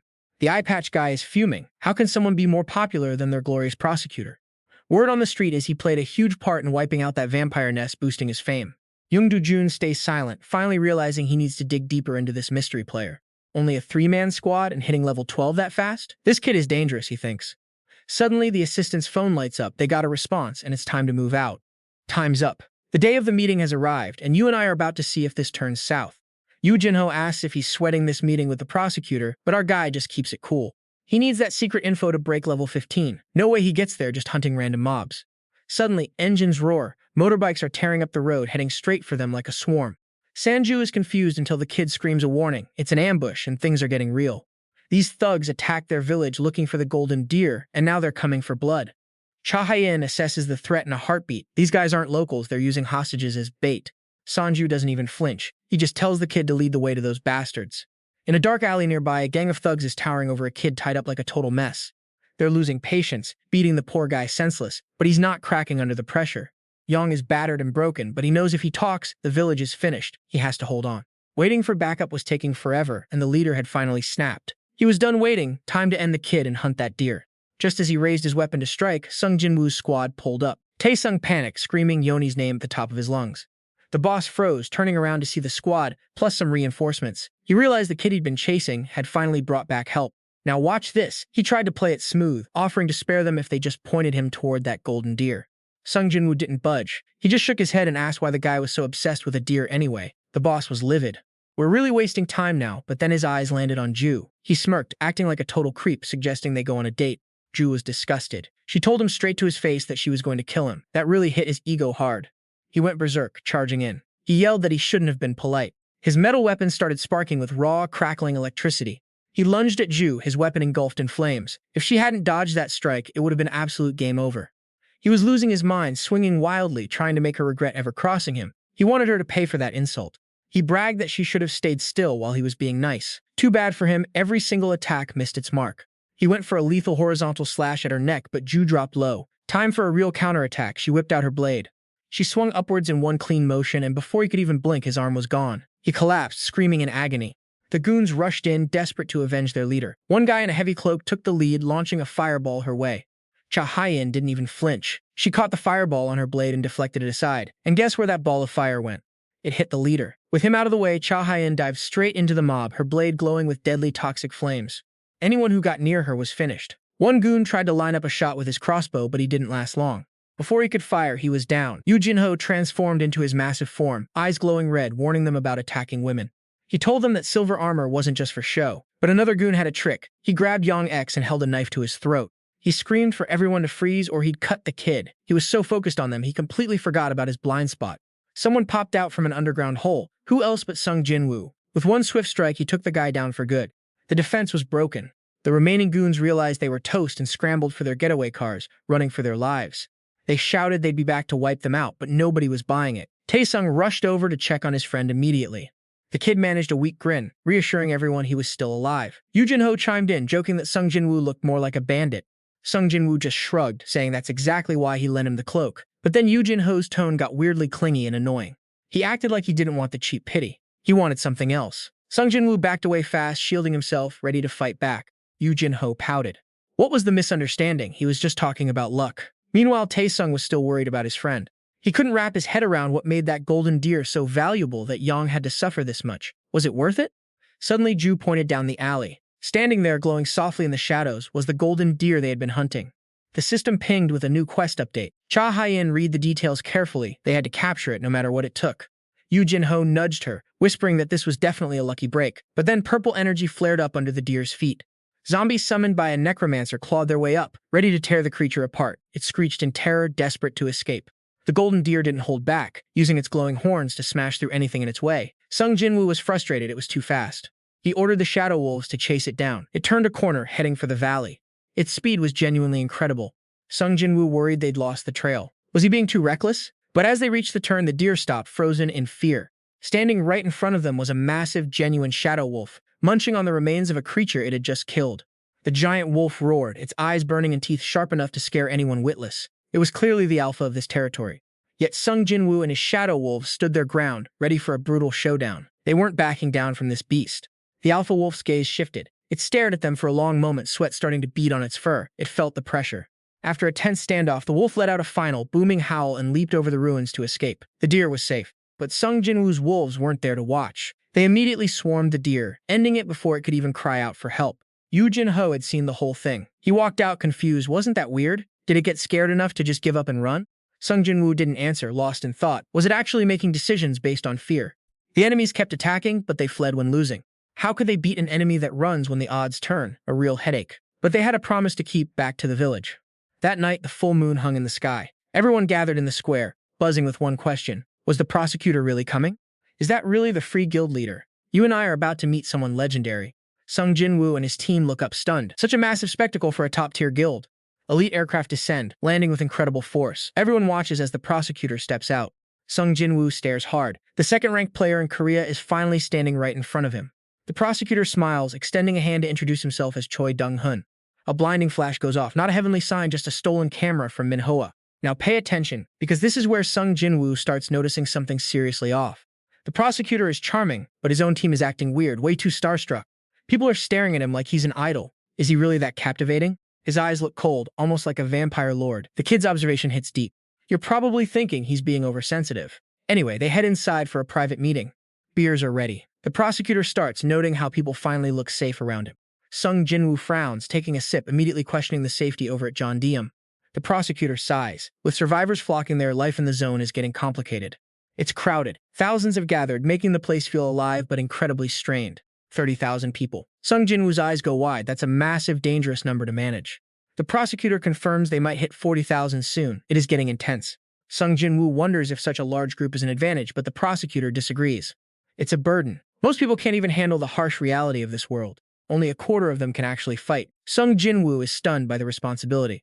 That's why he needs elite help. He's been watching Sung Jin-Woo for a long time. He admits he isn't just lucky. His high rank hides his constant crushing anxiety. Sung Jin-Woo softens. Seeing such a strong leader act so vulnerable, it hits differently. Still, he's oversharing with a stranger. The prosecutor's intensity is definitely a bit much. He talks about losing his family, the rage he feels toward this twisted game. He wants to break the rules. He needs someone reliable, someone with real power. This is where it gets wild. Does he really trust Sung Jin-Woo that much already? The prosecutor smiles faintly. He's not sure yet. He only knows Sung Jin-Woo's level. It's a recruitment pitch, plain and simple. He wants Sung Jin-Woo in his guild. But he's not here just to talk. He opens his mysterious heavy-duty suitcase. A prophecy stone glows inside. He tells Sung Jin-Woo to place his hand on it. As Sung Jin-Woo touches the stone, a flash of blinding light pulls him through time. He's suddenly floating over Yudo. Flames roar, turning the entire city into a furnace. A massive object bursts from the ground with terrifying speed, kicking up debris. It's a tree. A colossal, monstrous tree towers over the center of the city. Sung Jin-Woo freezes. It's the world tree, but corrupted. The destruction is absolutely insane. Roots lash out like tentacles, impaling and dragging people down into the darkness. He pulls his hand away, gasping as the horrific vision fades into reality. The system confirms it. He just saw the future. They have to stop this. If that tree is planted, humanity is finished. The prosecutor closes his case. They've seen the same nightmare. They have to join forces to stop this fate. The world tree's spawn point is Yudo. They need to raid that boss immediately. Sung Jin-Woo finally gets it. This isn't just a recruitment. It's a desperate suicide mission. They need raw power to survive. The prosecutor stands, his eyes burning with urgency. So what do you and I take from this? Sung Jin-Woo has no other choice but to team up. Think you know this story? Actually, wait, let's slow down. If our main character fails this quest, his life is forfeit. Keeping this secret is vital. After a tense internal struggle, Sung Jin-Woo finally agrees to join forces with the prosecutor. The prosecutor is thrilled, but Sung Jin-Woo shuts him down instantly. He is definitely not joining that guy's guild. We are just talking temporary partnership with everything split fairly. You and I know that won't sit well with the boss. Despite his hidden irritation, the prosecutor maintains his cool professional mask, shaking hands to seal their temporary deal. He gives them 3 days to follow up. Suddenly, chaos erupts. Someone is sprinting down the hallway, shouting in panic. It is Yoo Jin-ho, gasping for air. The bandits have arrived, and this group is much worse than the last one. Everyone rushes outside. The prosecutor draws his blade, smirking. He sees this as the perfect stage for a show. Now pay attention, because this is where the squad shows Sung Jin-Woo exactly what they are made of before he joins. Prosecutor John Diem-po takes the lead, bellowing for his scouts. The team snaps into position, ready for war. The bandit boss appears, looking like a total thug with a boxy face and a cigar dangling from his mouth. Before the clash, the prosecutor leans in. You're a Soul Reaper, right? Let's swap info to help our future teamwork. He reveals his own class, Scout Commander. He can buff his squad and channel their combined strength into raw power. The bandit leader narrows his eyes, asking his crew if the armored guy is the target. They point elsewhere instead.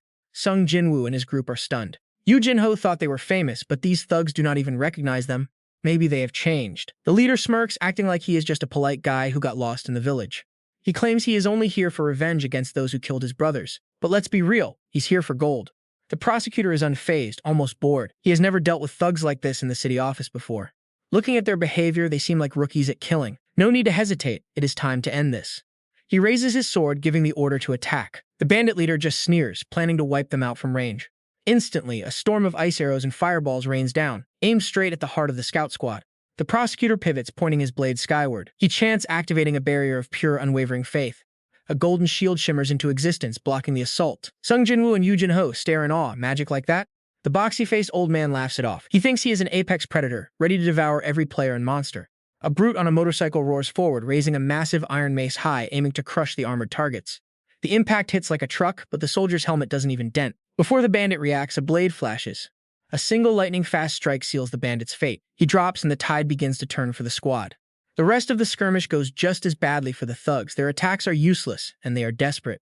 They resort to heavy trucks trying to crush the squad. The prosecutor doesn't flinch. He steps forward to face them. Manhwa catches his vibe instantly, clearing the path so the leader can unleash his ultimate skill. He activates the Cross of Light. A blinding, intersecting flash of energy sweeps across the battlefield like a scythe. The earth literally shakes from the shockwave. Sung Jin-Woo is stunned. He just took out 2 trucks in one go. The squad's morale hits the roof. They charge, sending the remaining bandits into a total tearful panic. But wait, what kind of synergy do they have? Out of nowhere, massive fireballs scream down from the heavens. The squad takes a direct hit. The flames clear, revealing the true danger: 2 enormous spinning battle axes. They slam into the ground, cracking the earth. Sand and dust explode everywhere as the squad lies broken. The bandit boss is back, roaring for his weapons. The axes fly back to his hands like they are magnetized. He stands there, smug, wielding his ultimate gear. Metal weapons? They are going to have a hard time with that. Sung Jin-Woo and Cha Hae-in look grim. A weapon that powerful and easy to use? That is definitely not normal gear. Finally, John Diempo has seen enough. He steps forward, a calm, righteous aura radiating from his every move.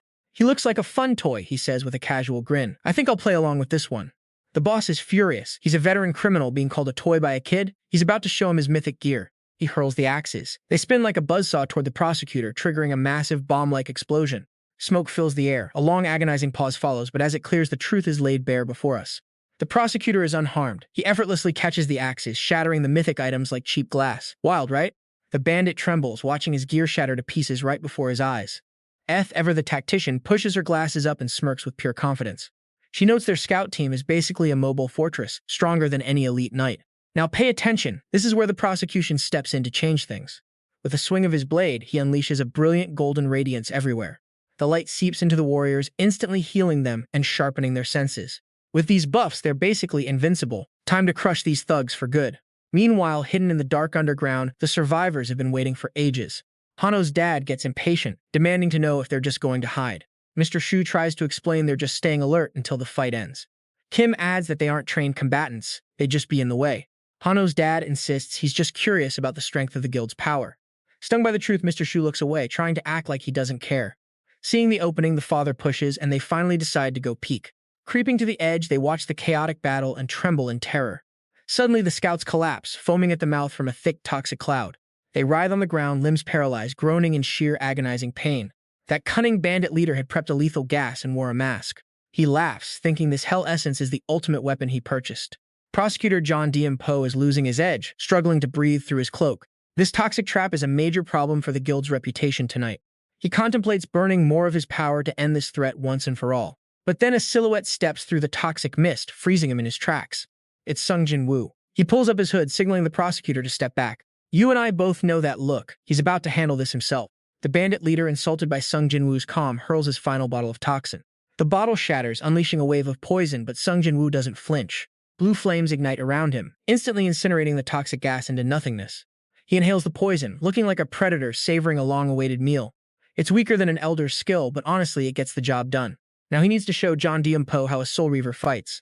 The bandit leader, panicked that his poison failed, checks his own mask. He immediately collapses, gasping as he poisons himself with his own trap. Sung Jin-Woo sighs at the fool and raises a hand to activate his next skill. Deadly lightning spreads, forcing hundreds of undead to claw up from the dirt. The zombies swarm the bandits, and the survivors scream in pure, unadulterated terror. They finally realize who they messed with, the legendary Soul Reaver himself. Sung Jin-Woo signals the ghost to finish them, and the bandits scatter like rats. They race for their vehicle, abandoning comrades who are ripped apart mid-flight. Anyone who tries to run is blasted into pieces by Sung Jin-Woo's relentless assault. Watching from the wall, Mr. Shu and Mr. Lee are finally feeling relieved. Sung Jin-Woo's combat style is just on another level. It's honestly incredible to watch. Suddenly, Mrs. Lee appears, scaring them so badly they tumble out of hiding. Right on cue, the desperate bandit leader spots them and orders a kidnapping. As they hold the hostages, the bandit sneers, but then Ju steps forward. Someone in the crowd screams a warning. Stay back, this person is bad news. As she swings her sword, a surge of flames erupts. It's brutal, enough to burn anyone foolish enough to get close. The boss, cornered and pale, gasps that she's like a total demon. He tries to say more, but a knife from behind cuts him short, piercing his gut. He barely makes a sound, stunned. His end is here.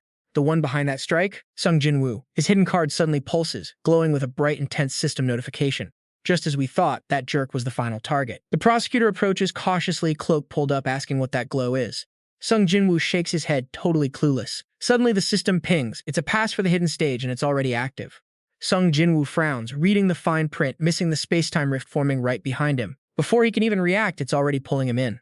It happens way too fast for anyone to move. They watch in total shock as the portal just swallows him whole.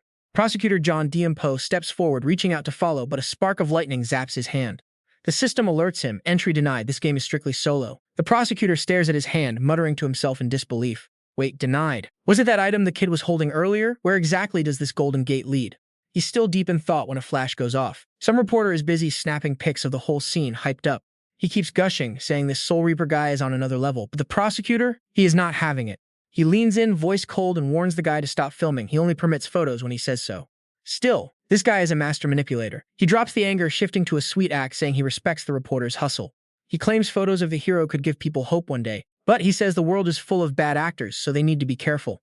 The naive reporter thinks this is actually important, nodding along, ready to follow orders. Ju, meanwhile, is having none of it. She glares at the rift, Hanho by her side. The prosecutor finishes his lecture and starts walking toward them, acting all concerned. He asks where Sung Jin-Woo went. Cha Hae-in gives him a look of pure disgust, as if he doesn't know exactly what's going on.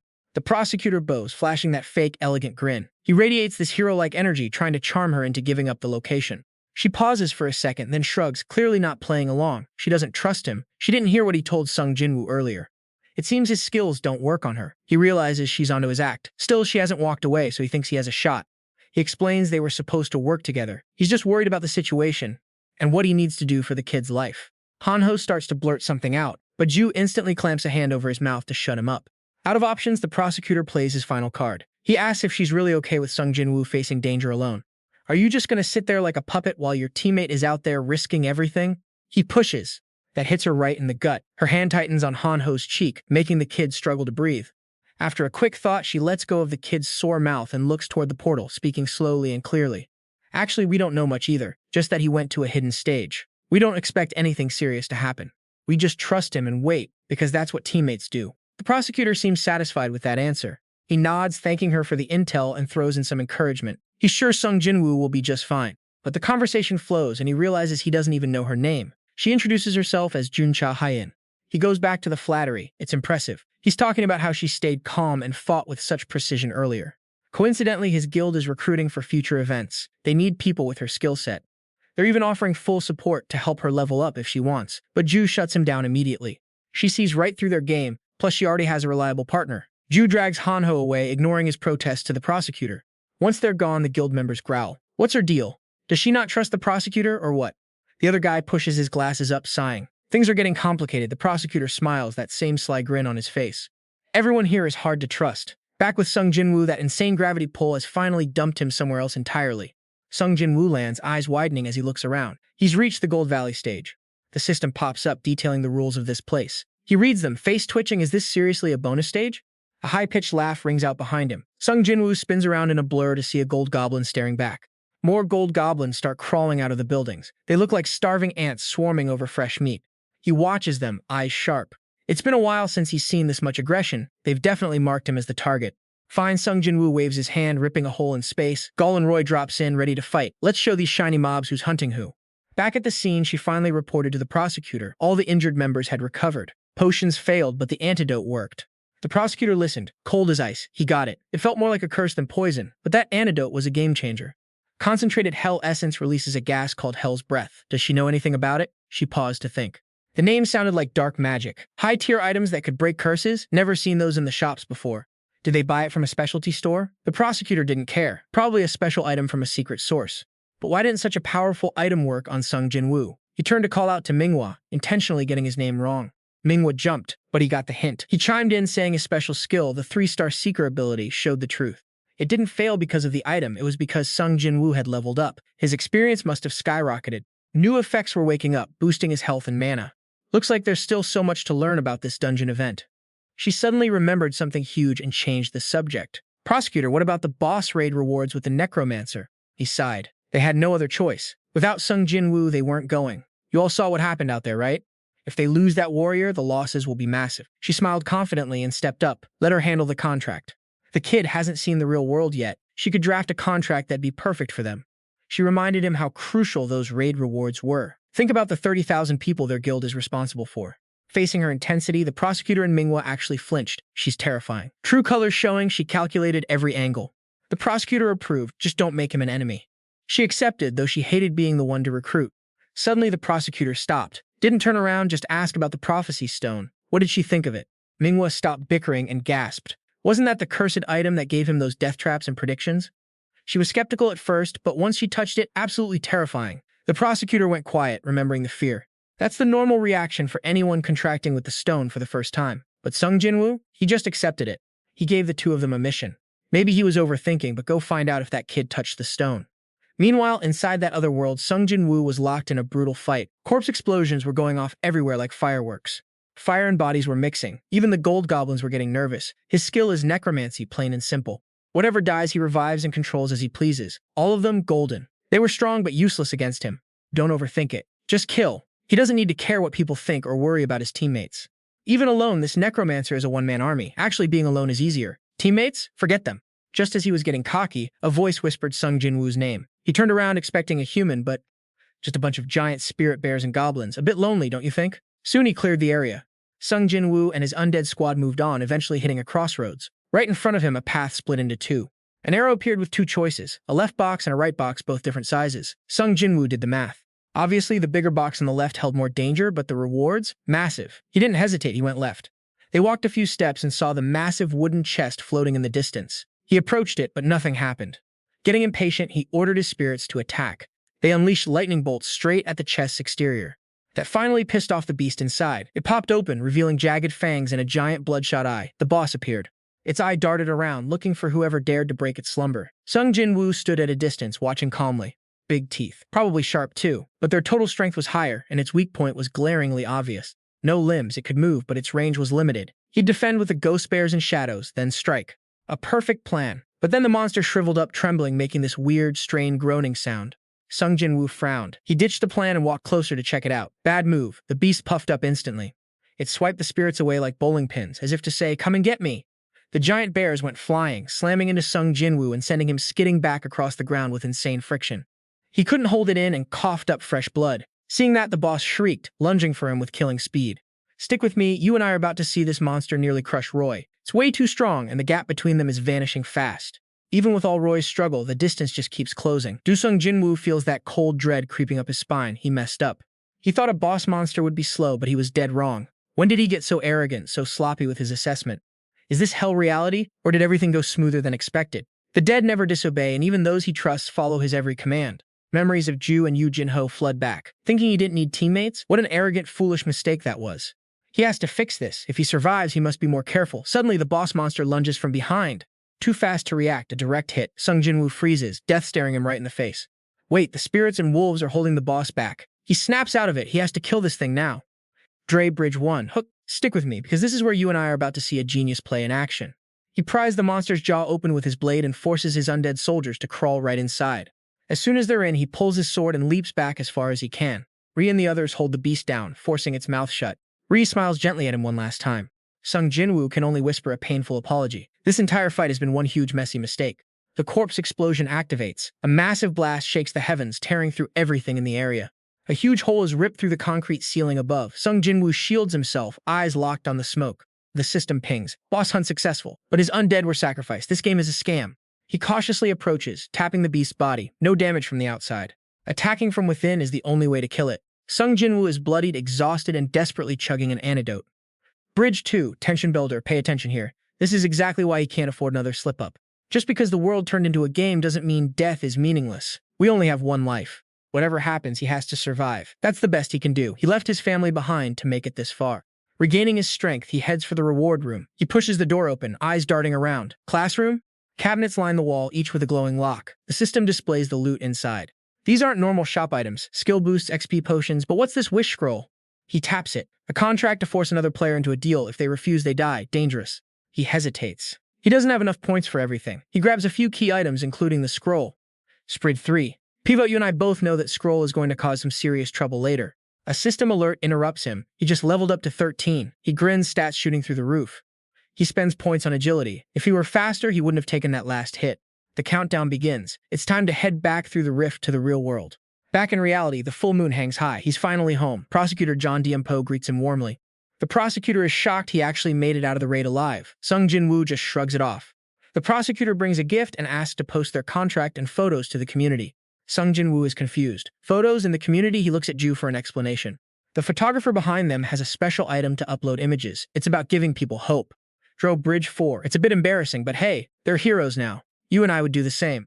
He worries about attracting freeloaders, but positive PR is worth the risk. Deal made. The team heads for the plane, leaving the trio behind. Yoo Jin-ho checks the gift and screams in delight. It's all high-grade medicine. The prosecutor is a legend after all. Sung Jin-Woo stays calm, telling him to double-check everything. Cha Hai-in feels relieved. The raid is set. Now they just have one thing to do, right? Sung Jin-Woo nods. Time to hunt, level up, and prepare for the storm ahead. Days later, in a ruined city corner, goblins gather around a corpse, suddenly smelling something sweet. They're lured by the scent coming from a box in the center. They tear each other apart for the food. Suddenly, a goblin's badge lights up before they can even react. Boom! The hero trio steps out from cover. Sung Jin-Woo checks his blade. That's the 5th one today. Yoo Jin-ho is in awe, but Cha Hai-in looks disgusted. Is this really how he hunts? Yoo Jin-ho holds up the bait, plugging his nose. It's a pungent monster lure that makes humans nauseous. As he runs over to brag, Sung Jin-Woo and Cha Hai-in just watch. Another day in this crazy new world. They immediately pinch their noses, demanding the kid toss that thing. It reeked. Hano sighed, but my mom made this for me. They felt guilty instantly, forcing fake smiles and praising it, but their hands never left their noses. Cha Hai-in stepped back, thinking, wasn't this made from the kid's rotten food? She'd found something else to level up besides hunting. You and I need to pay attention here. Uncle Lee, Hanho's dad, set up a security perimeter called the Korea Rooftop. The village was safe for now, but suddenly a group of kids on motorbikes tore in, kicking up clouds of dust. From a distance, Taesung and his crew rolled up, yelling they had news. They'd found a store up north. But someone had already trashed it, no idea who. Sung Jin-Woo grew quiet, realizing the gravity of the situation. Using gold to shift the landscape without touching energy sources? It's like hoarding all the loot from a hunt. They couldn't even dream of farming, but he had a plan. He told Taesung to contact Kung-ju if they found a shop. If they didn't send backup, everyone left alive was toast. The kid grinned, fired up, and took off. Suddenly, Sung Jin-Woo noticed something weird. A group of girls off in the distance were staring at him, whispering tensely. What was their deal? Taesung leaned in, looking awkward. Remember when he fought Ryujin? Rumor had it he was abusive. Taesung whispered the truth, and Sung Jin-Woo's face went dark. Online, he was a hero, but here, a total scumbag. Finally, the troublemakers cleared out. Silence returned. Sung Jin-Woo shook it off, telling the team to get back to hunting. But Cha Hai-in suddenly turned, eyes wide. A sharp sense of being watched hit her hard. She gripped her fire sword. She shouted a warning. A massive furry shadow smashed through a nearby window. Then another beast, drooling and hungry, charged from behind. His spirit bearers intercepted them just in time. He could see them clearly now. These were savage wolves. Sung Jin-Woo aimed his crossbow, ready to end it. But a third wolf jumped onto the wall, screaming in terror. Don't shoot! He froze, shocked. Wait, what did it say? This was nothing like he'd imagined. The chaos continued to unfold. One wolf broke through the bear's guard, lunging for the food bag around Hanho's neck. The kid screamed, thinking he was dead, but the wolf just ripped the bag to snatch the box inside. They started devouring the food, totally forgetting about the humans. But then they realized they were trapped. Sung Jin-Woo leveled his crossbow at their faces, furious. You told me not to shoot? Explain yourself now. Surrounded, the smaller wolves panicked, asking the big one what to do. The leader told them to stay calm. Even trapped, there was a way out. Sung Jin-Woo frowned. A way out? The big wolf roared, charging headlong to carve a path. It knocked a spirit bear aside, screaming for the others to run. Sung Jin-Woo finally got it. He gritted his teeth, ordering his squad to tighten the net as his crossbow vibrated. He landed 2 bolts square in the wolf's back. Blood sprayed like fresh syrup as it collapsed, knocking more bears back. It kept howling for the little ones to bolt. They scrambled away, sobbing apologies, promising they'd never forget this day. The big wolf finally collapsed, howling in agony. Sung Jin-Woo stood back, sneering. Great teamwork. They attacked first, so he defended himself, even if their sacrifice was kind of moving. The wolf gasped, blaming the food they brought. Without that, they wouldn't have lost control. Sung Jin-Woo went cold. Had it regained its senses? He jammed his knife into its cheek. The wolf spilled. It was a mission. After being turned, they weren't in control. They just followed instinct, forced to keep taking these tasks. Sung Jin-Woo narrowed his eyes. The mission content? The wolf rasped, simple. Eat 10 humans to regain a body. Hanho gasped, finally understanding. They weren't mindless. There was a twisted reason for the attacks. Sung Jin-Woo pressed for more. Are there many more like you? The wolf nodded in pain. Too many. He corrected it. He meant in this specific area. The wolf shut its eyes tight, staying silent. Sung Jin-Woo's face hardened. There were. Was this the group that trashed the store and left notes about a new race? The wolf thrashed, the bears pinning it down. They didn't want to meet humans if they could avoid it. They were fine with their wits, but one group existed just to satisfy their hatred for human players. Was that the mastermind? Sung Jin-Woo asked if they were the anti-human group. The wolf gave a bitter, mocking laugh. It wasn't just monsters, it was those damn scientists. They were the key players, blaming monsters for their own deadly creations. Sung Jin-Woo immediately thought of that item from earlier. He tensed up, asking if it was the monster serum from those traders. Endless silence. Sung Jin-Woo thinks the beast is just buying time for backup. The wolf shakes its head. It told them to run and never look back. Sung Jin-Woo draws his blade. Does the monster really think he'll let it slide? The creature doesn't even move anymore, just waiting for the end. Even when allowed to pick a class, fear held the wolf back. He chose nothing. Worse, he stopped his family from choosing too. But his smart son chose one in secret. Maybe he just liked games now. Tears of regret pour from the wolf's eyes. How was he supposed to know who his first kill would be? He only stayed alive because he lacked the guts to end it. Everything is clear now. Sung Jin-Woo raises his sword high, his voice cold as ice, declaring he cannot offer any forgiveness. Facing death, the monster breaks down in tears. It feels so unfair. He tried to survive, but everything failed him. During Bridge 1, Hook, forget all that talk. Trust me, you and I are about to see if things get any better for them.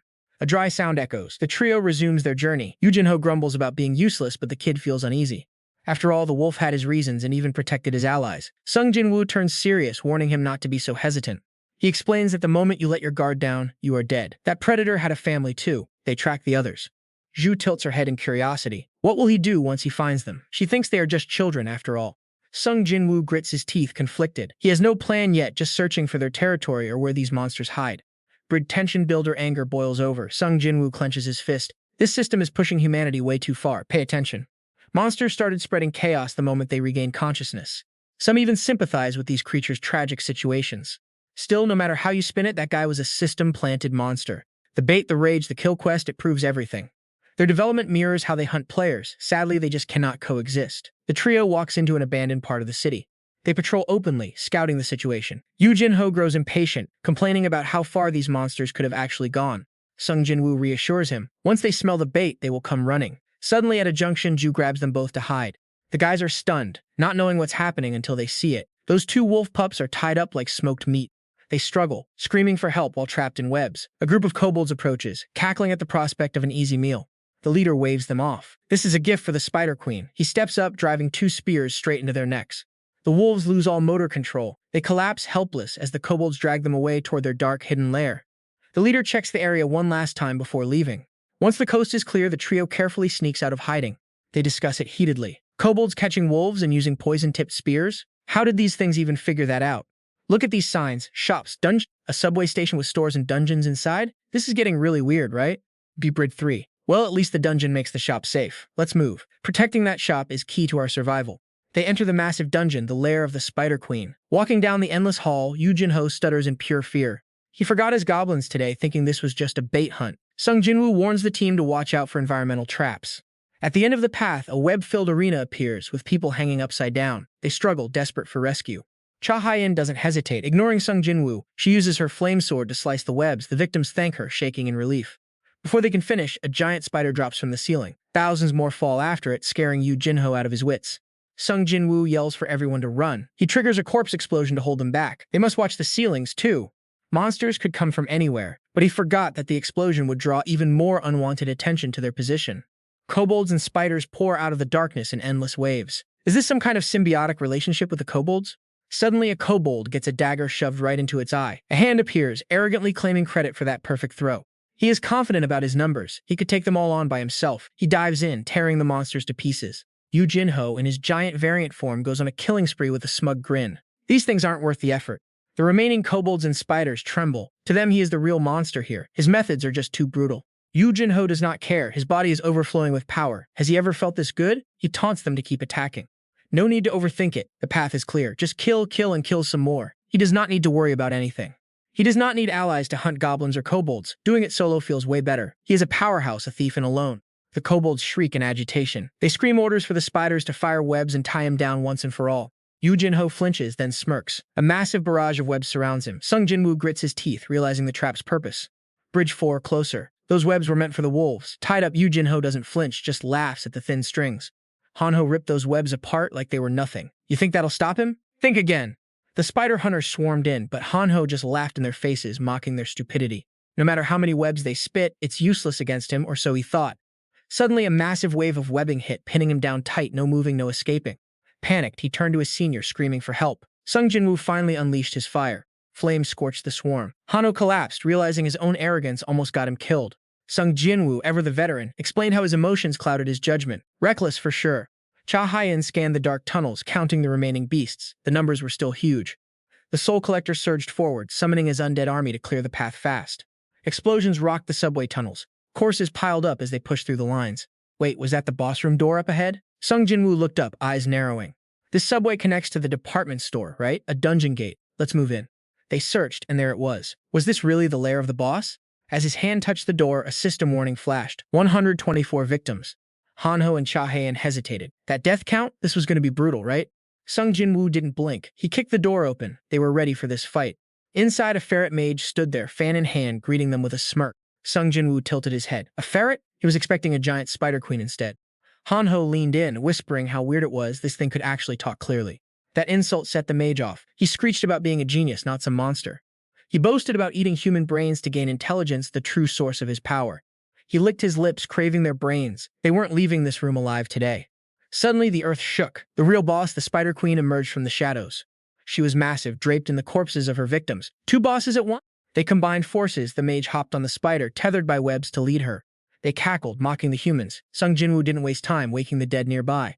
He planned to use the undead as bombs, then finish them with his soldiers. But the mage saw it coming. He ordered an iron web strike to intercept them. The webs acted like projectiles, pinning his soldiers down before they could move. The mage gloated. He had their entire strategy figured out. This was getting messy fast. Sung Jin-Woo gritted his teeth. This boss was smart, dangerously close to human intelligence level.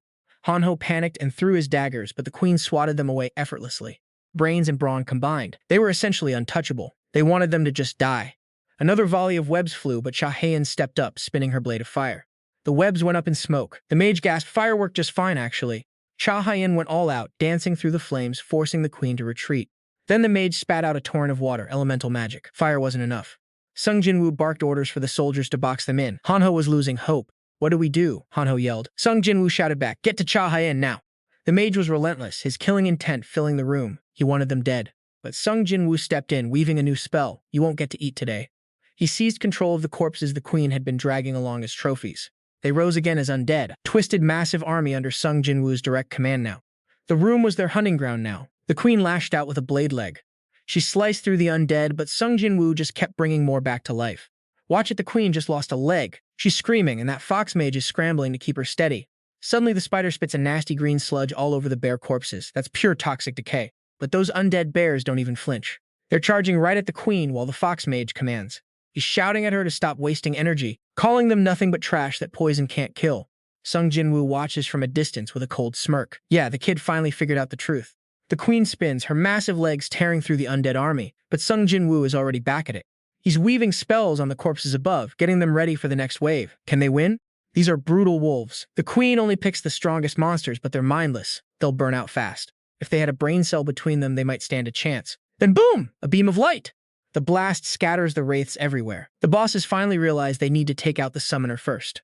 They're coming straight for him. The queen lunges with a massive strike, and Sung Jin-Woo barely slides away. Luckily, he whipped up a shield just in time. His physical stats are way past these mindless beasts. If he can hold off this next hit, he's got a shot at turning the tide. Here they come.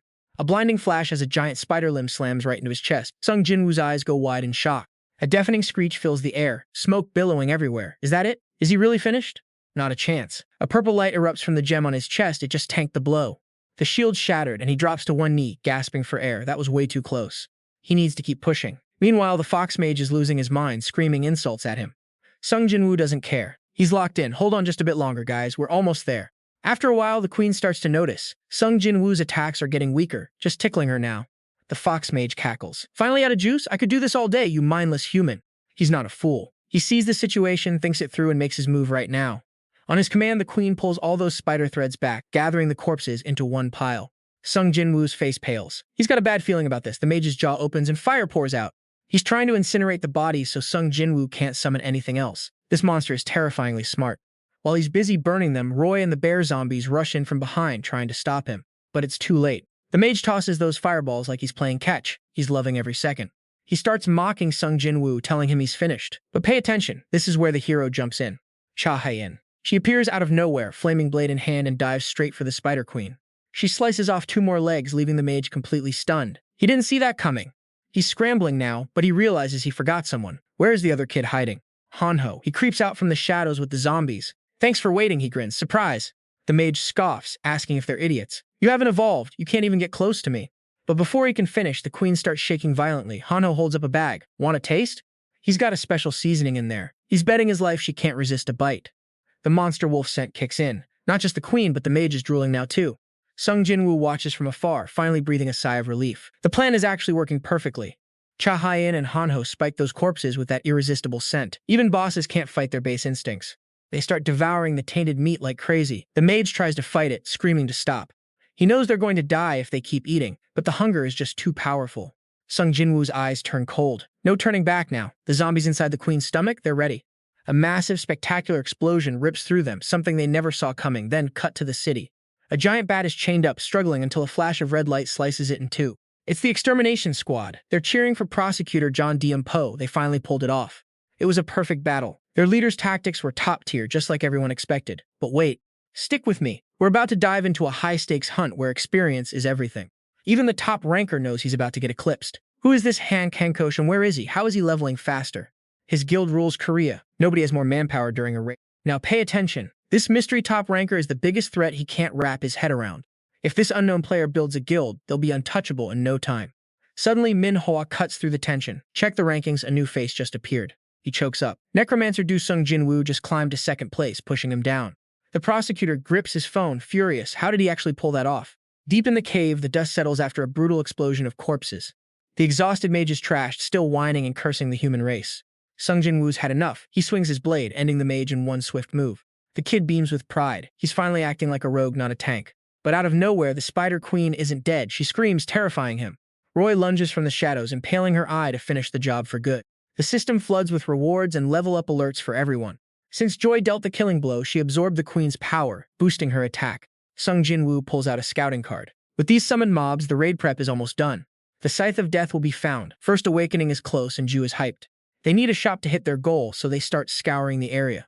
After a while, they find it. They walk right into the Rank C shop. The terminal shows a lucky draw game with some insane real-world rewards. Sung Jin-Woo frowns. Shouldn't platinum levels at the Rank D shop cost 100,000 gold? Cha Hyen rubs her chin, guessing this shop works differently than the others. You and I would lose our cool too. The system updates the rules, and it's a gamble. This isn't just swapping coins for loot. If they fail, they lose everything. Sung Jin-Woo checks the math. Cha Hyen and Hanho have 300,000, he has 16 million. Hanho jumps in to spin first, claiming Sung Jin-Woo has all the luck. Cha Hyen gives him a death stare. What about her? The leader suggests a compromise. There are 3 machines, so they play simultaneously. The first round? Complete bust. The signals all scream failure. I know what you're thinking. This is beyond frustrating, and they start arguing. Is this even the right path? Too late to back out, they keep pushing their luck. Seeing them fail, the system throws a bone. Hanho is losing his mind. Of course, the results are garbage, but they have to grind for 10 tickets. Suddenly, Hanho screams. He pulled a weird scroll that grants a random skill. Cha Hyen officially gives up, totally spent. Only Sung Jin-Woo keeps gambling like a maniac. He dumps his last 10 coins, and then the miracle happens. He actually won. The item. A shadow ring. It summons a shadow self to fight in the dark. A new quest pops up. Collect a full set of items. Wish they were in the shop. No time for that. He hands Cha Hyen an epic tier bracelet to keep her happy. She was ready to smash the machine, but her mood flips to pure joy instantly. Hanho watches, baffled by her lightning-fast mood swing. Done with the shop, Sung Jin-Woo decides it's time to head back to the village. They return to a hero's welcome, already planning the defense layout. Night falls. Cha Hyen checks the gear one last time. The raid is finally starting. With you reaching rank 2, the community is buzzing. No way the prosecutor isn't watching. Now let's analyze his real motives. The prosecutor isn't evil, but greed blinds people. If John Poe is like that, he'll definitely try to sabotage you, maybe by giving you the smallest raid rewards. But in this situation, that's impossible. Remember the promise quest? You realized it would matter someday. Well, stick with me. This is the moment. Suddenly, a helicopter cuts through the clouds. They're finally here. It lands right next to Sung Jin-Woo's team. Manhwa hops out with a huge grin, acting like the expedition's savior. He's here to pick up the rank 2. Let's move. Once seated, they take off. Cha Hyen and Hanho are tense, dead silent. Sung Jin-Woo peers outside, wondering about those wyvern monsters in the sky. Is flying really safe? The blindfolded guy just smirks, flashing a cocky grin. For their guild, nothing is impossible. They have eyes all over Seoul, tracking every monster route and Ween's location. The pilots confidently chime in. They can't promise 100% safety, but the mission is a priority. Sung Jin-Woo stays quiet. Clearly, their manpower makes them super efficient. It's a scale a small survival group just can't match. Aerial travel is cool, but there has to be a catch. Suddenly, the system pings a new raid mission. Manhwa sees it and freaks out. He's tearing his hair out, confused. This wasn't in the plan. Whatever. I'm sure the prosecutor or someone else will handle this mess. Hanho watches him twitching and thinks he's just as chaotic as me. But Sung Jin-Woo hits a realization, something terrifying. He covers his face, fighting back the rising panic. A raid party usually means working together to take down a massive boss. Teamwork is the absolute key here. These raids exist because no one can solo a boss. If you attack as a group, you get a 90% debuff. The system is baiting them to solo the boss for personal rewards. Someone is watching this. You've invested too much to turn back now. There's no retreat. They definitely use the system to hike up the raid difficulty. It's all gone sideways. Now you have to deal with John D. and Poe and those other team captains, but you don't have any intention of quitting yet. The Free Guild's HQ looks peaceful enough. Then the prosecutor announces the raid on Boss Udo, led by the Free Guild. He claims they'll wipe out every monster invading this land. They're even planning to broadcast it across all of Korea. People are glued to their phones, thrilled. Just as expected, the star prosecutor is leading the nation's top guild, and they're even live streaming the whole thing. The public hype is insane. The system even turned this raid into a dedicated quest. Comments online suggest the Necromancer should lead, not him. People are arguing, and it turns out the rumors were true. The Necromancer is actually here. A helicopter circles the guild's territory. Warriors look up, grinning. Looks like he finally arrived. I wonder what he's actually like. They're clearly hyped to see him. The chopper starts descending for a landing. 3 figures step out. Sung Jin-Woo in the lead, followed by Hanho and Cha Hyen, plus 2 summoned creatures carrying their gear. The prosecutor steps forward, welcoming them to the Free Guild. You've come a long way. Sung Jin-Woo replies, I only saw it from above, but this place is incredibly well organized. You've clearly prepped hard for this raid. He spots the camera and thinks, Knew it. The livestream is just a PR stunt for the Free Guild. Are they in such a rush just to show off their superiority? Kang Hun steps out, wand in hand, eyeing them suspiciously. So you're the legendary Necromancer? Only 3 of you survived? He tosses his hair and adds, I heard there was a huge group of survivors in Seoul. This alliance feels a bit unbalanced, don't you think? Sung Jin-Woo stays calm, locking eyes with him to figure out his real game. Playing with his wand, the guy continues. We have 31 elite players. And aren't the 102 bosses from Gangnam coming too? Sung Jin-Woo is stunned. Wait, what? We haven't even signed the contract and they're already flexing? Are they in cahoots with the prosecutor? Sung Jin-Woo cuts him off. Sorry, but could you introduce yourself first? While the blue-haired guy keeps showing off, Young Hun glances over and introduces him as Lee Kang-hun, leader of the DH survivors. Sung Jin-Woo recalls the rumors about Kang-hun, the fire mage, a famous name but doesn't care. Sung Jin-Woo closes his eyes. Was he sent by the military? He glances at his own team and adds, We've been a trio from the start. Does filling slots with other groups even matter? He asks everyone. They aren't here to fight each other but to raid a boss, right? Kang-hun is absolutely fuming, but the prosecutor stops him. Now Kang-hun considers Sung Jin-Woo's capabilities. He's not just one man, he has an entire army of summons. That's exactly why I invited him despite the distance.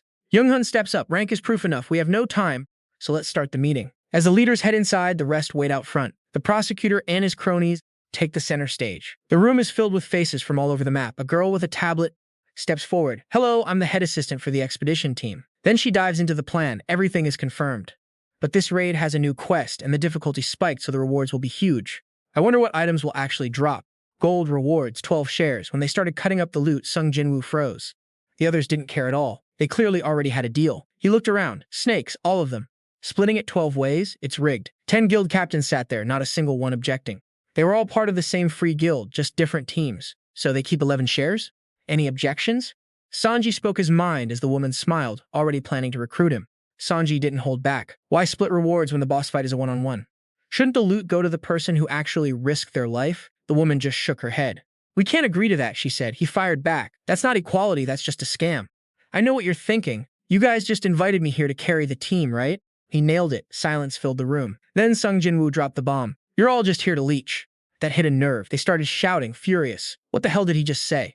A massive guy stood up, itching for a fight. He claimed to be the king of Inanguano. He was famous for brawling with giant monsters. Why aren't you answering, punk? Sung Jin-Woo stayed calm. Sit down, you're only angry because you know I'm right. His eyes glowed with blue energy. The prosecutor smashed the table. Enough, let's see what you've got. Meanwhile, on the edge of the raid, lizard monsters were swarming in with blades drawn. And Seok was taking his anger out on the lizards, cursing that arrogant necromancer. He should kept his mouth shut. Who does he think he is? His hands were covered in lizard blood. He saw the gold notifications popping up. Sorry for the outburst, boys, but is this it? More lizards poured from the shadows. Then a massive wave of fire incinerated them all. Kang-hun jumped out. Watch it, boss. If you die, we're all screwed. He looked around. This place is a perfect nest. If these things keep multiplying, we're in trouble. Seok puffed out his chest. That's why we're here. We kill the monsters, we save the world. Kang-hun reminded him about the Fallen. You remember the bad ending, right? We have to stop them.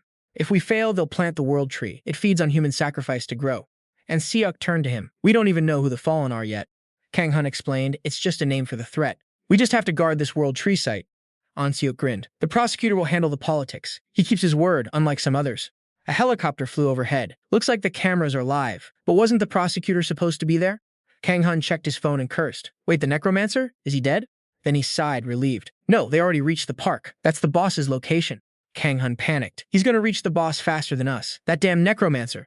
Back at the dungeon, Sung Jin-Woo and his undead army were marching straight for the boss. In the archer team, a guy named Myung-soo watched from behind. He'd always been a genius. Even before the world collapsed, he knew talent didn't matter. Politics and connections were everything. Skills fade, but if you can talk your way to the top, you win. Why judge people by skill? It's all about who you know and how you play the game. He was following Sung Jin-Woo, waiting for his chance. He had a secret deal with the assistant. Don't do anything reckless, she'd told him. He figured the guildmaster was testing the Necromancer. Trust me, this is where it gets crazy. The boss fight is rigged for him to lose. He just had to sit back and watch. Success was inevitable, or so he thought. Then he saw it. Sung Jin-Woo was carving a path of fire straight to the boss's heart. Myung-soo stared, jaw on the floor. What the hell is this game? Why is she charging ahead? And those monsters? He tamed new ones? How does he keep changing? The armor-clad skeletons were a full tactical unit. Myung-soo couldn't believe the synergy. They're unstoppable.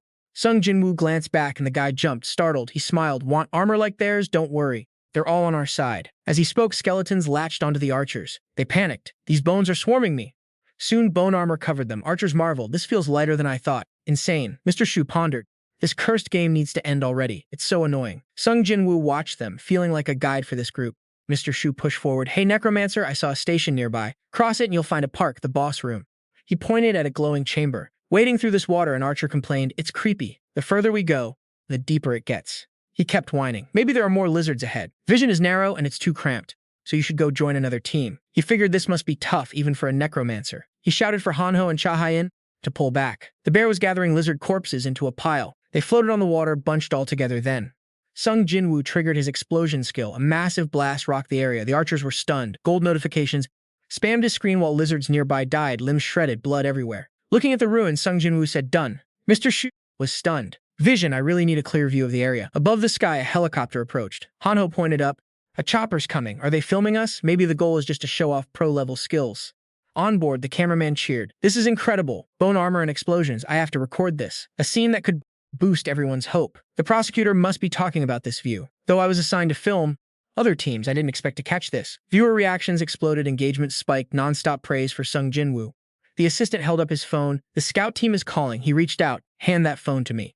Before he could even listen, the other end screamed, what the hell are you doing? Turn that chopper around now. He tried explaining, but you told us to film the other team. The voice roared back, are you dense? I meant go monitor their status. Get back here if you want to keep living. Terrified, he apologized and turned the bird around. Sung Jin-Woo wondered, they stopped filming? Hanho replied, maybe the other team made progress. Ignoring the feed, Sung Jin-Woo's team kept wading through the water. Finally, they reached the boss room with the bear leading. Cha Hyen said this used to be Udo Park, now it's a jungle. Sudden noises sent birds scattering. The ground shook like an earthquake. Sung Jin-Woo warned them to be careful. Cha Hyen panicked, look over there! A light appeared in the north, a pillar piercing the sky. A prompt appeared. Raid boss Lizard Warrior Chief spawned. It's seeking a warrior as a rival. Defeat it to earn a special title. Hanho pointed at the light, excited. It's gotta be that way. Let's go, senior. Many helicopters headed for the pillar. Hanho grumbled. What's that? Are those the scout teams? How shameless. We just found the boss's location and they show up? Sung Jin-Woo thought, trying to snipe the loot. They even brought choppers, totally ignoring everyone else, flying straight here. They're more competitive than I thought. Facing Sung Jin-Woo were swarms of lizards. Sung Jin-Woo looked up, thinking, the contract didn't say we have to stay on the ground, but I can't trust them anyway. Hanho asked, Senior, what do we do? Sung Jin-Woo sighed, what else? Then he smiled, we can't fly, so let's keep moving. Ahead, I should find my own ride soon. Moving forward, they kept banking gold from kills. Time they wiped a mob, the Necromancer summons piled the bodies. Suddenly, a glow pulsed from Sung Jin-Woo's side, shocking everyone. Hanho pointed, it's an XP card. C-rank XP card, using it grants massive experience. When the points hit the cap for a level up, it glows blue. He remembered loot from the gold dungeon. It's glowing. That means level 15. If I get the Death Scythe at this level, I'll trigger the first awakening. XP threshold reached. Level up. Use the card. He grinned. Obviously. Sung Jin-Woo clicked it and suddenly Hanho and Cha Hyen's faces turned panicked. Then blue light engulfed him. Sung Jin-Woo opened his eyes. The team was gone, replaced by something else. A spark floated above. Sung Jin-Woo wondered, what is this? A prophet? No, it's different. It feels like my body is actually floating in midair. And within that light, someone's there. A blue figure slowly emerged, formed from the light. The hallucination spoke through a system window. So you've arrived, Sung Jin-Woo, holder of Death's Reins. It added Seek the Death Scythe, exclusive quest. Who is the Lord of Death? Goal, obtain the scythe. Reward, First Awakening. And an exclusive skill. Fail and you'll be assimilated. Before Sung Jin-Woo, the image and system window hovered. A notification pinged with a sound. He guessed some entity was behind this. Looking at the shadow, he thought, it's trying to tell me something, but I can't understand it. Is that why it used the system to speak? Watching it float there, he thought, this feels surreal. Facing this unknown entity, strangely, he feels weirdly calm. For some reason, it doesn't feel like a threat, it feels almost familiar. Sung Jin-Woo sees the system window and answers without thinking. The mysterious phantom speaks up, warning him to pay closer attention to death. It's cryptic as hell. He reaches out to grab it, but the blue image vanishes into thin air. He snaps his eyes open. Han-ho and Cha Hae-in are freaking out, calling his name. They ask if he's okay, worried because he just zoned out for 10 seconds. He just smiles. He knows he really did shift to another space. That quest from the unknown entity, it's completely real. He glances at his teammates, wondering, does this mean I'm going to get taken out by my own allies? Then a massive explosion rocks the forest. The group panics. Did that chopper really go down? Sung Jin-Woo pulls his hood up, eyes locked on the smoke. No time to doubt now. That mysterious quest can wait. We've got a boss to hunt down. He points toward the blast. It's go time for the squad. Listen up, we're heading straight for the boss. Sung Jin-Woo turns to the group. If you can't keep up, join another team. Without another word, the three of them and their summoned beasts dash toward the massive fiery explosion ahead. The flames are intense. My God, what's happening? He realizes the helicopter must have been taken down. But how? It was already airborne. A spear sticking out of the window frame tells the whole story. The prosecutor emerges through the smoke, carrying someone over his shoulder, shouting, "Stay with me! Wake up!" Everyone looks to him. He's their hope. He pulled off his Domain of Faith skill in record time.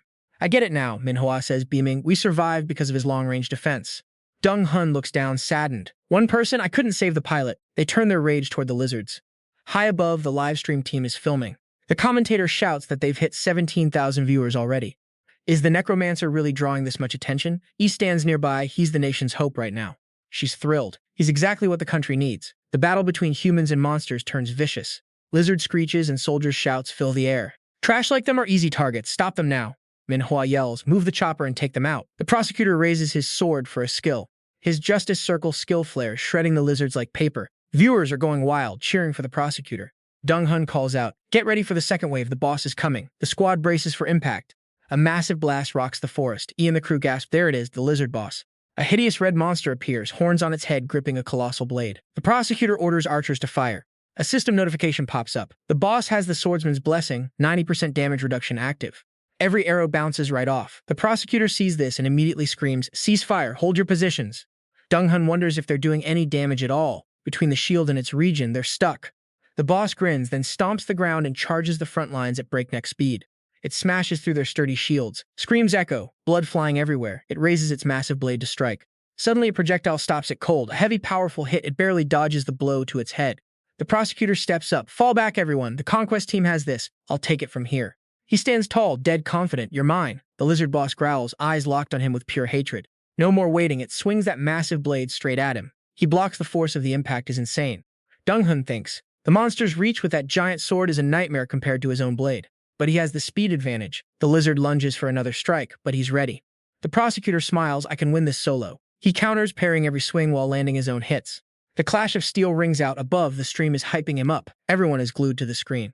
As he solos the boss, two figures arrive. Dong-hun, we're here. It's the Alliance Guild leaders. In the darkness of the trees, glowing blue eyes appear. Dong-hun wonders, is the Necromancer here? Maybe he's worried about someone stealing the kill. The prosecutor unleashes another skill, aiming for the boss. He lands a heavy hit, but his gut twists. Something feels seriously wrong here. That grin, it hasn't faded. Even while losing ground, the monster looks like it's enjoying this fight. Dong-hun mutters, I want to wipe that smile off its face. Suddenly, the boss's back begins to warp. It stores energy, then blasts a massive wave of fire. The prosecutor throws up a mana barrier. His men rush to help, but he barks, stay back. He looks at his shaking hands, panicked. My shield and mana are drained. He screams at them, if you come closer, you'll die. Manhwa points, look at the boss. After the fire, it's molting, evolving into something even worse. A war dragon, a massive fire dragon hidden under that lizard shell. Stage 2 has officially begun. The creature's burning eyes fix on the squad. Dong-hun is stunned. It was a dragon all along. He grinds his teeth, furious at being tricked. A dragon? You've been hiding your true form this whole time? The war dragon strikes. Dong-hun blocks, barely holding on. It feels like his bones are about to shatter. He's not a match for this power. One hit and he's sent flying back into the dirt. The boss winds up for another strike and he's ready. Wait, that tail has a razor-sharp blade attached to it. The prosecutor is stunned. A blade? The power gap is massive, and Dong-hun knows he can't block that incoming edge. He bites his lip until it bleeds. He gets slammed down as everyone watches in horror, screaming his name. Prosecutor! The prosecutor is critically injured, and things are looking grim. The guy in the helicopter can't believe his eyes. No way, this is impossible. The Stage 2 War Dragon growls, stepping closer to Dong-hun. Tears start falling.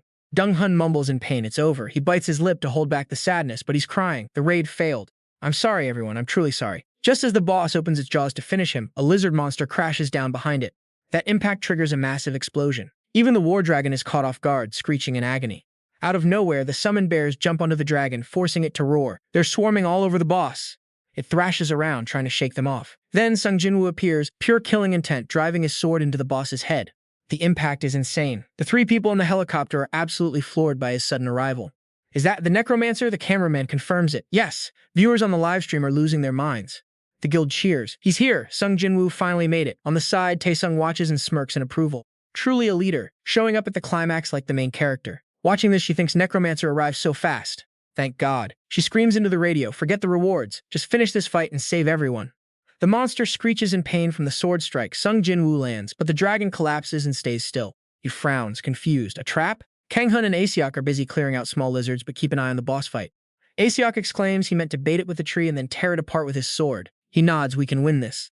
The Necromancer can actually win this. Back on the chopper, a subordinate panics, reporting lizards everywhere. She yells and she's furious, teeth gritted in anger. These bastards, the boss fight was supposed to be one-on-one. There was no mention of extra monsters. If you're gonna cheat, don't give us the challenge in the first place. She orders them to protect the Necromancer immediately. The soldiers form a shield wall around Kang-hun and Aseok. Ha, you guys aren't getting through. Hano watches from a distance with a twisted grin. They know who to root for now. The giant bear lunges, smashing its hammer onto the boss's head. Looks like it's finally down for good this time. Myeonhwa cheers, we finally beat it. Sung Jin-Woo stares at the water, feeling uneasy. It was that easy to kill? No way. Suddenly, the dragon's tail twitches. It's moving again. This can't be happening. Everyone watches, terrified. Hano says it wasn't breathing anymore, I'm sure of it. Cha Hae-in shares Sung Jin-Woo's gut feeling something is wrong. The boss stands back up like nothing happened. He realizes it's entered stage 3. The system notification pops up. The hidden boss raid, Seed Eater, has begun. The quest to find similarities between the hero and the star is complete. Until the boss is defeated, all exits from Udo are locked. The War Dragon enters stage 3, growling at them. Sung Jin-Woo reads the system alert and scowls. The system is always full of bugs and weirdness, it's just trolling us. People scream at the boss's new form. Those monsters are bizarre, stop them from getting closer. Now, not only is there a stage 3 dragon, but more green lizards are spawning. It's like a zombie apocalypse. We have to wipe them all out. He notices they look way more crazed than before. Are they berserk now? Hanho and Cha Hae-in are handling the lizard horde, which puts his mind at ease. I trust them to hold the line. But this dragon is the real threat. He and the bears have to survive stage 3's terrifying power. It blasts fire with insane force. Sung Jin-Woo shouts a warning, get out of the way, fire breath incoming. That blast is 1,000 times stronger than in stage 2. Everyone is scrambling to survive. Even the dragon's own minions are vaporized. The raw power is overwhelming. What do I do now? The giant boss pauses. Sung Jin-Woo uses corpse explosion, creating a massive blast of smoke and debris everywhere. As the smoke clears, the monster walks out, completely unfazed. It looks bloodthirsty. Nothing worked.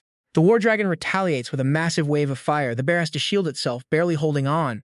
System notification. Undead has reached eternal death. The bears are charred. One more hit and they're gone. I'm out of ideas. I have to distract it with a heavy energy drain attack. Another notification. The corpse is now under your control. He looks at Hanho and Cha Hae-in and yells, Hanho! Stick with me. We're about to dive into one of the most intense boss fights in this entire dungeon arc. Cha Hae-in, fall back. We can't handle those lizards and this boss at the same time. Let's regroup, rethink the strategy, and clear the mobs later. Sung-woo stared down the rampaging beast, barking orders. Ju looked toward the scout team, panicked. What about everyone else? Sung-woo stayed calm but firm. Split up, pull back before they swarm us. Monsters always go for the biggest crowd. He gave them a harsh reality check. Everyone's in danger, but you have to put your own survival first. Keep yourselves safe. Cha Hae-in stayed silent, but young Hanho nodded respectfully. Understood, senior. Sung-woo shoved them back. Just get out of here. He sprinted toward the scouts, shouting for them to retreat. The soldiers had no choice. The raid was a total failure. Run! While fleeing, Hanho spotted a familiar face frozen in place nearby. He rushed over, recognized the man, and gasped in shock. It was Prosecutor Yoon Dong. Hanho grabbed him, shaking him awake, frantic. Why are you even here? We can't just sit here.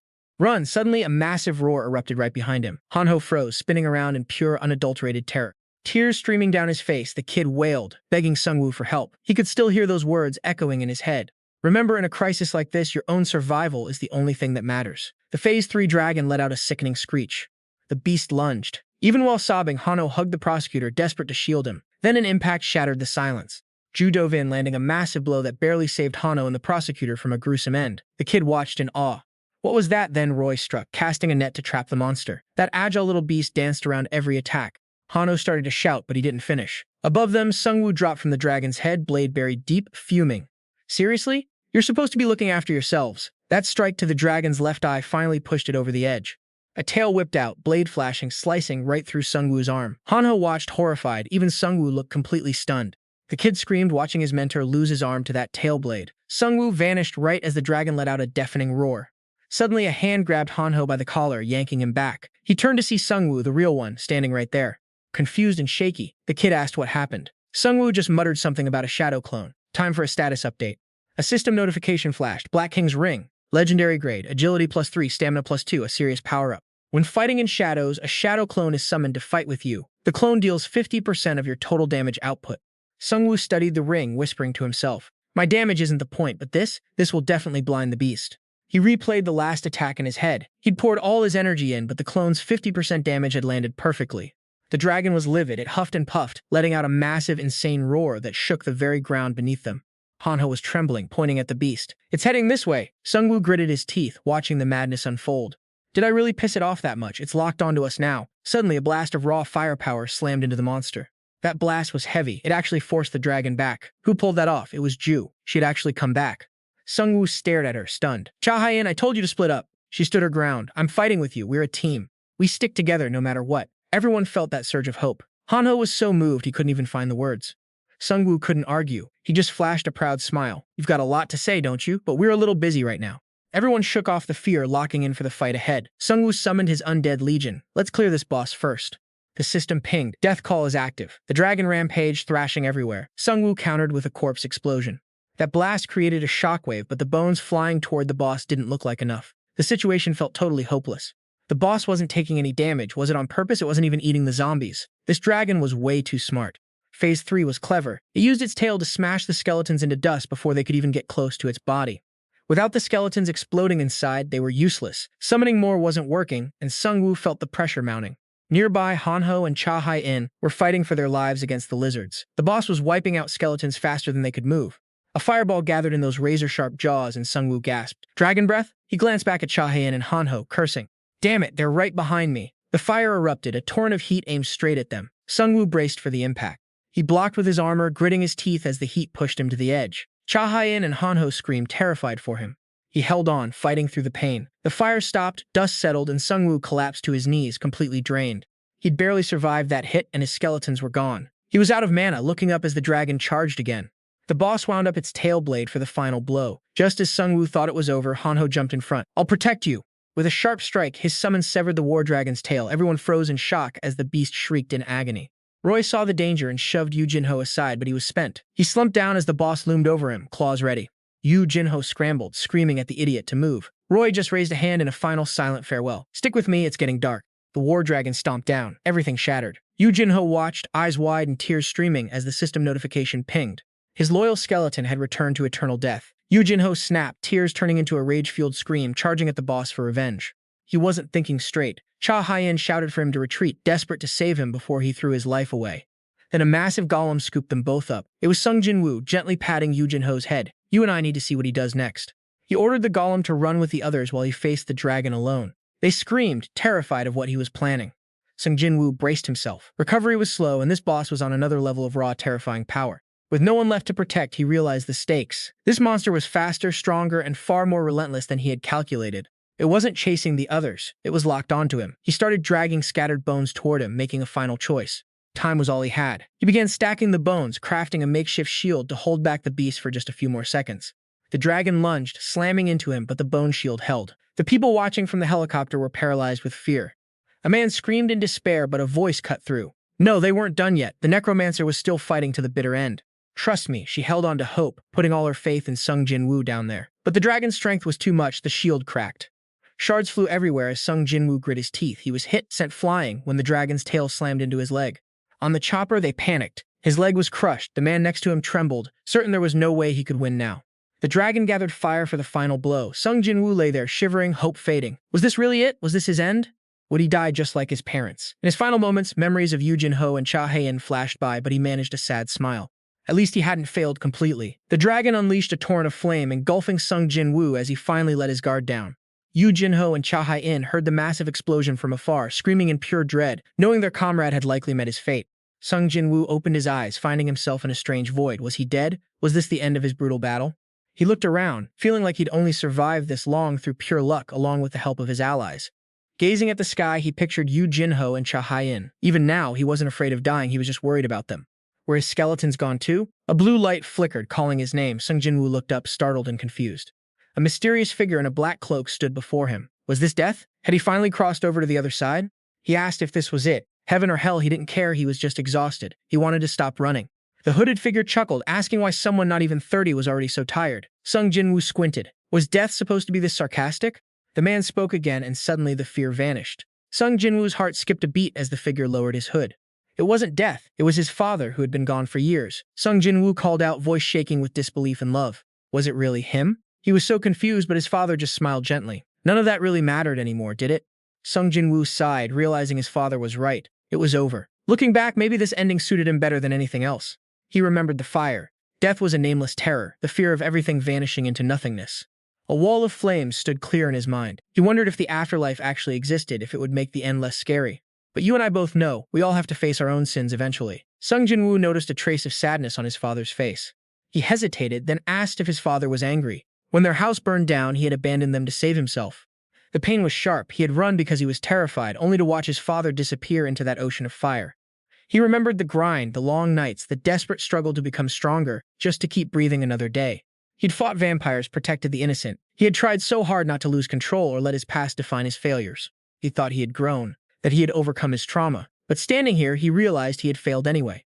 His father began to shake. Sung Jin-woo stared, waiting for the lecture, for the disappointment he felt he deserved. Instead, his father started laughing. He asked if Sung Jin-woo had really been worrying about such useless things all this time. Sung Jin-woo was stunned. His father teased him, acting like the boy was still a child despite all the blood he'd shed. He asked if Sung Jin-woo had run away just to avoid being scolded. It was so ridiculous, Sung Jin-woo was speechless. His father turned serious. How old was he back then? What could a child have possibly done in a disaster like that? Sung Jin-woo tries to talk back, but his father just smiles. He says, you didn't run, you just followed my orders. Now remember. A house appears in his mind. His father says, we were together then. A massive fire engulfed the entire home. He thinks it was just an accident. Everyone was asleep when the fire started. Inside, his father stands in front, trying to protect him. He screams, damn it, your mother is still in the room. He pats Sung Jin-woo, saying, get out first, don't ever come back. He tries to resist, gripping his father's legs. The man smiles and gestures, I'll find your mom and come back to you. Sung Jin-woo is stunned, hit by the crushing weight of years of regret. Now his father says proudly, we are your parents, so we'd never let you walk into danger. Sung Jin-woo stands there, stunned, thinking, so that's what happened. I'd forgotten it all. My parents were good people. Sung Jin-woo digs into his memories. The accident started from a short circuit. Their house was just too old. His father continues, you always have such high responsibility, but you didn't have to save our family. That was my job as the father. Sung Jin-woo looks at him, but you couldn't save mom either, you failed just like me. His father is surprised. I failed? Then he says, that wasn't a failure, I saved you. Sung Jin-woo is completely speechless now. Thinking of his son's recent struggles, he adds, and you aren't a failure either now. Sung Jin-woo finally understands, gripping his hand tight. I get it, I'm not a failure. He continues confidently, so now, can I stray bridge 1? Hook, stick with me here, because this is where everything changes. Do you want to fight me? Do you want to return? Sung Jin-woo replies, I won't be defeated ever again. Suddenly his father points ahead. Sung Jin-woo turns and sees a green light. He says, your path back is right there. Sung Jin-woo turns to leave, but his eyes linger on his father. He smiles, I'm really glad I could see you again after all this time. His father urges him, fine, just go. Someone is waiting for you. Then he taps his own head and says, oh, almost forgot. Sung Jin-woo stops in his tracks. His father tosses him the wooden staff he was holding. Here, take this. The system alerts him. Special quest assigned. Who is the master of death? You'll get a reward upon completion. Your fate will shift. We cut back to the real world, which is absolutely screaming in rage. Something slams into the ground, sending sand flying. Yu Jinho is crying out, no way, the senior can't die here. As for Cha Hai-in, she's completely shocked. Sung Jin-woo, Dong-hun struggles to stand up. We failed. Even Sung Jin-woo. He looks at Cha Hai-in and Yu Jinho, seeing their strange expressions and thinks, disgust? I get it. He clutches his shoulder. This is my punishment. Thinking back, he remembers Yu Jinho saved him. That passive skill of hers is no joke. The system flashes a notification. Skill name, Hero's Aura, high level, passive type, 0 cost. You've received high tier aura. People nearby will feel panicked and suddenly guilty toward you. The lower the opponent's stats, the stronger the effect. Drenner Brid 2. Tension Belder, pay attention. This is the turning point for the team. This raid was meant to hunt the boss, but our strongest member is already dead. Dong-hun clenches his fist. I was too greedy, blinded by the rewards. I couldn't adapt, and that cost us everything. He frowns. I have to fix this. The world is nearing its end and I'm still stuck here. Manhwa runs over, shouting, Commander, calm down. He glares at her with disgust. You Jin-Ho saved me, but Manhwa abandoned me, right? Looking toward the beast, Manhwa says, Commander, we're retreating. He replies, I knew it. As they leave, Dong-hun looks at his wounded teammates and thinks, sorry, Sung Jin-Woo, but I'll make sure to protect you Jin-Ho and Cha Hae-in. The four of them leave that hellish place. Suddenly, dark clouds gather, grabbing their attention. Cha Hae-in shouts, why is the sky turning dark? Dong-hun sees the black smoke, his face tightening. The system alerts. Attention, program has begun in this area. Cha Hae-in and Yu Jin-Ho are terrified while the creature just keeps growling in rage. Helicopters are still supporting Dong-hun's team above. Then someone spots something. She screams, look, that green light. Deep inside, someone is fighting. She asks, is that the Soul Reaper? It turns out Sung Jin-Woo has returned looking incredibly badass. The scouts behind her are pale as ghosts. Damn, is that really the Soul Reaper? No way, it's just a dog. Sung Jin-Woo himself is still confused. Is my sensei malfunctioning? I can't feel anything. The system notifies. Thanks to the title Soul Reaper, you have been revived. Cooldown 21 days. He's stunned. Revived? This is what you call a revival. The system continues. First awakening activated. You can summon the Grim Reaper's Scythe. You can summon giant monsters to form a combat squad. Because this is the first awakening in history, you get a limited time secret shop coupon. Sung Jin-Woo grabs it. The skill info appears. Scythe of the Grim Reaper. Awakening level 1. Status. Active, 0 cost. Every day you can summon the Reaper's Scythe for 1 hour and transform into a Lich. He smiles. Lich. Brinbrid 3 pivot. I know what you're thinking. This sounds insane, right? The dragon is furious, roaring non-stop. Sung Jin-Woo says calmly, that dragon wants to be our toy? He swings his hand saying, now it's my turn. Sung Jin-Woo flies up glowing with intense green light. Stage 2. Faster. Their footsteps thundered across the water. Yu Jin-Ho shouted, look, the senior's skill is finally active. Yu replied, wait, you mean Sung Jin-Woo is still alive? Only Dong-hun and Min-Ho looked totally confused. The Necromancer survived. How could he possibly withstand a fatal strike like that? Just stared. Sung Jin-Woo, is he okay? Yu Jin-Ho was bawling his eyes out. Senior, we're coming. Suddenly, Yu Jin-Ho screamed, wait, he turned into a monster. Ju grabbed him. No, look at that scythe. He finished the awakening quest. The beast's power was still totally overwhelming. A blinding flash erupted. The sound of snapping bones and guttural roars filled the air. Then the system chimed in. Revived. The reporters went wild. The Necromancer's summons are immortal. Did you guys see that? Suddenly, fire rained from above. A massive explosion rocked the area. You and I need to watch this part closely. Down below, his body glowed. He muttered, Iron Golem. The flames were massive, and Yu Jin-Ho panicked. The fire's spreading. Dong-hun signaled, everyone fall back. A weapon appeared in his hand in the blink of an eye. Sung Jin-Woo charged straight at the beast. Yu Jin-Ho suddenly lunged, hugging him and sobbing, don't abandon us again. Let's survive together. Min-Ho whispered, I believe in you. Sung Jin-Woo turned to the beast, coldly asking, running out of juice? Tired already? He pointed his scythe forward, adding, sorry, but I possess infinite life and power. Blue light engulfed the skeletons as they rushed the dragon. They rained down strikes, the beast shrieking in pure agony. He roared, Iron Golem! A giant machine materialized right behind him. Sung Jin-Woo commanded with pure fury, destroy it. The beast had no defense left. Its body was shredded, blood spraying everywhere. It was honestly a brutal sight. The helicopter pilot yelled, it's still alive. If you're weak-hearted, don't look, just watch the broadcast. The beast wheezed, breathing heavily. Sung Jin-Woo watched it and said, yeah, let's just finish this once and for all. His shadow clone gripped the blade and charged. As soon as it connected, the dragon's head was sliced clean off. The system flashed. Time remaining, 4,335 days. The blade buried itself deep in its chest. The system notified him. You earned over 100,000 gold for defeating the lizard tribe. It was a massive haul. The beast lay motionless beneath the skeletons. Title, Amateur Dragon Hunter earned. Strength +2, fire resistance +30%. The crowd erupted. It's over. I knew he could do it. Sung Jin-Woo couldn't hide his excitement, screaming along. Wait, what did I just see? Sung Jin-Woo looked down, thinking, I finally killed the boss. I actually succeeded. Suddenly, his hand was wrapped in blue flames. Come here, he said softly. A dragon-shaped smoke emerged. System, and it is now under your control as a loyal subordinate. Below, Dong-hun looked confused. Is that a skeleton? Min-Ho gasped. This is insane. He's controlling it. If he keeps this up, the gap between us will be huge. Sung Jin-Woo walked toward Yu. Yu Jin-Ho screamed, Senior, I knew you were alive. Sung Jin-Woo whispered, I died once, you know. Just covered her mouth in shock. That form. Will you be okay? The cleanup crew approached the dragon. The system displayed hero-grade dragon hide crafting material. It was super durable skin from a young black dragon. Not fully grown, but still the strongest material available. His shadow brought him something purple. System, legendary-grade dragon heart crafting material. This wasn't like any organ he'd seen before. It was incredibly valuable. I need to keep this safe, he thought. So this is how you craft gear. Then another item, Seed of Life epic grade, effect unknown. It felt strange. This seed felt tied to the bad ending he saw in the prophecy. Sung Jin-Woo returned to human form. If I use this, will everything be erased? He was really overthinking it. The cameraman shoved the mic at him. Hey, Necromancer, say something to the viewers. Sung Jin-Woo turned, eyes cold. He replied, the people who promise to protect you, don't trust them too much. The reporter was left speechless. People hailed as heroes and saviors, turns out they were just useless. The system had already flagged them. Sung Jin-Woo stared down, determination in his voice. If we don't have the strength to jump into the fire, we don't have the strength to escape it. We have to get stronger. Suddenly, the ground shook violently.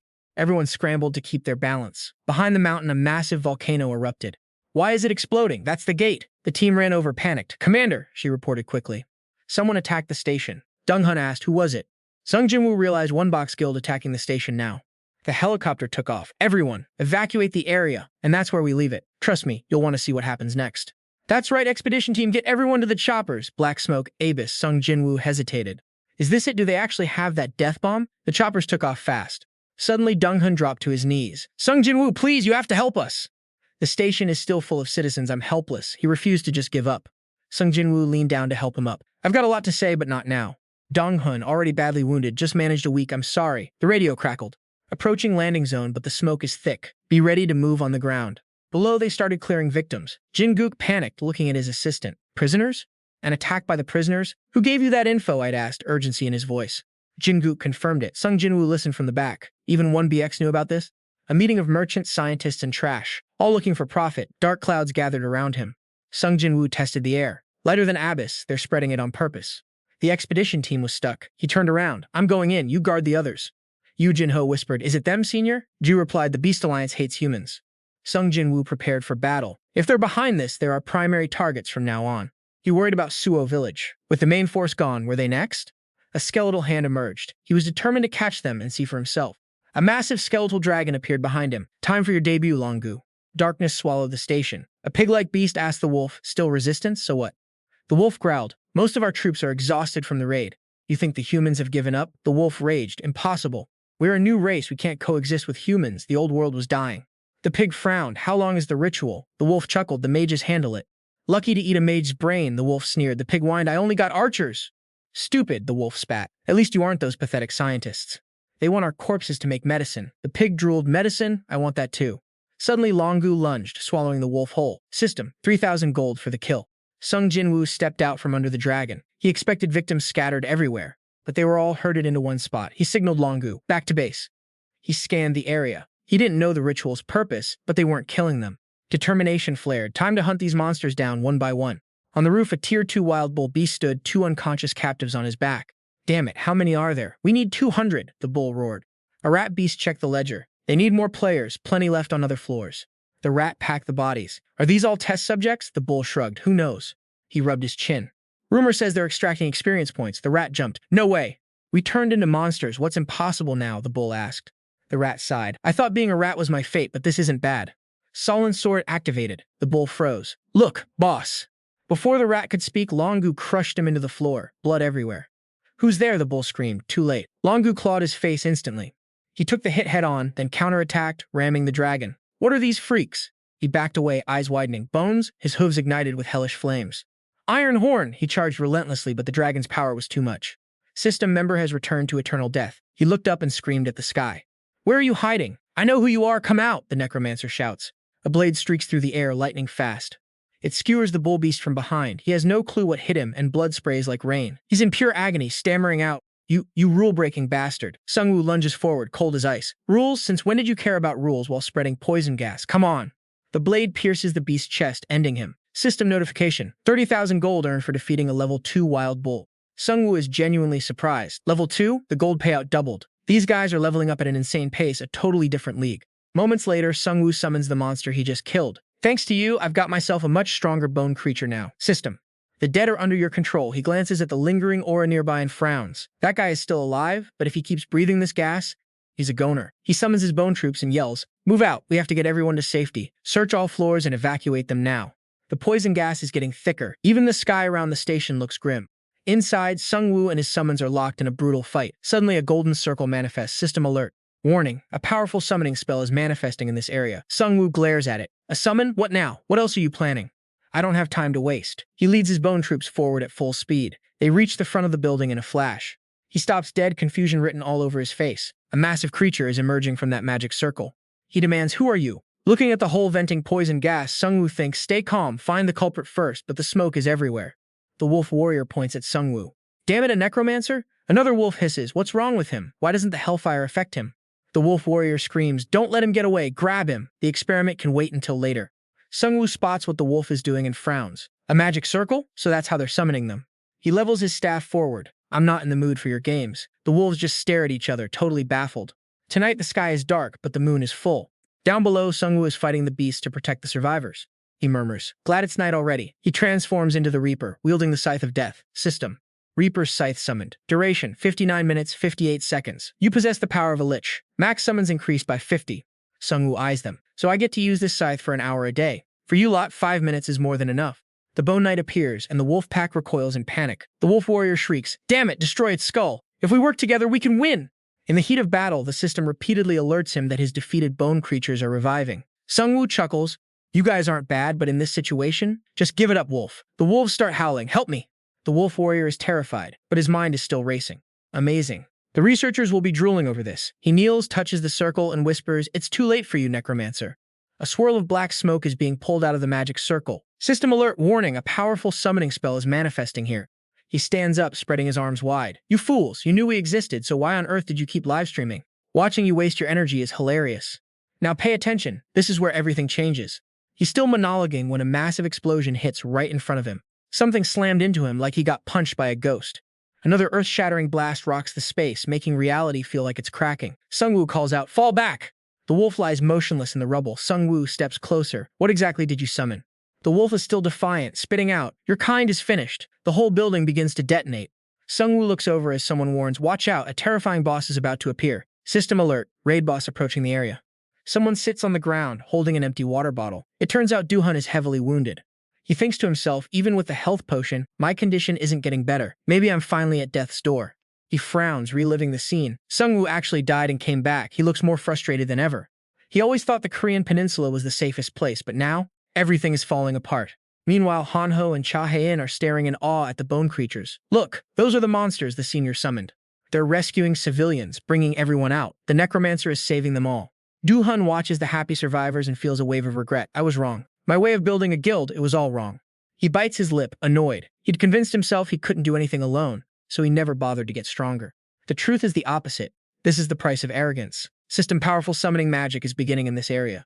Do-hun looks up, stunned. Cha-hae-in shouts that the signs of hell are finally fading. They dash toward the station, where the Bone Knight is fighting. Suddenly a voice. "Stick with me. We're about to see this massive beast erupt from the underground station." The system alerts everyone. An OG warrior boss has just spawned. That wolf guy is barely hanging on, laughing while taunting them about their failed plan. When he notices Sung Jin-woo staring, he snaps, demanding to know what the hell he's looking at. Sung Jin-woo smirks, telling him he must have been too busy drawing circles to watch the stream. Suddenly, Longcott bursts in. The wolf guy is helpless, completely out of juice and trapped. The wolf is coughing up blood from the hits, just growling while everyone else cheers. One of the other wolves points, shocked at what Sung Jin-woo has actually brought to this fight. Sung Jin-woo just drops the line. "It's an incredible monster. Time to finish this right now." Ju-won is completely stunned by the sheer brutality of this intense battle. Watching this, Dong-hoon feels a fire ignite. He needs to get way stronger than this. He watches Sung Jin-woo dominate, realizing he doesn't want to rely on the penalty team anymore. The OG boss goes berserk, and Sung Jin-woo orders an all-out attack from his bone soldiers. But the boss is a monster. It crushes his warriors with one swift, brutal motion. The system notification hits hard. His summoned warriors have vanished. What? Impossible. How can his infinite respawning army just disappear? This boss is on another level. Sung Jin-woo is worried, but he knows Longcott is still ready to lock it down. Longcott lunges in, clamping its jaws onto the boss, not letting it move an inch. Sung Jin-woo is seizing the advantage even while Longcott is held in a deadly grip. The boss pins Longcott down, but Sung Jin-woo's other bone warriors swarm in to help. They drive a blade right through the boss's eye. It lets out a deafening roar. As it falters, they flip the script and pin the boss down for good. The blue flames surge, and the system confirms he's earned a massive 700,000 gold. Now pay attention, this is where the rewards get absolutely game-changing. He hits level 16, and the system prompts him to pick a new skill card. His Call of the Dead skill just upgraded to proficiency level. This is huge. It summons 15 zombies for 20 minutes with a 30-minute cooldown. Insane efficiency. Sung Jin-woo is stoked, but the real prize is about to reveal itself right now. The OG boss revives, but this time it's bound to him like family. Check this out. He gets a hero-grade item, the Bracelet of the Thunder God. He uses all his mana to blast electrical power, then recharges in 5 minutes. He looks at the bracelet on the ogre's wrist and decides to put it to work. "You and I are seeing something rare. The boss and Longcott are actually bonding." The wolf guy is losing his mind, ego crushed because none of this makes sense. Sung Jin-woo just laughs, reminding him that making friends with monsters is his specialty. The wolf tries to snap, but a sudden slash from the scythe cuts him off. Sung Jin-Woo tells him the games are over. It is time to wrap this up. The wolf begs for mercy, but it is too late. His face is covered in blood. Another 30,000 gold for taking down a level 2 wolf boss. When Yu Jin-ho arrives and sees the corpse, he is confused about how it died. Ju-won jokes that it probably died of pure fear. Classic. Dong-hoon is frustrated that they lost the info, but he is already planning his next move. Sung Jin-Woo starts the extraction. The corpse is now family, and he can view its memories. The wolf's eyes glow blue as Sung Jin-Woo dives straight into the core of its mind. A flash of light hits him. He is inside the memory, standing on that station. Beasts are emerging, hauling mysterious cargo into the station. Suddenly the bull speaks up. He warns the wolf, ditch the phone, we're entering their territory now. The wolf scoffs, getting interesting. The expedition team lost. Sung-woo realizes the truth. This is why they couldn't finish the broadcast. The wolf kid turns around. He jokes, hey, handsome wolf leader? The alpha snaps, I told you not to call me that. He turns serious. Whatever, boss. I heard the Dango team isn't just breaking the Free Guild's rules. The wolf leader remains calm. I know nothing about that. The raging wolf reaches out, sneering. What's wrong? Even I heard those rumors. The alpha clenches his fist, pride swelling. The leader said we'll join the Free Guild eventually. Let's plan it. The raging wolf's expression turns dangerous. He whispers, Gyudo, I heard that mad scientist is threatening to build a lab there. Sung-woo frowns. Gyou, Korea is in serious danger. The wolf leader scoffs. What kind of nonsense are you babbling? The raging wolf snaps back. Nonsense. Doesn't our leader head that entire organization? Ever since I joined the science team, I've been a bit scrambled, but it's fun. They love this stuff. The leader loses his cool and screams, shut up, the memory ends. Hano calls out, Senior. Jisoo asks with a worried face, did Sung-woo find something? He replies softly, yeah, it's done. He recalls his bone monsters. The reason they attacked Yeongdongpo was to seize the UID in Ginderim. I've found their trail. He walks past them, thinking he needs to uncover their next move. Scene shift to Sindarim Station, the central hub where lines 1 and 2 intersect. It's always packed with people. The director stands before his machine, grinning with excitement. So many experimental materials here, he laughs. The lab is built here for one reason. It's close to Yeongdongpo, and experimental subjects are everywhere. This is our paradise. The rat standing on the tank speaks up, nervous. Director, can we lower the heat? The stench is unbearable. The director snaps, I'm out of patience. Get used to it or adjust your own sense of smell. The rat steps down, muttering, mutants like me are sensitive to odors. The director cuts him off, annoyed. These animals. He rants, I don't even know what I smell like. You want to be human again, right? The rat clenches his fist, determined. Of course. I didn't choose this mutation. I hate being a rat. The director turns to his chemical mess. They're starting tests at HQ. You should volunteer for the experiment. The rat pales. Participate in an experiment? The director smiles wickedly. Right, you always test on rats first. The rat stumbles back. You're joking, right? The director laughs joyfully. Of course. Are you scared? He weighs the rat against other creatures. Consider it. What's the point of living as a mutant? Rats are the most despised species. He pulls out a pill. Even if the cure works, it'll take time. Rat lifespans aren't that long, you know. The rat bows his head. Thank you for your concern. Suddenly, the guard dog kicks the door in, panicked. Director, there's a riot outside. He looks at him and adds, a dinosaur appeared and is tearing down the buildings. The director remains calm. He turns to the rat. Did you steal the medicine? Did one of your kind become a Tyrannosaurus? He warns the rat. This is critical. Alert everyone. Dogs, rats, and the director rush out to fight. The system displays info. Stage 2 clone serum. Classification. Strength enhancement. 10-person stimulant requirement. Frequent use creates drug resistance. The dog returns to the director. The Yeongdongpo operation failed. The director is shocked. The dog growls. This situation might be linked to that. He doesn't know. Both the director and his crew are terrified, speechless. It's huge. Fall back. Outside, the Dragonbone is just taking a stroll, scaring the life out of everyone inside the building. The director screams, damn it! Is that an actual dinosaur? Outside, Jisoo and Hanho coordinate with the Dragonbone. They break the front line and storm in to handle the guard dogs. He stares wide-eyed. Dragonbone? Don't tell me that's the dragon from Udo. He screams, run, you can't beat them. He flees, barking orders. Hold them off. We need to pack our things. He and the rat scramble up the stairs.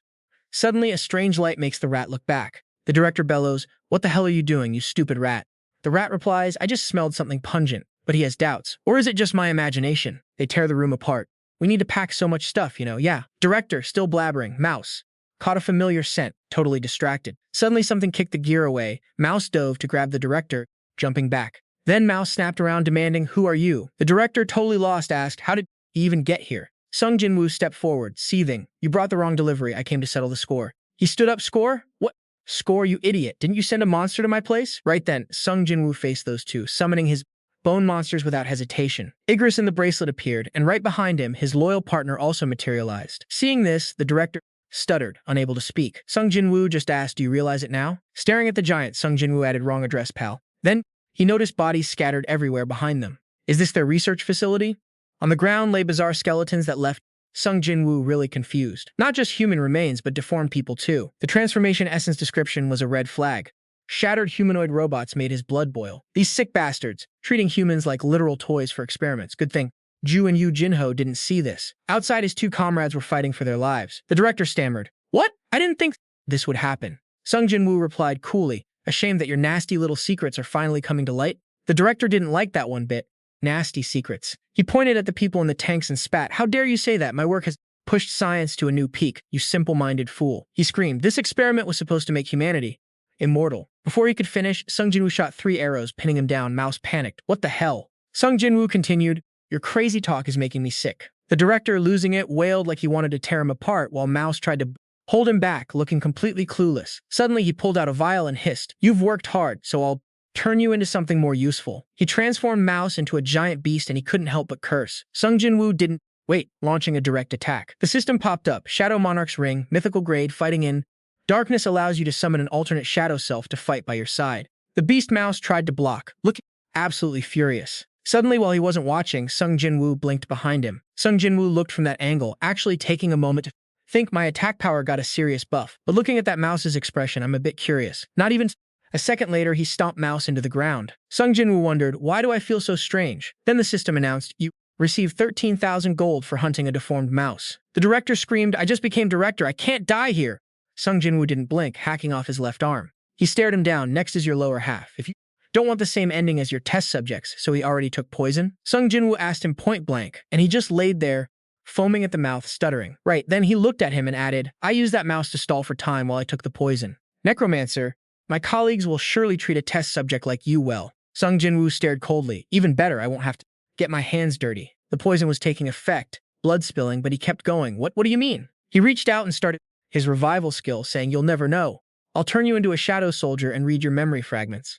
Suddenly, the system said living things can't be turned into shadows, which surprised him a bit. But eventually, what had to happen happened. He kicked him in the gut. The director cried out, that's dirty, as Sung Jin-Woo drew his sword and said, you don't deserve to live. That scared him into crawling backward, pleading, wait, I'll cooperate. I'll give you my inventions. Regret came too late. He ended him with one strike through the chest. Instantly, the system announced, the dead has become your shadow soldier. You can check his memory fragments. Once again, that light returned. Sung Jin-Woo drifted into the void. An image of him, shaking in his chair, saying, I'm being appointed director of the research center? The other side answered, right. As soon as you become a doc, you'll manage this place. Sung Jin-Woo watched, fascinated. So this guy is the main link to everything, the leader of these smugglers? The doctor continued, and when you get there, remember to create as many artifacts as possible. Sung Jin-Woo asked, create as many artifacts as possible? The guy replied, yes, can you do it? The director shouted, yes, that's my specialty. I probably made 80% of these items. He was thrilled. I only assist with other items, but these are my babies. What do you want? Should I just manufacture and drop them at Jeondiam Po? The doctor wanted enough quantity to catch those insects. He added, leave the rest to those mage monsters. They'll use teleportation skills to bring the boss monsters currently held to Jeondiam Po, releasing 3 at a time. This left both Sung Jin-Woo and the director stunned. Sung Jin-Woo thought, 3? They're holding 3 boss monsters? While the director panicked. Those smelly things? Can we really trust them with something this important? The doctor frowned. Watch your mouth. Without them, our plan won't succeed. Especially those 4 mage monsters, stronger than the top 3 players. We need their power. Hearing this, Sung Jin-Woo gritted his teeth. Think about it. Why would those 4 monsters be stronger than high-level rankers? They don't even use cards. My experience says no way. Sung Jin-Woo mused, a sudden thought hitting him. Experience? Maybe they don't use cards, but they can still evolve, right? His expression turned tense. Plus, they were likely given specific missions, just like those scientists. These missions are their chance to get stronger than anyone else. I want to hunt them down. After the director spoke, the doctor chimed in, face darkening. The goal isn't to kill players. No need for torture. The director jumped up excited. I knew it. Our goal is a new race. I truly believe humanity can transcend. Sung Jin-Woo was stunned. A new race? I need to remember that. It might be linked to their exclusive missions. A wolf leader entered. Looks like you two are chatting. Sung Jin-Woo recognized him, definitely a key player. The director bowed instantly. You've arrived, third monster mage. The wolf looked annoyed. Wrong, I'm no mage. The wolf's ears glowed, radiating power. Do I look like a mage to you? I'm just like you, Kwang-suk. The director panicked. How do you know my name? The wolf ripped off his gloves, revealing sharp claws. He pressed a hand into the director's gut. What are you doing? The wolf smirked. Insurance. We'll be working together for a long time. It's a safety device. If you're in danger, you can send me a message. Something green slithered into his cells. System alert, your mana is being drained. So you're the Soul Reaver. Sung Jin-Woo gritted his teeth. You found Cinderim so fast? Sung Jin-Woo wondered, is this his skill? The wolf glared at him, furious. You can read memories from corpses? Sung Jin-woo didn't hide it. Syndrome is quiet today. Your real body must be elsewhere, right? The wolf's blue eyes flared with pure rage. Soul Reaver, move. Even if this takes all day, we will win. Don't act big just because of your rank. To us, you're nothing. He launched into the air. Sung Jin-woo just stood his ground. Who exactly is us? The wolf sneered. The Evolution Guild, the ones who will end human history. He unleashed a brutal strike, sending Sung Jin-woo flying. He's got mind-reading skills? This is getting complicated. He mentioned summoning 3 bosses. If the first failed, the whole plan changes. Ra came over. You found something? It was a map of the central zone. Weedo marked it AB near the Busan outskirts and Siettanong Station. Sung Jin-woo calculated. They're all targeting the bosses. We beat one already. The OG warrior is with me. The last one must be where the Evolution Guild is hiding. By sunrise, everyone was working hard in the ruins. They waved at Sung Jin-woo. Yu Jin-ho looked proud. Ace walked over. Back so soon? Any good news? Sung Jin-woo went straight to business. Check the community for info on Busan and Anong. I need to talk to Dong-hoon alone. Ace nodded and left. You look busy. Dong-hoon jumped, looking exhausted. Sung Jin-woo asked, got any leads? Dong-hoon asked, what's on your mind? Sung Jin-woo sat down. A big attack is coming. Dong-hoon was shocked. By whom? The Evolution Guild. They aren't after the Free Guild. Dong-hoon stared. The Evolution Guild? Why would they attack us? Sung Jin-woo calmly mentioned Uido. Dong-hoon shot up. No way. Isn't that resolved? Sung Jin-woo calmed him. Just a theory. Dong-hoon slammed the table. This is bad. We have to stop them at any cost. Dong-hoon looked desperate. Sung Jin-woo, can you help me? Sung Jin-woo paused. Why suddenly? Protect Dong Dambo. Only you can fight hellish power. I'll pay 1,000,000 gold more. Sung Jin-woo thought, is he using me still? That's a lot of money to pass up. Forget the enemies for now. Let's focus on the evolved ones. All right, time to negotiate. Outside, the crew is chatting away, and suddenly Sung Jin-woo walks out to meet them. Han-ho and Cha-Hyen rush over, but Sung Jin-woo senses they were waiting for him. You guys are getting pretty close, huh? Sung Jin-woo teases, testing the waters. Han-ho laughs about becoming friends with Cha-Hyen, even praising her killer sword style. Sung Jin-woo feels a bit annoyed by the chatter. Time to talk business, guys. Han-ho pulls out his phone. The leaderboard shifted, and a new threat appeared. A level 15 doctor is climbing fast, and this guy is bad news. Rideno Bridge 1. Hook, you and I both know level 15 is insane for a starter. This guy is dangerous. Sung Jin-woo calculates the risks. If they don't move now, this doctor will dominate. Cha-Hyen finishes her talk, and Han-ho jumps in, clearly excited to see her. Sung Jin-woo plays it cool, asking if the Freedom Alliance gave her any intel. Cha-Hyen looks bothered. They didn't offer help, just left her feeling uneasy. Han-ho cracks a joke, but Cha-Hyen isn't having it, ready to snap at him. He brings up how much Cha-Hyen cried when Sung Jin-woo died, making her livid. Durobrid 2, builder, now pay attention. Cha-Hyen is reaching for her blade, and Han-ho is terrified. She really is a firecracker, isn't she? Han-ho barely escapes that death glare. Meanwhile, Kim Min-sik is trembling on the ground after checking some mysterious vials. Sung Jin-woo rushes over, worried, while Han-ho helps the poor guy stand up. Kim Min-sik explains he was just investigating, but the items he brought are volatile. They are vials of pure hellfire, lethal, dangerous, and incredibly valuable gear. Sung Jin-woo snatches them up, telling everyone to back off his precious loot. Kim Min-sik, still acting cocky, says he'll be their new messenger for the Alliance. Everyone has the same thought. The guy definitely got himself fired, right? Durobrid 3. Pivot, I know what you're thinking. This guy is totally clueless, but let's see. As they head out, Sung Jin-woo pulls Han-ho aside to ask if Cha-Hyen really cried. Han-ho whispers that she did, but warns Sung Jin-woo she's still holding a grudge. Han-ho brags about his own tears for Roy, acting like a total tough guy. He makes Sung Jin-woo promise to keep Roy safe next time he dies. Typical. Elsewhere, Do-yeon is losing it, slamming his desk in pure, unadulterated rage. He owes Sung Jin-woo and is bitter about the failed boss raid's public image. People love Sung Jin-woo now, and Do-yeon's power is slipping away fast, man. He checks his system, desperate to train his scouts and reach level 10. Bridge 4. Closer, trust me, watching this guy scramble for power is pathetic, but he's dangerous. These awakening quests are for the elites, and he's down to 14 members. How the hell can he train 16 more people? He's starting to crack. He hates to admit it, but he knows Sung Jin-woo could actually pull this off.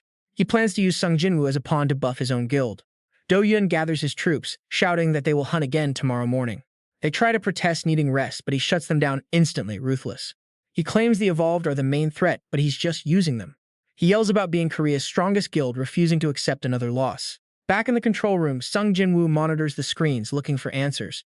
Kim Min-sik returns, confirming his contacts finally found the data they were hunting. They have intel on the locations. The real hunt starts right now.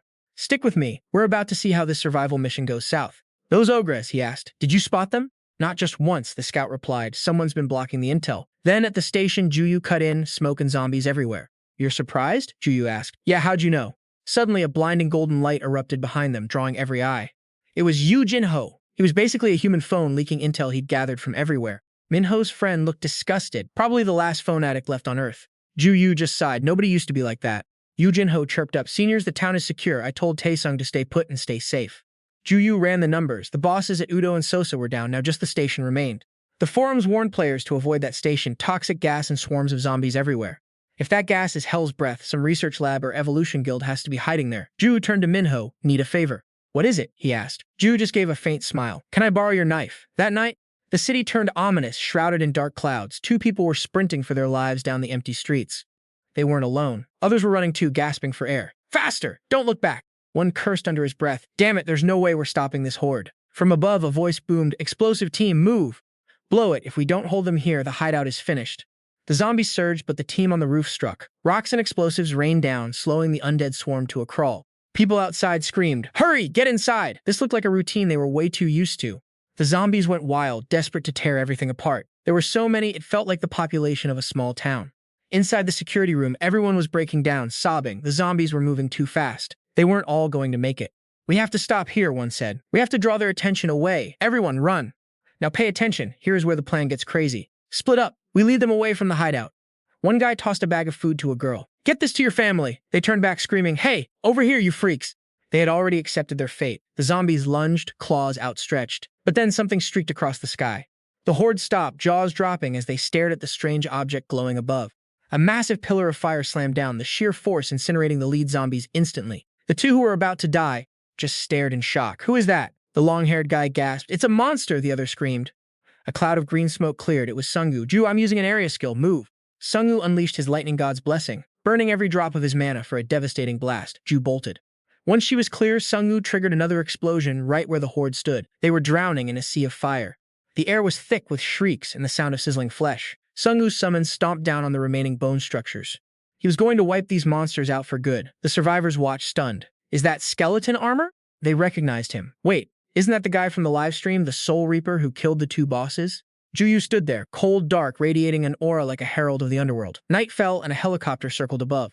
Down below, Yu Jinho's parents were waiting with banners, but they went dead silent when they saw who returned. Yu Jinho grinned smugly. "The heroes are back. Don't worry, the senior and I handled everything." His dad looked disappointed. "Just you? Where are the other seniors?" Yu Jinho went quiet. "We were scared of an attack, so we needed someone important to stay behind." His mom thought they kicked him out. The others looked just as skeptical, but Yu Jinho kept pushing. "We need gold to maintain the safe zone." His dad whispered, "He's only doing grunt work." His mom jumped in. "He earned tons of gold catching goblins." Yu Jinho forced a smile, acting like he was trusted. He opened a case and hugged R, the senior's right-hand man. "The senior entrusted this to me." His dad cheered. "Well, if it's R, that's reliable." Kim unchained the guy. "Did you get kidnapped?" he asked, then froze. R was already gone. Kim was right. Yu Jinho screamed, "Catch it! Don't let it run!" Kim broke into a cold sweat. "What are you talking about?" After the zombies were wiped out, a deathly silence fell over the area. It was safe, for now. Outside the room, a few heads peeked out, whispering, "It's the Soul Reaper! He's actually here!" You and I just witnessed a legend. They were clearly just fanboys who stumbled upon their hero. Hearing them talk, it felt hopeless. Justice, belief, a weird mix. Jisoo laughed, totally stunned. "It's wild seeing so many kids here. If we hadn't shown up, they'd be done for." Suddenly, a shout. "Your chin, your neck, they're covered in blood." Jisoo blinked, wiping it off. "I'm used to it now." "Used to it?" Sunwoo pondered. "We've been together a while, but I barely know anything about her." He finally asked. "You said you're from Jeju, right?" Jisoo answered quickly. "Yeah." He pushed further. "Will you ever go back?" Jisoo went cold, avoiding the family talk. "Who knows? Maybe, maybe not. I'm not sure what'll happen, but my parents are definitely still alive." Every time she brought them up, she turned ice cold. "They were terrifying," she said. "I had to run."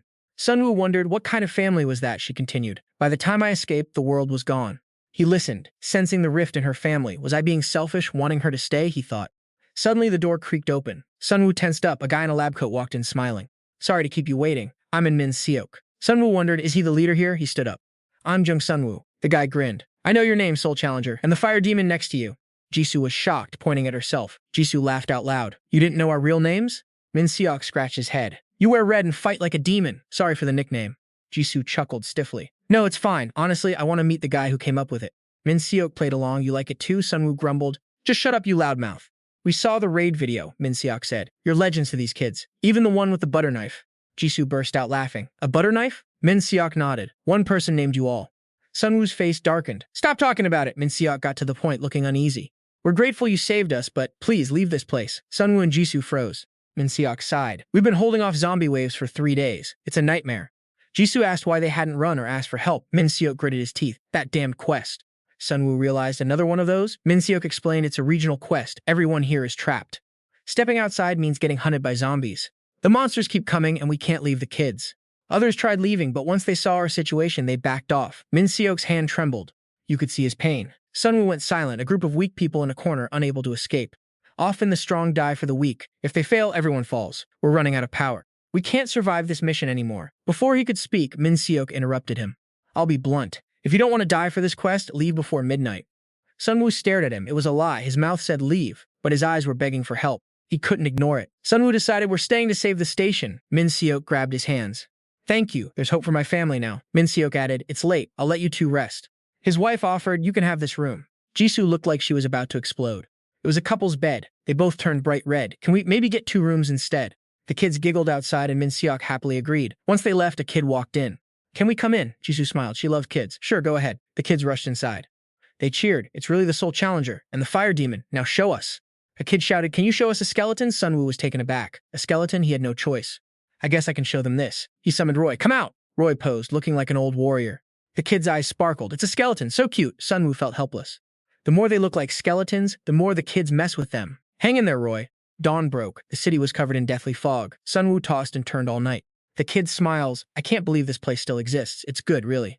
System alert. Regional quest. Dead city. Clear or conquer. Choose your fate. Sunwoo gasped. Dead of night. The system alerts. Difficulty resetting because a level 15 player entered the zone. He panicked. A level 15. That's me. Footsteps echo in the hall. Chahayan and Roy. She swings the door open, shouting, Sungwoo! The city is a sea of flames. He panics. Can you feel it? Ju senses the air. Sungwoo analyzes. Ju's senses are overwhelmed. She can't even speak. She manages to say tremors everywhere. Tons of footsteps outside this building. System warning. Zombies are hunting survivors inside and out. Sungwoo screams, everyone, get to the rooftop now.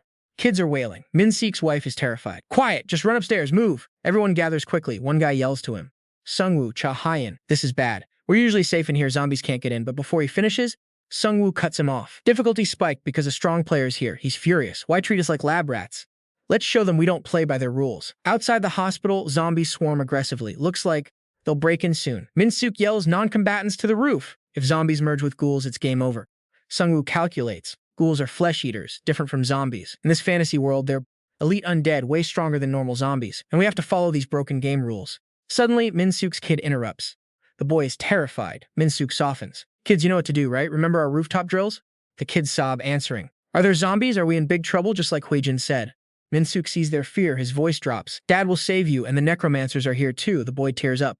Dad, guys, please be careful. The girl finds her courage and yells, go for it. Everyone says goodbye. They finally head for the roof. Fast. The doors won't hold the zombie horde much longer. Someone screams, Min-Sik, they're close! Min-Sik yells back. Did we barricade the windows? Block every door with whatever you can find. But the zombie numbers are insane. They're bashing everything down. No way this barricade holds. Min-Sik grunts, at least 200 of them. Sung-Woo calculates. If we stay trapped here, we can't even use bone revival. Suddenly, he makes a choice. Sung-Woo speaks. Let's head out. Min-Suk is shocked. What? He explains. Fighting in this tight building is a death trap. We'll burn out. We have to break out and clear a path. Min-Sik nods. In this game, standing still is death. I trust you. Sung-Woo thinks. Damn, corpse explosion doesn't work on these enemies. Instead, for the undead, he summons bone armor around his body. Sung-Woo thinks, I'll show you what true power looks like. He equips the shield, a hybrid weapon that buffs physical attack and bounce-back damage. Zombies see him like starving wolves, sprinting straight at him. System, low-level zombies face true death. Stats drop by 30%.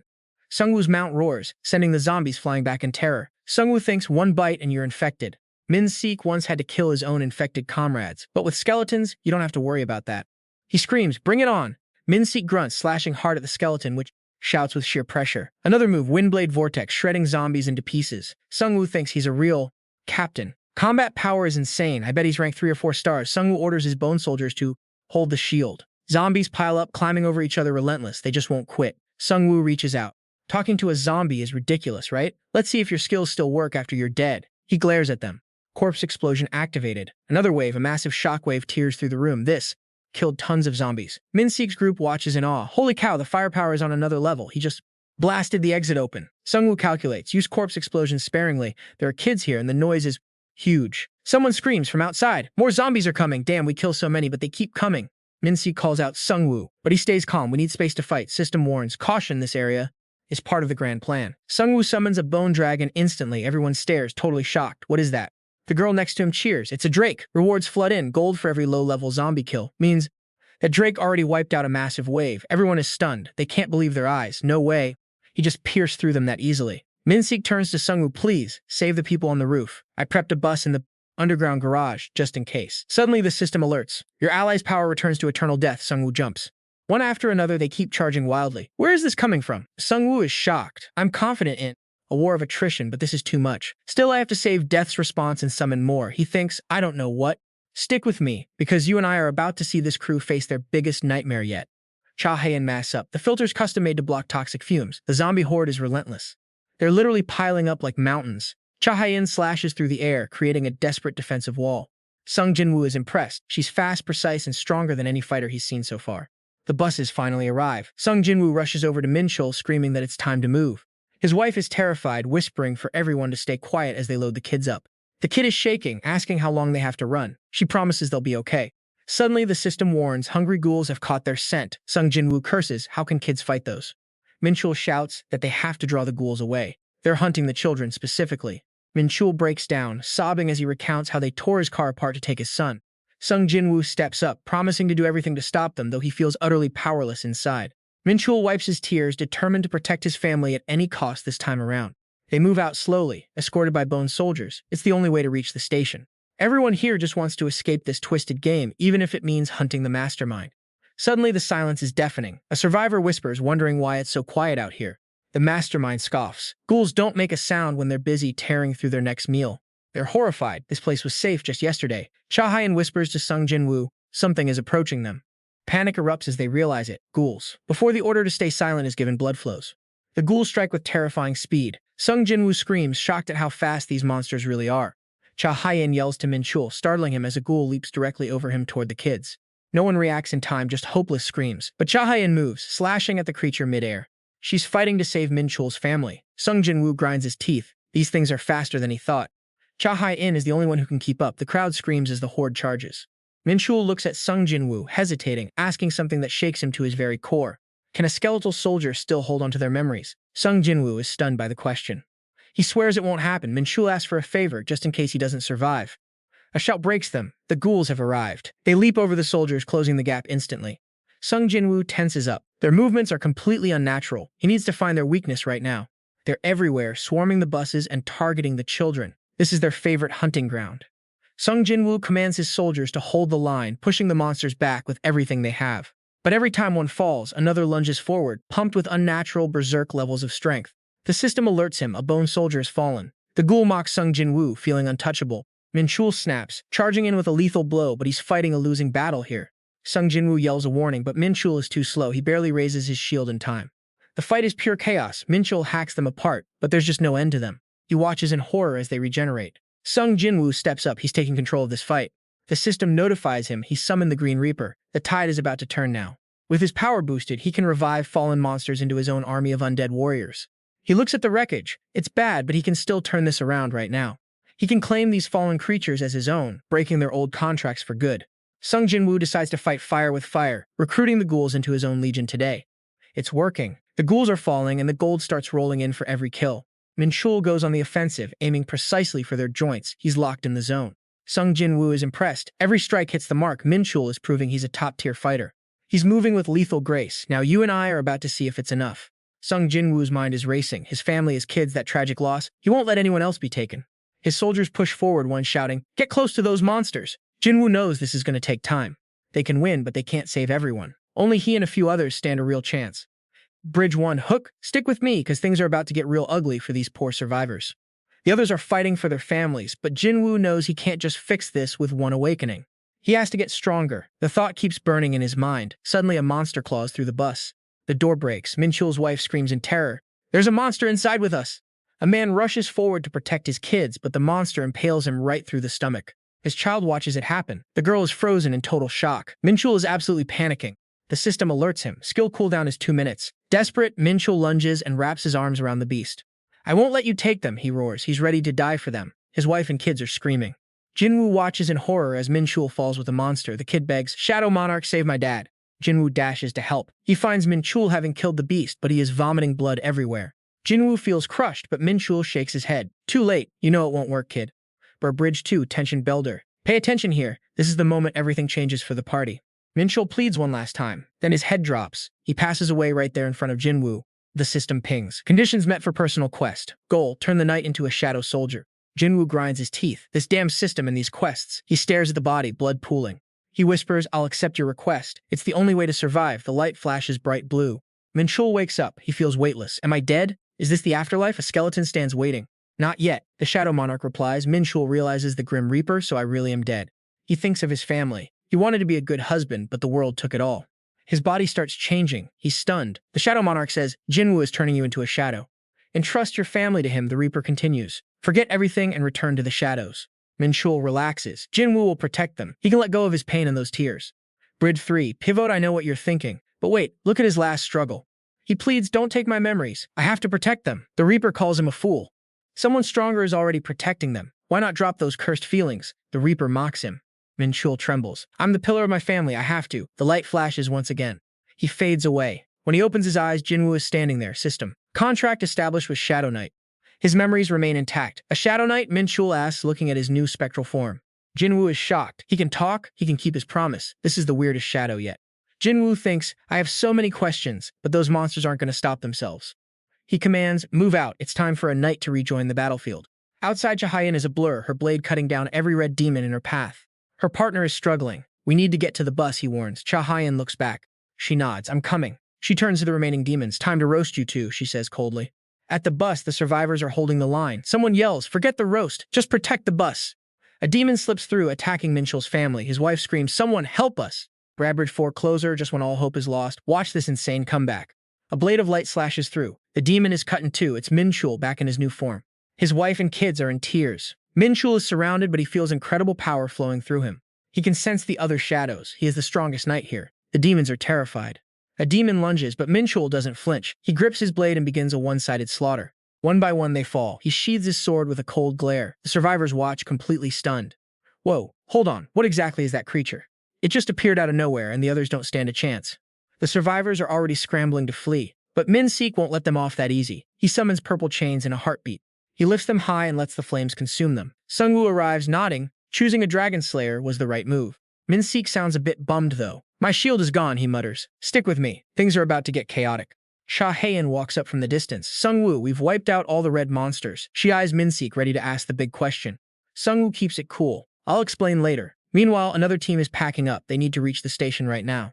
It's finally their turn to strike. A few hours later, Sung-woo's crew rolls into a new town, leaving the last battle behind.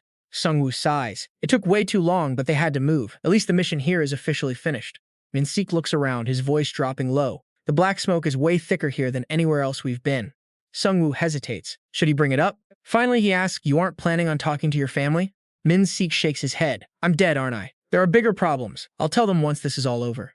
The kids are tough, he adds. Sung-woo frowns, doubting that. Being dead is one thing, but becoming a monster? He's pretty sure Min-sik's wife will figure it out. Anyway, they push deeper. It's eerily quiet, no guards in sight.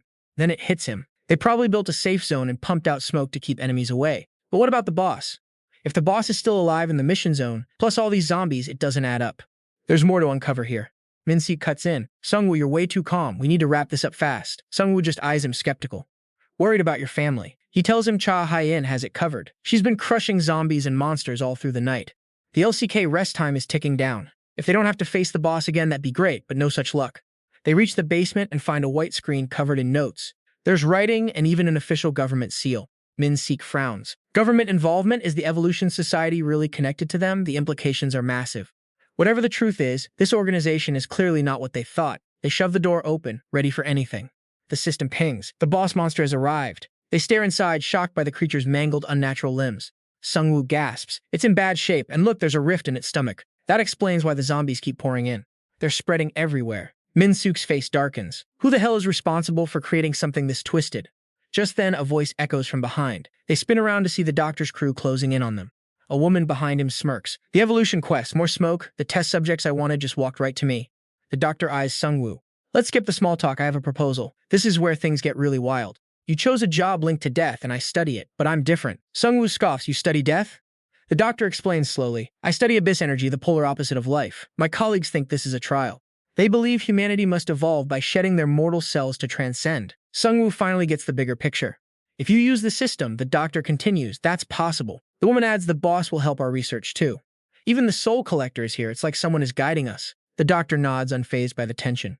This game looks like luck, but it's controlled by an AI. You and I meeting? It's all part of the plan. You're getting close to the answer. He claims they are the good ending to the game Sung-woo has been playing. Sung-woo furrows his brow. This guy saw the ending? Does the Society have a prophecy stone too? Seeing him hesitate, the doctor pushes harder. Join us. It'll be mutually beneficial. Think about the greater good. He looks at Sung-woo. Will you fight for a noble cause? Sung-woo just lets out a cold, sharp laugh. Become a pawn in your game. You're just like the rest of these bastards experimenting on people for your own ego. No society shouting about missions is ever normal. I don't care about your motives or who you think you're saving. The doctor sighs, actually sounding disappointed. In peacetime, I'd take the time to convince you with theory. A shame. Sung-woo nods dryly. I remember ethics class. You really should paid attention to pass that course, Doc. The doctor glares. I guess talking is off the table. A blonde man suddenly appears, blocking their path. The Night King's seal opens in minutes. Don't even dream of stopping us. Sung-woo doesn't hesitate. He gives the order. Min-suk and Do-yoon charge forward instantly. But the blonde guy is calm, activating his perfect dance skill. You and I are about to see a massive shift. Their stats plummet and physical resistance drops by 60%. Stick with me. We're about to see if these healers can actually hold their own. Seon-guk thinks they're soft. Suddenly, a storm of arrows rains down on him. Before they even hit, the lady behind him sneers. Pathetic weapons, return them. With a flash of energy, the arrows reverse. Sung Jin-woo barely blocks in time. He's shocked. Telekinesis? As he struggles, Min Byung-gu charges straight at Seon-guk. Seon-guk hits back with divine force, blasting Min Byung-gu away. Sung Jin-woo screams out. Now watch this. Seon-guk starts dancing. This guy is totally unhinged. The woman snaps at him to stop. Protect my precious test subject, she yells. Min Byung-gu glances over. There they are. Creatures trapped in a glowing energy field. Seon-guk keeps prancing, mocking them. Summoners are nothing compared to my performance. Before he can finish, iron chains whip out of nowhere, strangling his clone. More chains tear into his limbs. In a blink, that clone is a puddle. Min Byung-gu steps over the blood. Coldly, he declares, you don't deserve to breathe. Seon-guk laughs. You're just an overgrown zombie. Get him with divine light. A magic circle flares. Divine energy surges forward. Sung Jin-woo shouts a warning. Min Byung-gu doesn't flinch. He triggers his berserker skill, shattering the divine attack instantly. Seon-guk panics. What kind of spell is that? Change formation. Do it again. Min Byung-gu feels the impact, but he's fine. He forces his own light back. Seon-guk's clone melts into gore. Min Byung-gu absorbs it all. He's just getting started. The zombies attack. Seon-guk screams for help, but it's already way too late. The woman behind them is in shock. This shouldn't be happening, she cries out. Min Byung-gu corners her. You're the one behind these cruel experiments, aren't you? She tries to blast him away, but Min Byung-gu brushes it off like nothing. You took a simple test and twisted it into something truly monstrous, he says. She shrieks for him to stay back. Min Byung-gu doesn't hesitate. One clean slash. Silence, then slow clapping. Dr. Nun emerges, smiling that cold, twisted smile. He pulls something out. I didn't want to do this, he whispers calmly. He tosses it down. A massive surge of energy erupts across the ground. Sung Jin-woo narrows his eyes. What is this, an alchemist's trap? Watch closely now. Vines erupt from the earth, locking Min Byung-gu and Roy in a death grip. Sung Jin-woo slices through the chaos, charging the doctor. This old man is cunning. He activates his class skill. Dr. Nun sees the trap and tries to flee. A grenade explodes. Flash and lightning stun the air, a perfect distraction tactic. But he doesn't get far. He freezes, eyes wide, seeing Sung Jin-woo right there. You won't be seeing any light where you're going, Sung Jin-woo coldly promises. He strikes. The doctor coughs blood, smirking through the pain. Good card, kid. Summoner is perfect for self-defense, he wheezes. But how will you save others? He laughs. We've already unleashed a horde of zombies and ghouls outside. Min Byung-gu glares. How can you be so evil while looking like a human? The doctor shrugs. In this chaotic world, everyone craves power, don't you see? We test our new weapons on the battlefield. Simple, efficient, and very effective. He mocks them. Keep fighting for humanity, but you're already too late. Sung Jin-woo has had enough. Finish him, Min Byung-gu. The blade plunges deep down. Before he fades, the doctor grins. See you around, kid. A final curse. It was just a clone. The real one is still out there. 5 left. He clones himself everywhere, crushing objectives without a single scratch. But Min-sik shouts, focus, the Night Demon King is moving. Meanwhile, Ju is deep in the trenches, tearing through waves of monsters. Finally, she catches her breath. Safe for now? Her team asks if it's over. Ju shakes her head. No way, those things are definitely coming back for more. The crew rages. Man, where do these freaks crawl out from? I've been wiping them out all day. Right on cue, glowing red eyes emerge from the shadows. Ju grits her teeth. She can't let anyone die here. She trusts Sung Jin-woo, even if they were rivals. He's evolving fast, and she's pushing herself to match his pace. To stand by his side, she has to level up. She lunges forward, crashing headfirst into the monster swarm. But something's off. The enemies are thinning out because the Necromancer isn't here. Still, the remaining soldiers are fighting hard. Suddenly, massive flames erupt in the air. It's Ju. She's burning the battlefield to trap the horde. She thinks Jin-woo's summoning skills would handle this better. She has to turn this chaos into her advantage. Power up, finish this fast. She dances through the fray, blade light flashing as she cuts down wave after wave. Watching from the sidelines, people whisper, she's got to be his girlfriend, right? She's insanely fast. Ju hears them and frowns. What are they even talking about? No time for that, she's locked in. The heat is too intense, so the crowd just watches in awe. Is she really taking them all on alone? Suddenly, the monsters shift targets, sprinting straight toward the school bus. The defenders scramble to protect the kids. Cha Hyen rushes over, but 3 monsters at once. That's rough. One breaks through the line, heading for the bus. A blast of raw energy cuts in from nowhere, obliterating the beast instantly. That was close. Elsewhere, more demons target the elderly and children, but before they can strike, iron chains snap them tight. The chains whip around, dragging the monsters back and tearing them to pieces in a gruesome display. Min-sik walks out from the smoke, checking on the kids. You guys okay? They recognize the voice instantly. It's Dad. But as they look up, his form, he's a shadow soldier. He doesn't know how to explain this. The kids run to him, innocent and confused. Dad, did you transform? You turned into a shadow soldier? His kid's naive question makes Min-sik hesitate, but he gently ruffles their hair. Yeah, thanks to the Shadow Monarch, I can shift like this. The kids, oblivious to the truth, 1 and 2. Min-sik's head spins. Over by the gate, Ju spots Jin-Woo approaching and beams. He nods, looking apologetic. I wasn't worried with you here, Ju, but it must have been hell for you. She laughs. You had it worse, didn't you? She eyes him, asking about the Night Demon King. Must have been brutal. He hesitates, then tells her everything. Hours ago, when the king arrived, they fought it, but something felt wrong from the start. They watched the king scream, then collapse. Min-sik frowns. It looked like it wanted to die. Jin-Woo agrees. I think it's been experimented on so much, death is the only relief left. Min-sik thinks for a second. Should we just end it for it? Jin-Woo sighs. Humans are the real monsters. Back in the present, Ju is speechless. She hears Jin-Woo sigh. That was one hell of a fight. Suddenly, the system pings. Main quest complete. Nobody knows what's going on, but the pressure is gone.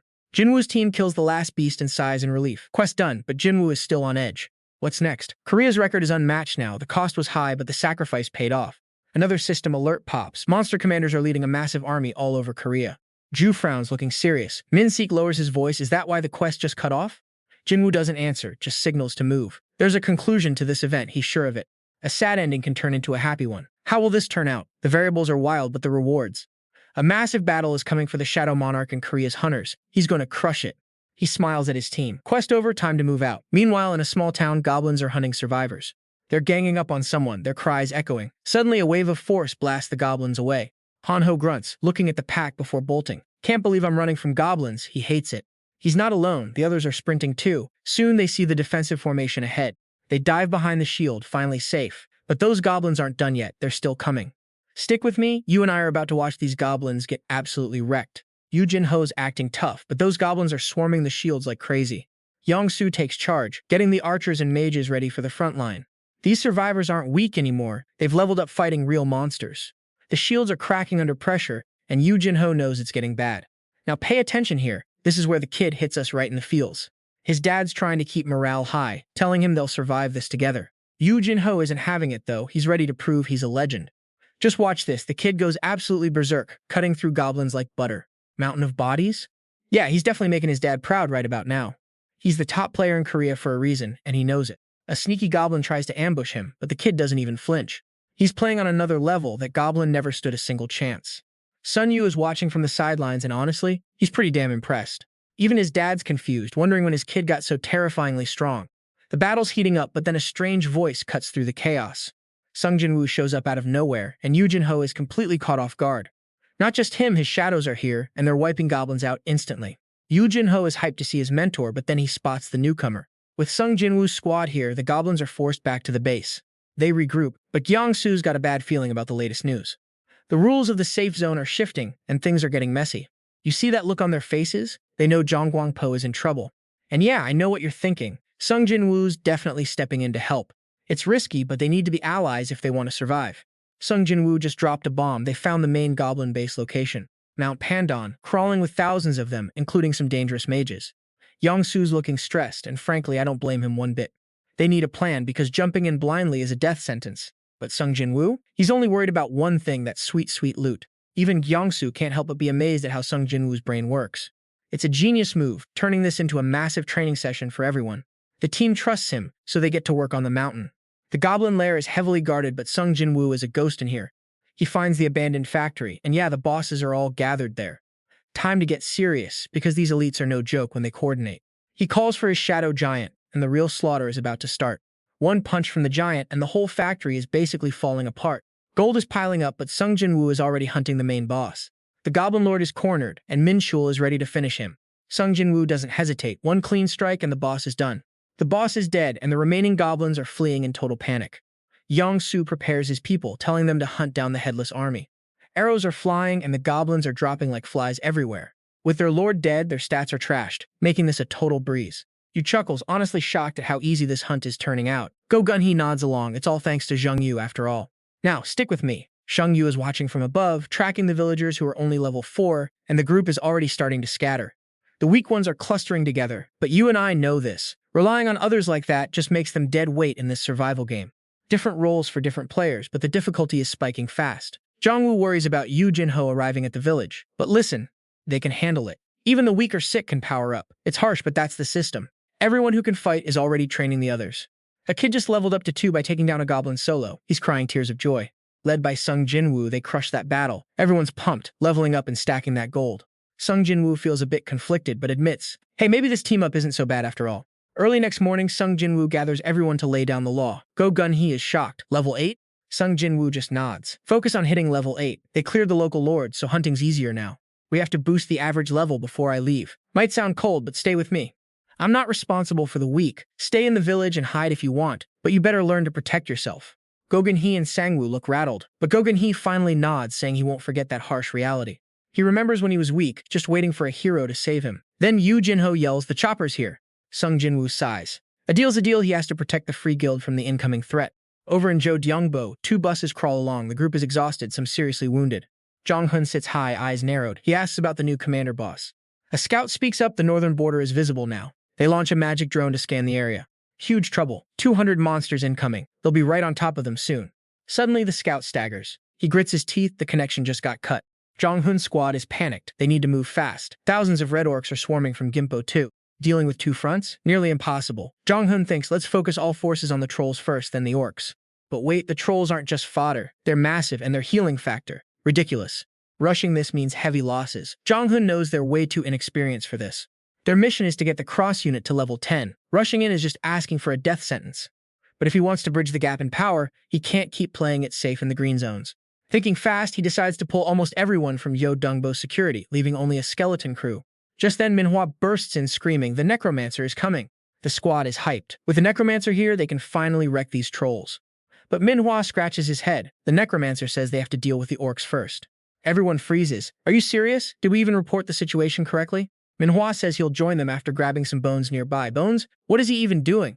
A helicopter appears over the city. Jong-hun looks up, skeptical. That's the guy? Suddenly, massive undead spirits appear, swarming the trolls. Manhwa is stunned. What kind of insane monsters are these? These trolls are huge, but compared to the Necromancer's summons, they look like children. Sung Jin-Woo's got the Reaper's power now. Taking out trolls is like a walk in the park. Manhwa is in awe. He was already a beast, but now, he's completely untouchable. Jong-hun wonders, can normal awakening ever catch up to that level?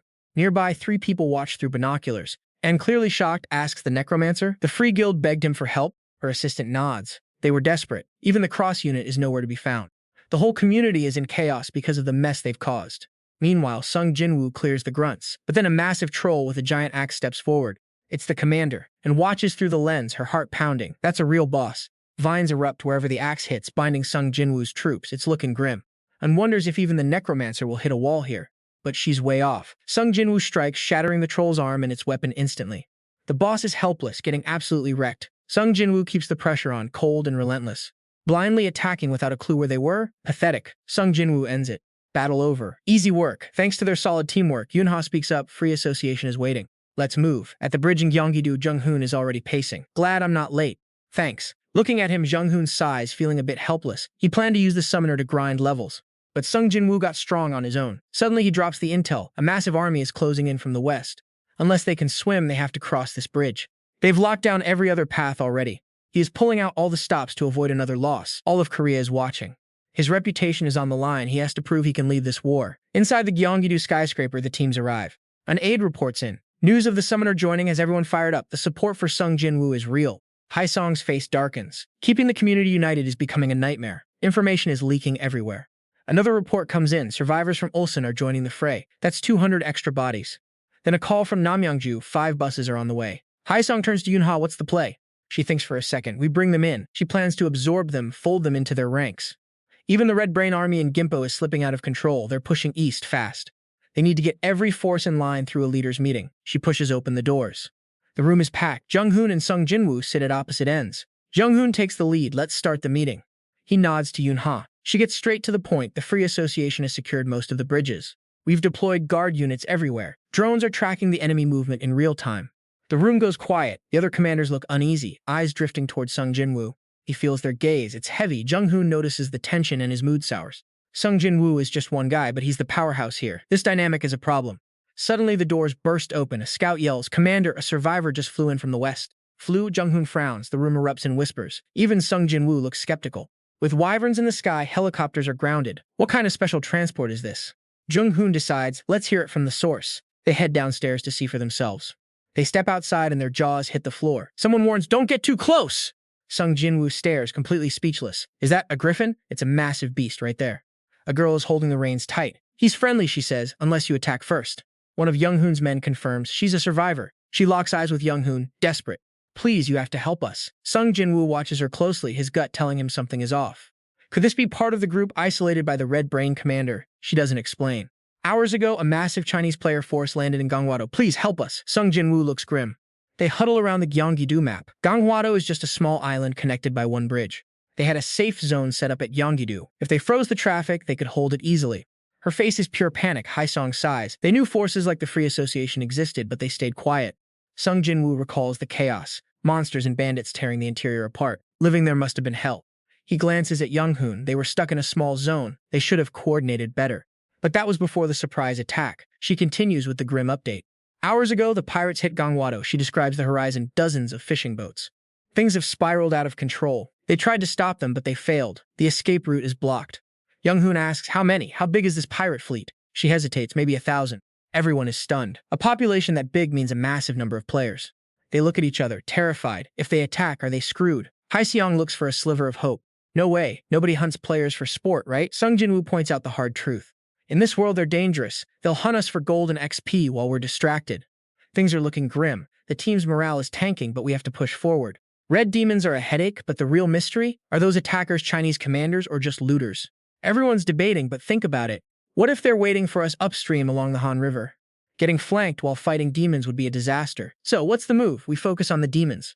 Calmly, the plan is set. We can't ignore the demon legions in Gimpo. They're blocking the pirates anyway. We're sending a scout team down the Han. The plan drops and Hyun is straight up shocked. We can't even reach Gangwa anymore. She looks totally crushed, just collapsing onto the dirt. Suddenly, Sung Jin-Woo steps up with a bold proposal. He's mapping out a way to crush the whole army. A pincer attack? And Suk is skeptical. As a swordsman, he knows we just don't have the numbers. He argues that even sending a helicopter is a bust. The noise ruins any chance of a stealthy strike. But then a wild thought hits him. Wait, no way, could he really pull that off? He remembers Sung Jin-Woo's terrifying transformation power. Sung Jin-Woo stares back, gathering energy in his palm. He's thinking fast. His skills aren't great for group combat, and his heavy-hitting moves are locked. He needs info on those Chinese players, too. If he faced them once, they'll definitely cross paths again. The system is spamming warnings. Speed and attack power are dropping fast. Who dares do this? This is a commander-level punishment. If they cut his communication, the squad is doomed. Sung Jin-Woo's brain is racing. To beat the demons, he has to take out their commander, headshot style. He looks at Hyun. If he goes alone, he can't ride the griffin stealthily, right? She's thrilled, and after a moment, Sung Jin-Woo finally agrees. Let's do it. The sky turns orange. Hyun hops on the eagles annoyed. Is he ditching them again? Sung Jin-Woo just laughs. Griffin can only carry 2. This is it. See you on the battlefield. He's worried about leaving them, but Hanho is surprisingly protective. Sung Jin-Woo smirks. She's a rogue, not a tank. Hyun fixes her goggles. She's ready to fly. Sung Jin-Woo nods, feeling the rush as the griffin takes off. It's shaky, but they're airborne. Everything below shrinks. Then Hyun drops a hint. We have to wait for nightfall. She knows this area. The pirates have huge eagle monsters circling the island. Mist covers the island. Ships are docked. Inside, the pirates are lighting their lamps. Light flickers on. 3 guys huddle in the dark. Is the battery dying? The light is pathetic. One complains about the atmosphere.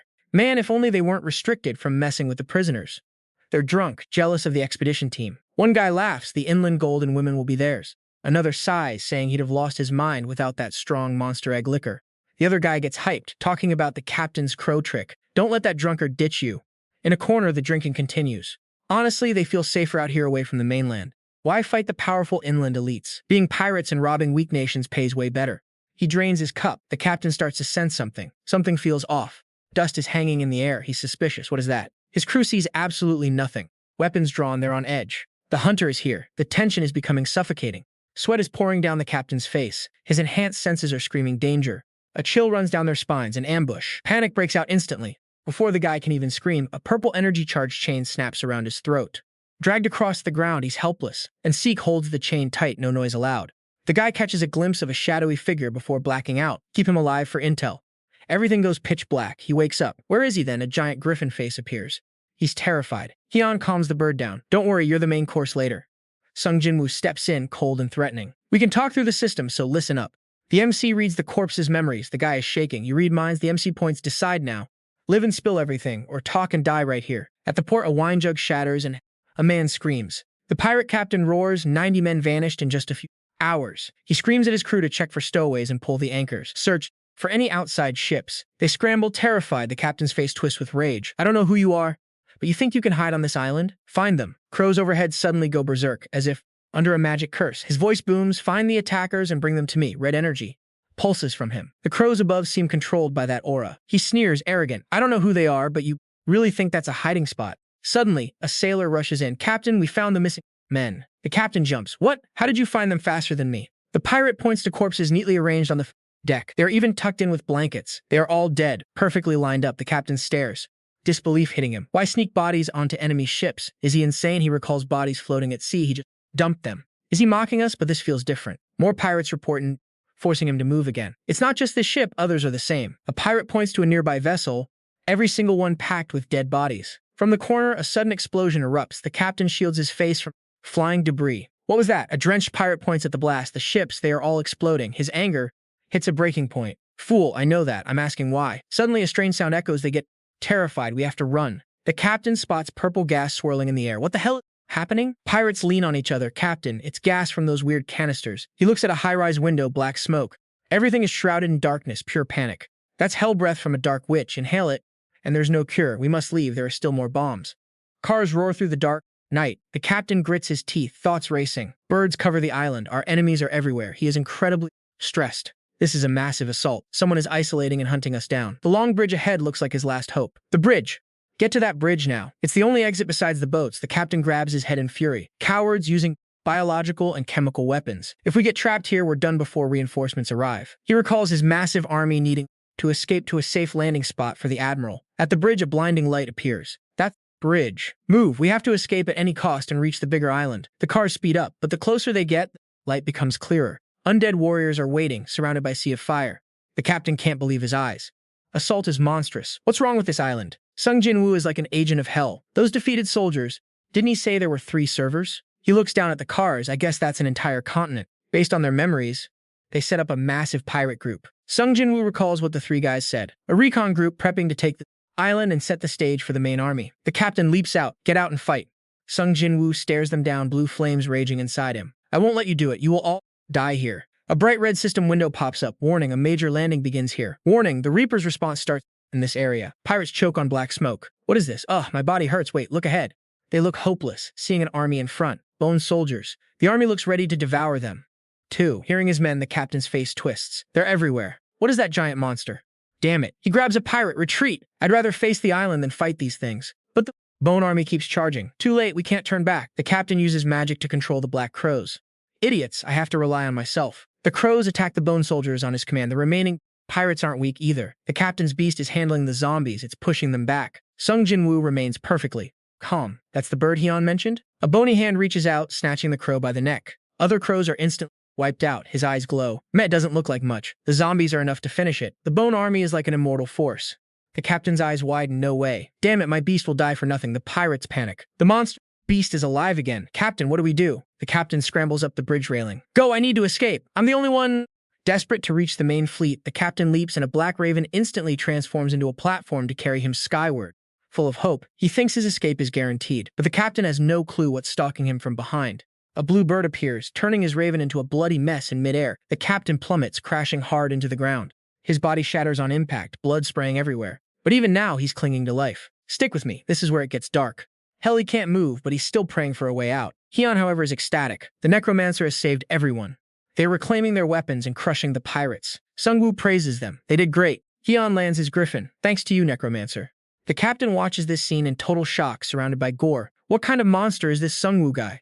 Sung-woo is completely cold. You have no right to ask me anything. His scythe swings down. What do you call your admiral? Chan Gong. I wonder if that name appears in your memories. As the scythe strikes, a system notification pops up, leveled up to level 17. You can now read the memories of the dead. Countless faded lights appear, and in Sungwoo's mind, a sphere of memories materializes. Hovering in the sky, Sungwoo witnesses the captain's past. A massive ship looms ahead. He evaluates the people standing below. Their outfits look surprisingly traditional. A man stands at the bow, staring out into the vast, endless ocean. Where should we go? Is that Changong? Sungwoo ponders. He doesn't look like a madman, unlike the vampire or the mad scholar. Two scenarios cross his mind. The second server was handed to the Soul Witch, while on the first, an emperor plots world conquest. Changong clenches his fist. To him, the third server is nothing but trash. So what's the next move? A general suggests seeking outside help, but before he can finish, Changong lops his head off. Fool! Changong stares at his bloodied hands. Why are we floating on this sea? Because we lack the power and force to take what we want. His face twists into a manic grin, like a starving demon ready to devour the entire continent. Sungwoo's hand tightens watching this. Just as I thought, there's no stopping someone hungry for territory that isn't theirs. Changong keeps his eyes locked on the horizon. If you don't have enough, you just take it. But the problem is there's no land left unclaimed. The others tremble at his pure insanity. General, what if we attack the nearby islands? We could blockade the sea and push into the mainland. Changong grabs the man's arm, vibrating with excitement. I was thinking the same thing. The guy looks absolutely terrified. Thanks. Changong addresses his troops. General Digong, sweep the islands near China, seize the waters while the mainland heroes fight monsters. And General Ngong lead the small fleets to establish outposts on the Korean peninsula. Ngong bows instantly. I obey. Changong keeps barking orders. Don't alert the local forces, just wait for me, understood. Changong checks his system menu. He needs to maximize the pirates' power. The Fire Virtue Alliance is a success, collect as much gold as possible. The system updates, Pirate Alliance level 3. The condition, a group of over 10,000 pirates. The effect. When a player is killed, gold drops double and you steal 20% of their stash. Even Sungwoo is alarmed. Pirate Alliance. So that's why they slaughter everyone without hesitation. Changong stands among the fallen, his massive army looming behind him. Forget about all the missions we received. Heroes born from chaos? He mocks the idea, how stupid. He turns back to his army. We aren't here to be heroes. We are here to rob everything blind without holding back. The light of memory fades. Sungwoo returns to the present, looking down at the captain. Honestly, these guys preaching morality are never trustworthy. Is this the same situation everywhere, not just in the Korean server? Sungwoo holds a card. The captain is completely under his thumb. System notifications ping again. You learn the skill response from the Reaper. Skill leveled up from Elite to Master. Skill info. Response from the Reaper, Master rank, active type 17 mana. It summons 25 Abyss zombies with infinite health. Sungwoo frowns, feeling the pressure. Getting stronger is great, but getting used to fighting humans feels wrong. It might cause massive misunderstandings. Hyun watches Sungwoo's back. Sir Necromancer, what should we do now? Blue sparks ignite in Sungwoo's palm, transforming into birds. Now pay attention, this is where we get ready for the real war in Gimpo. Everyone's faces show sheer terror as the orc army grows. The human army stands ready. They watch the orcs with intense vigilance. Hano looks stressed seeing the massive formation. There's a whole swarm here. Sha Hien looks equally worried. They're everywhere, and every single one is stronger than a normal orc. Even Ankok's face is dead serious. The problem is, these are just the scouts. The monsters within the orc ranks hold stones, clearly ready for battle at a moment's notice. Seeing that, everyone gets even more scared. Are those Changong slaves? What? Do those bastard orcs use these monsters as slaves? But the Master Hunter Ju doesn't hesitate. He charges right into the monsters. R and Ju coordinate perfectly, tearing into the giant orcs. Sharp blades pierce their bodies before they can even react. You and I can see the pure rage in Manhwa's eyes as she spots the endless wave of orcs. Attack, destroy them all! Manhwa punches through. His raw power actually stunned the defensive line. Die, you brainless trash! Kanghun unleashed fire, burn, roast, incinerate. Let it burn. As they shrieked in the flames, a system notification popped up. You gained 1,200 gold for slaying an orc. Kanghun felt the rush, watching his own flames consume them. I haven't had this much fun in forever, who else could do this? But then Anseok lunged at a monster behind him. Stay sharp. He went all out, using his skills to push back. He barked orders at his squad. Warriors front line, protect the mages now. His heavy punches left the orcs struggling. Still, it was nothing compared to their endless numbers. Those bastards. It wasn't just about strength, it was the swarm, and Seok gritted his teeth. They didn't know fear, just the thrill of the kill. He smirked, but before he could go all out, Manhwa screamed. I feel you, but the rear guard is struggling to hold. We have to push them back now. The priests used their muscle-bound strength to manifest magic. They set up barriers in front of the shield wall. Yes, sir! This actually terrified the warriors in front. Why are the priests buffer than us? Then they spotted trouble. Look! Ahead of them was another army, radiating a dark purple aura. Orc mages, massive arms reached out, coated in shadow energy. Seeing them closing in, the squad shouted to reinforce the shields. Another massive explosion rocked the area, filling the air with dust. Warriors were bleeding out. They screamed through the thick haze. Damn it, hold the line. Those bastards are breaking through. The orcs charged with mad wolves in tow. Yu Jin-Ho panicked. Orc knights? I don't think we can stop them. Anseok braced himself. We hold as long as we can. Suddenly, thundering footsteps echoed, followed by wild cheering. Clear the way, everyone, make room. They cheered. The Crusader squad had finally arrived. Now pay attention. This is where the tide starts to turn. Manhwa ordered the formation. Mages, attack. Arrows rained down, piercing the orcs with perfect precision. The fallen soldiers scrambled back up, spirit renewed. That's our Crusader squad. A real battle should be like this. And Seok stood ready again. Stop dreaming. Support the Crusaders.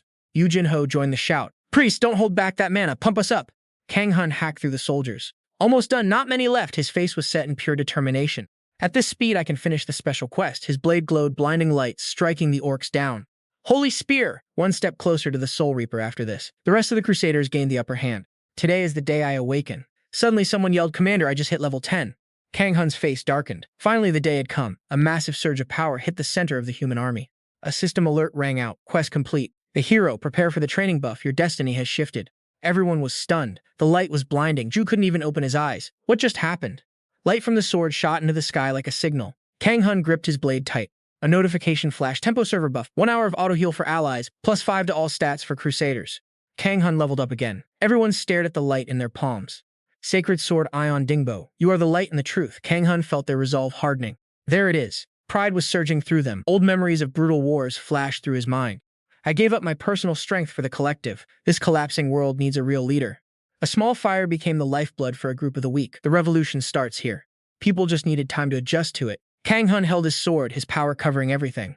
I have to stall for time. The Liberation Army will be the last one standing. Somewhere else, a soldier shouted. Lady Levy, news about those bandits we once crushed. He was furious. They trashed the China server and now they're moving to Korea? Lady Levy looked on, full of rage. Those beasts in human skin, the trash we forgot to take out, arrived in another nation? Others jumped in. It wasn't your fault, milady. You lost them because you were busy saving us. The soldier clenched his hand, excited. Reports say Korea actually managed to push them back. Lady Levy was shocked. Those invaders? She smiled. Seems like Korea has some real elites. I'm curious who stopped those beasts. An orc took Kang Hun's blade and coughed up blood. You and I both know the answer. He's just getting started. Stand down if they drop. An X gestures to the rear. Everyone rest up. If they hit us while we're drained, we're done. Young Hun jolts back. He spots something. Panic ripples through the group. Another wave? Is their army actually that massive? It's another assault. The orc army is relentless. They're banging drums like they're taunting us. Jin-Ho pales. Their vanguard is insane, but Ju finishes his thought. Looks like the main force is here. An X looks grim. The situation just hit critical levels. Kang Hun is spiraling. Even with the Crusader squad holding the line, we can't stop a horde this size. Minho points to the massive buildings behind us. We need to abandon the main road and weave through the alleys to split their force. It's the only way we win. Young Hun stays eerily calm. He drops the hard truth. Will these monsters even follow if we duck between the buildings? Young Hun stares straight ahead. Or will they march straight to Ion Diembo where everyone is huddling? Hearing that, Ju feels hopeless. Monsters always hunt the largest groups. Young Hun stands tall, back turned to us. We can't retreat. The Crusaders line up right behind their commander. The orc vanguard charges again like beasts losing their minds. The people in the back see this and start spiraling. Damn it, these freaks won't stop attacking. Should we bolt? We can't hold them. Ju scrambles. Calm them down. Stay cool. There has to be a way to stop them. Suddenly, Jin-Ho screams, Hey, Jununim, look over there! A gore-covered orc corpse slams right into the center of the orc ranks. The whole orc army is rocked by a massive explosion. They're shocked to see these giant blue birds snatching orcs from the sky. What is that? Giant birds! Even the orcs look confused seeing their own kin dropping out of the clouds. Explosions keep ripping through the center of the horde. People start cheering wildly. It's the Necromancer! Senior Cha Hayan is back. Min-X and Sung Jin-Woo appear, striking fear into the orcs. Young Hun praises the aerial bombardment. It's like we're fighting with swords while they bring tech. Flycams buzz through the sky, weaving between high rises. The news is live streaming the Necromancer's battle. Look at this. A skeleton knight is sweeping the battlefield. The projector looks like magic, cloaked and hidden. The host's voice booms out. Is this the Necromancer's partner? Is he a player? System displays the item info. Magic projector common grade consumable. Effect streams footage from cameras or magic for 1 hour, breaks after 4 uses. They keep debating. I'm not sure, those moves don't look like a robot, but isn't he too strong for a player? While everyone is fighting for their lives, these guys stay chill and share their thoughts. I used to like the skeleton goblins more, but I might change my mind now. Why do our stars look so bored? The director outside is hyped. Perfect, the follower count is spiking. In the live chat, tons of comments are flooding in. The Crusaders are strong, but they can't beat the Necromancer. The warrior with the flag is cool. But real talk, the Crusaders are legends too. The Necromancer is just overhyped. If you followed his recent moves, the Necromancer is clearly the strongest one here. So what the hell is the #1 rank doing? The director smirks, thinking about how much he'll get paid for these views. Right then, a loud bang hits the door. The people inside draw their bows. Stay back or I fire. Eshe and her cloaked squad burst in. Drop the weapons. We're from the Freedom Association. The director freaks out. What is the Freedom Association doing? Here, Eshe points around, kill the broadcast now, or we use force. The director is livid, pointing a finger at her face. What the hell, are you suppressing the media? Players have a right to know, but Eshe isn't playing around. She grinds her teeth, looking terrifying. You don't know how media was used against us during the purge? Our power and locations are top secret, turn it off. Seeing her glare, the director waves his hand. Fine, turn it off, kill the feed. A soldier suddenly calls her. General Eshe speaks low. I know it's too late. Eshe bites her lip. There must be other secret channels. Everyone will know the Necromancer led the charge to victory. Even the enemy knows. Just like she guessed, people in other countries are watching the live feed on their phones. At some outpost, Rai is sitting in a cardboard box enjoying the fire in front of him. Jin-Woo jumps. What? South is filled with beastkin and mad scientists. The orc army is hunting us from the west, and now we have pirates too? The kid clutches his head in despair. I knew it. This peninsula is hell. Did they turn up the difficulty? Jin-Woo looks completely drained. We haven't had a break since the apocalypse began. Ju looks helpless. We're only strong in the Korean server. Compared to the world, who knows? Jin-Woo agrees. Compared to the world, Korea is tiny. She scowls. We need to hunt more. Jin-Woo breathes out a heavy sigh. We've faced constant obstacles. Since leaving school, our goal hasn't changed. Hunt, level up, get stronger. Jin-Ho stands there, like a ghost. He points at himself. Lucky I met Jushi early on. But what about me? On the world map where they live is just an iceberg in a vast ocean. But since Korea is small, there's less gold and experience to go around, so I think this orc war is our chance to farm massive gold and XP. Ju clenches her fist. So tomorrow, kill as many orcs as possible. Jin-Woo resolves himself. Right, we stop fighting other servers. He watches the Crusaders. Less risk, more reward. Grinding these orcs is our ticket to massive gold and XP. Jin-Woo clenched his fist, ready to hunt them down by dawn. Jin-Woo thought to himself, we need to stop clashing with other players' servers. He glanced at the Cross Guild, currently huddled together. The real war against outsiders starts after we crush these orcs. I need to talk to Young-hoon about this strategy. So many thoughts racing. What if they turn out to be players instead? The fighting literally never ends. Stick with me, we're about to see how this unfolds. Groups in other regions are building their own armies after clearing out the monsters. If server-to-server travel gets easy, we're in trouble. We're going to face international players soon. What do we need to stand a chance, and when does this game actually end? He asked himself that, and the system window popped right up. High above, the Necromancer's birds circled the sky. Everyone gathered near the fires. Can you hear that? Hear what? I don't see anything suspicious. Suddenly, a root erupted from the ground, catching them all off guard. No, I'm not sure anymore. They wondered, a root? It started small, but in an instant, it mutated and grew at a terrifying speed. It ripped right through the camp barricades. Cha Hai-in and R hurried to warn Jin-Woo. Jin-Woo, something's wrong. An orc with an axe appeared behind her. He screamed, Cha Hai-in, watch your back. Alerted just in time, she and R retaliated instantly, slashing the orc down. That noise echoed through the camp. What was that? Why is it so loud? Orcs! Seeing those faces swarm the barracks, they were stunned. How the hell did they even get inside? Jin-Ho pointed ahead. This way, they're coming from this direction. Jin-Woo started focusing his energy, preparing for the incoming wave. Orcs poured endlessly out of the teleportation gate. Jin-Woo's face went pale. They're using teleportation gates? Watching the orcs charge, Jin-Woo panicked. I was too careless. I never saw this coming. Whether it was the monsters or the players, the soldiers behind him couldn't react fast enough. Hurry, block them! Wait, I'm still repairing! They panicked even more when they saw the target. They're going after the guildmaster. A massive beam of light blocked the orcs' path. Then the system announced Tempo's secret realm to the whole area. 1 hour duration, auto-healing for all allies. 2% per second. All cross-guild skills got +5. Young-hoon unleashed immense power, his strikes successfully holding the orcs back. An-seok suddenly rose from the rubble, surprising the orcs. I thought I was a goner. Just as expected of the prosecutor. He breathed deep. An-seok and the others felt a surge of raw energy. I feel the power now. I'm absolutely overflowing with energy. They launched a counterattack against the orcs. They fought like warriors, unleashing non-stop brutal strikes. Pigbrain, be my stepping stone! You're not the only one who wants to crush them. They looked pumped. We cleared the first teleportation gate. An-seok clenched his fist.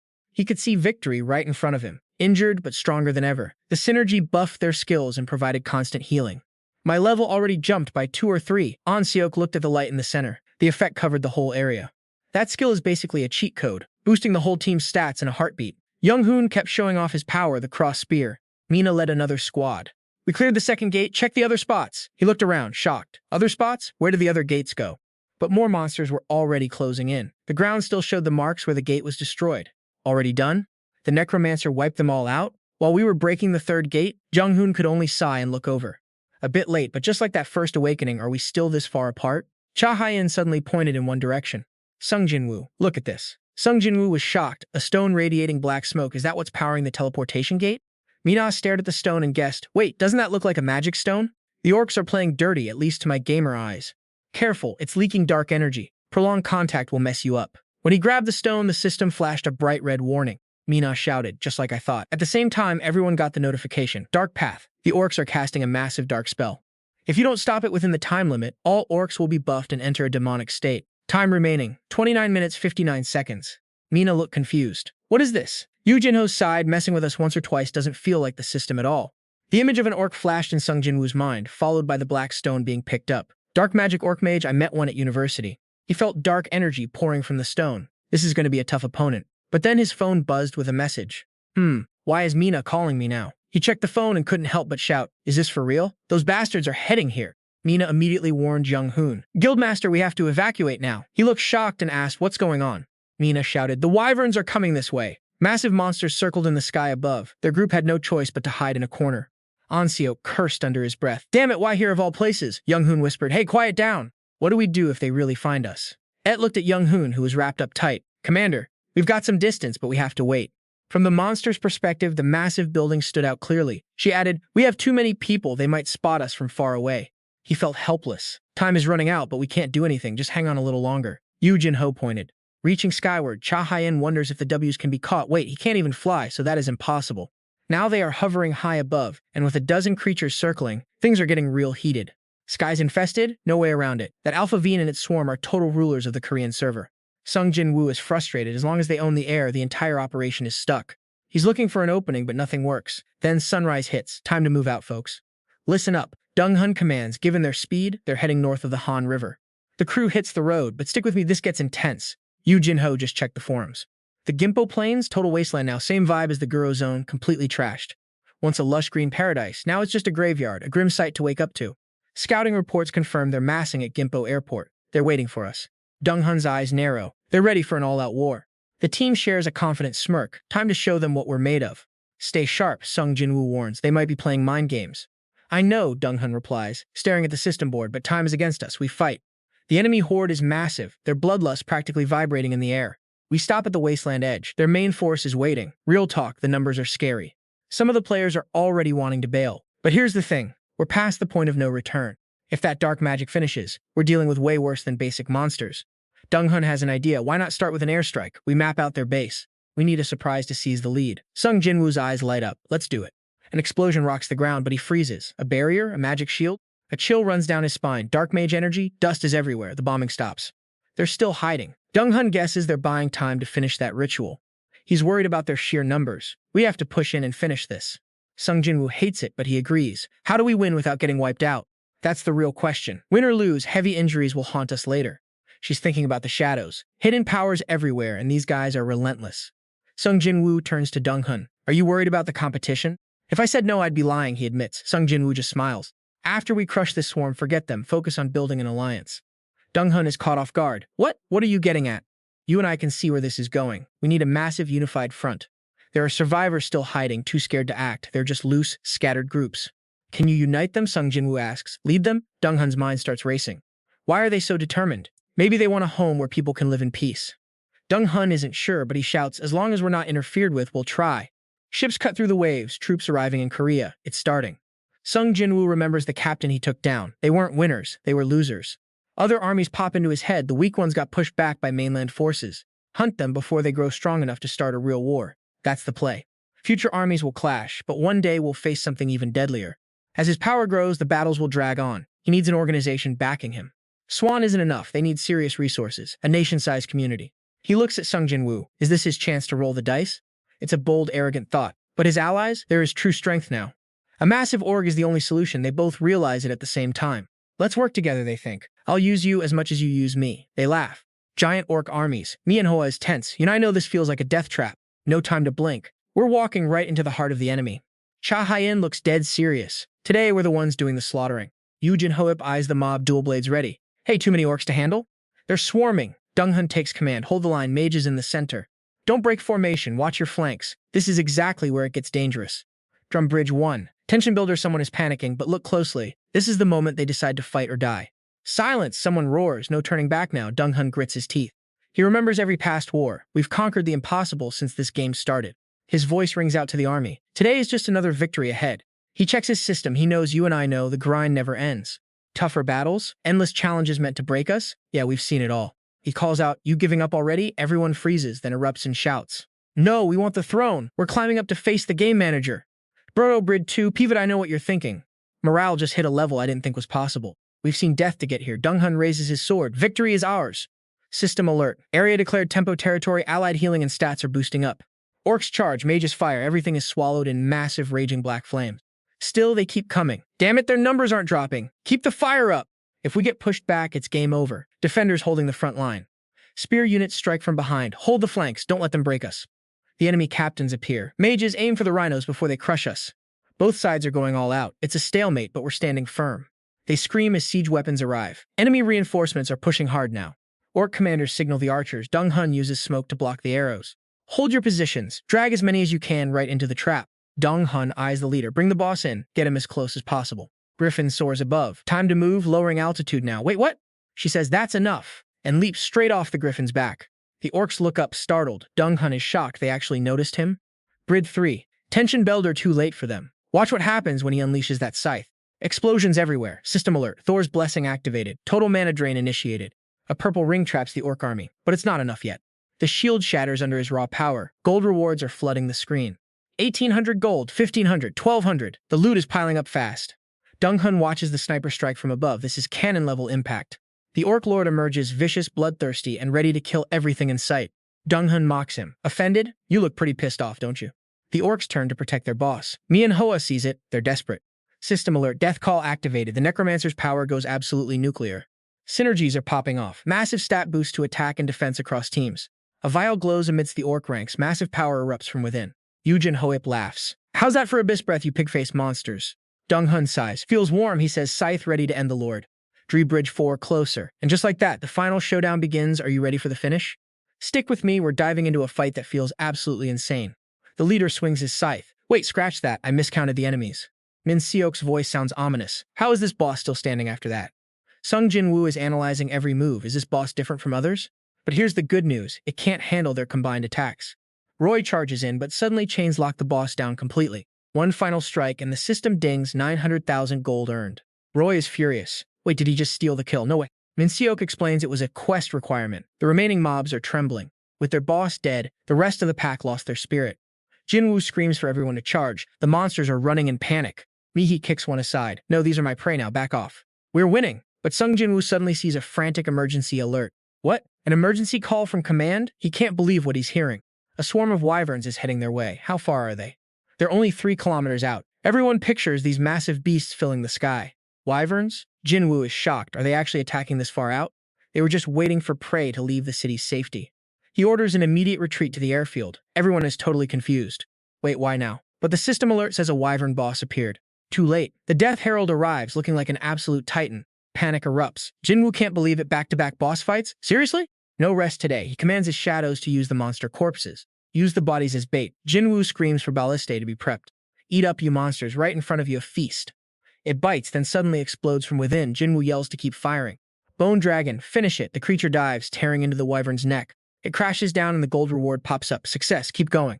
Jin-Woo's face lights up. A monster he never dreamed of taming. He looks back. Min Seok, jump on. You can ride this one too. They take flight. Jin-Woo is satisfied finally they get to fly. It's harder than a griffin, but it's massive and stable. Let's hunt. We'll show these beasts what it feels like to be the prey. A stray wyvern dives for the ground crew. Jin-Woo spots the idiot.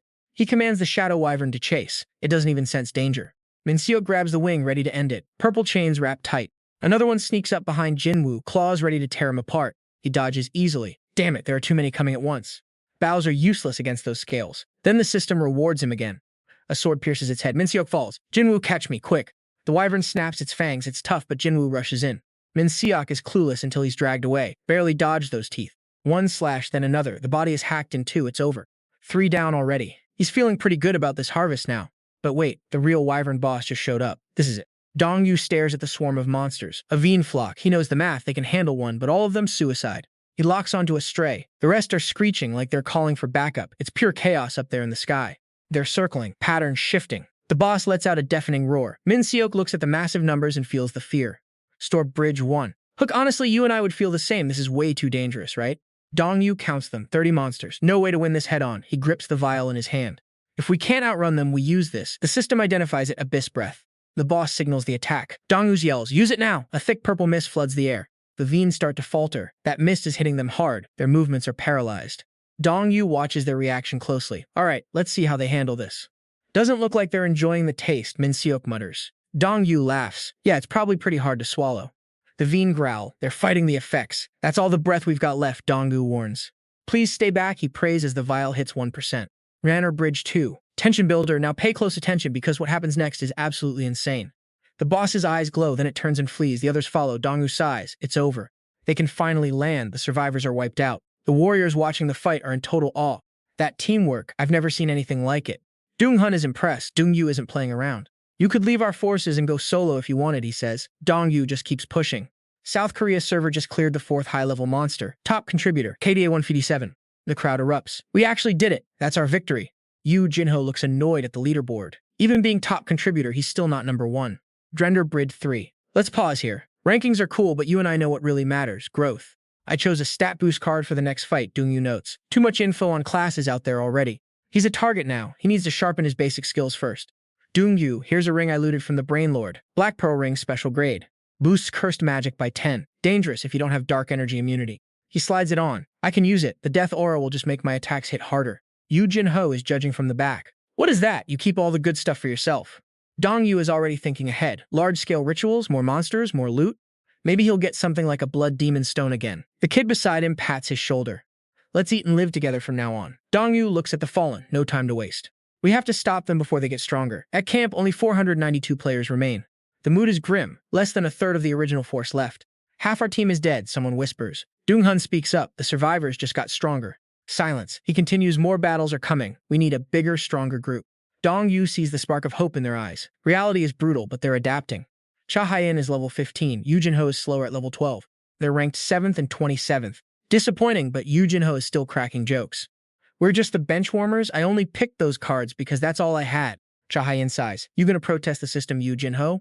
Dong-yu holds up 2 fingers. You had 2 chances, and you picked 1 star both times. Yu Jinho loses it. Senior, stop it. How can someone so lucky be so mean? Suddenly, scouts run in. Commander, we found a shop at Gimpo Airport. Dring Bridge 4. Closer, it says it's inaccessible. But you and I know a treasure chest when we see one. What happens next? Dong-yu's eyes light up. An inaccessible shop? That's always where the rarest gear is hiding. Everyone agrees. If it's a shop, we try it. I've got enough gold saved for something legendary. Everyone is staring at the loot with greedy eyes, calculating the massive payday they could pull off. Dong-hun sighs and finally gives the green light to check the shop, but a purple barrier blocks them. Inside, a locked icon stares back. Something is definitely off with this shop access. Kang-hun looks tough, dropping the obvious hint we will only know what is going on once we get in. It feels like this is strictly VIP access only, and the system confirms it, demanding a secret shop ticket. People start losing their minds, hammering the barrier in a blind rage. What the hell is this thing? While everyone else is snapping, Dong-yu stays chill, reaching out to touch that purple energy. The system pulses, asking if he wants to use his secret ticket. A memory clicks into place for him. He remembers getting this reward back during his first awakening, back when he was top tier. It was restricted to the first 50 people, and watching him walk through, he realizes Dong-hun missed out. The crowd watches him pass and absolutely loses it. Why is he the only one getting in? Kang-hun looks crushed, wondering if he is not considered VIP while Dong-yu steps into the dust. The system prompts him to take a seat, signaling that this shop is nothing like the basic ones. Stick with me, because this is where the pressure hits. 10 seconds to buy, or the item is gone forever. It is like one of those frantic shopping ads. He has to decide on the fly before the timer kills it. A blinding flash erupts, revealing the first item, a Golem-maker scroll, expert level, a massive utility. It lets him craft a giant golem using nearby scrap, and it will cost him 1 million gold. The timer is already ticking, and Dong-yu starts panicking. He mashes the screen with everything he has. With over 10 million gold in his stash, he screams to buy it. The first prize is officially his. Next up is a triple pack of Panacea potions, legendary grade, clearing every status effect in sight. 2 million gold? Dong-yu pauses, feeling a bit more composed now, thinking back to his leveling days. He decides to pass a Necromancer. He is already immune to most curses, so he saves his cash. Time runs out, and the third item drops, a skill enhancement scroll worth 3 million gold. It is a solid upgrade, but he plays it smart, knowing if he blows his budget, he might miss out. He skips it, keeping his eyes on the prize, waiting to see what the system throws next. Item 4 appears, the Emperor of Shadows ring, legendary tier, boosting his stats by 3 across the board. It comes with teleportation and shadow manipulation, and he is blown away by the 4 million price tag. He feels a rush of raw power surging through him. Everything here is just too good to ignore. He grabs it to complete his shadow legacy, only 1 item left to find now. His heart is pounding out of his chest. What is the final ultimate item going to be? A massive glowing scroll appears, and his face lights up with pure, unadulterated hype.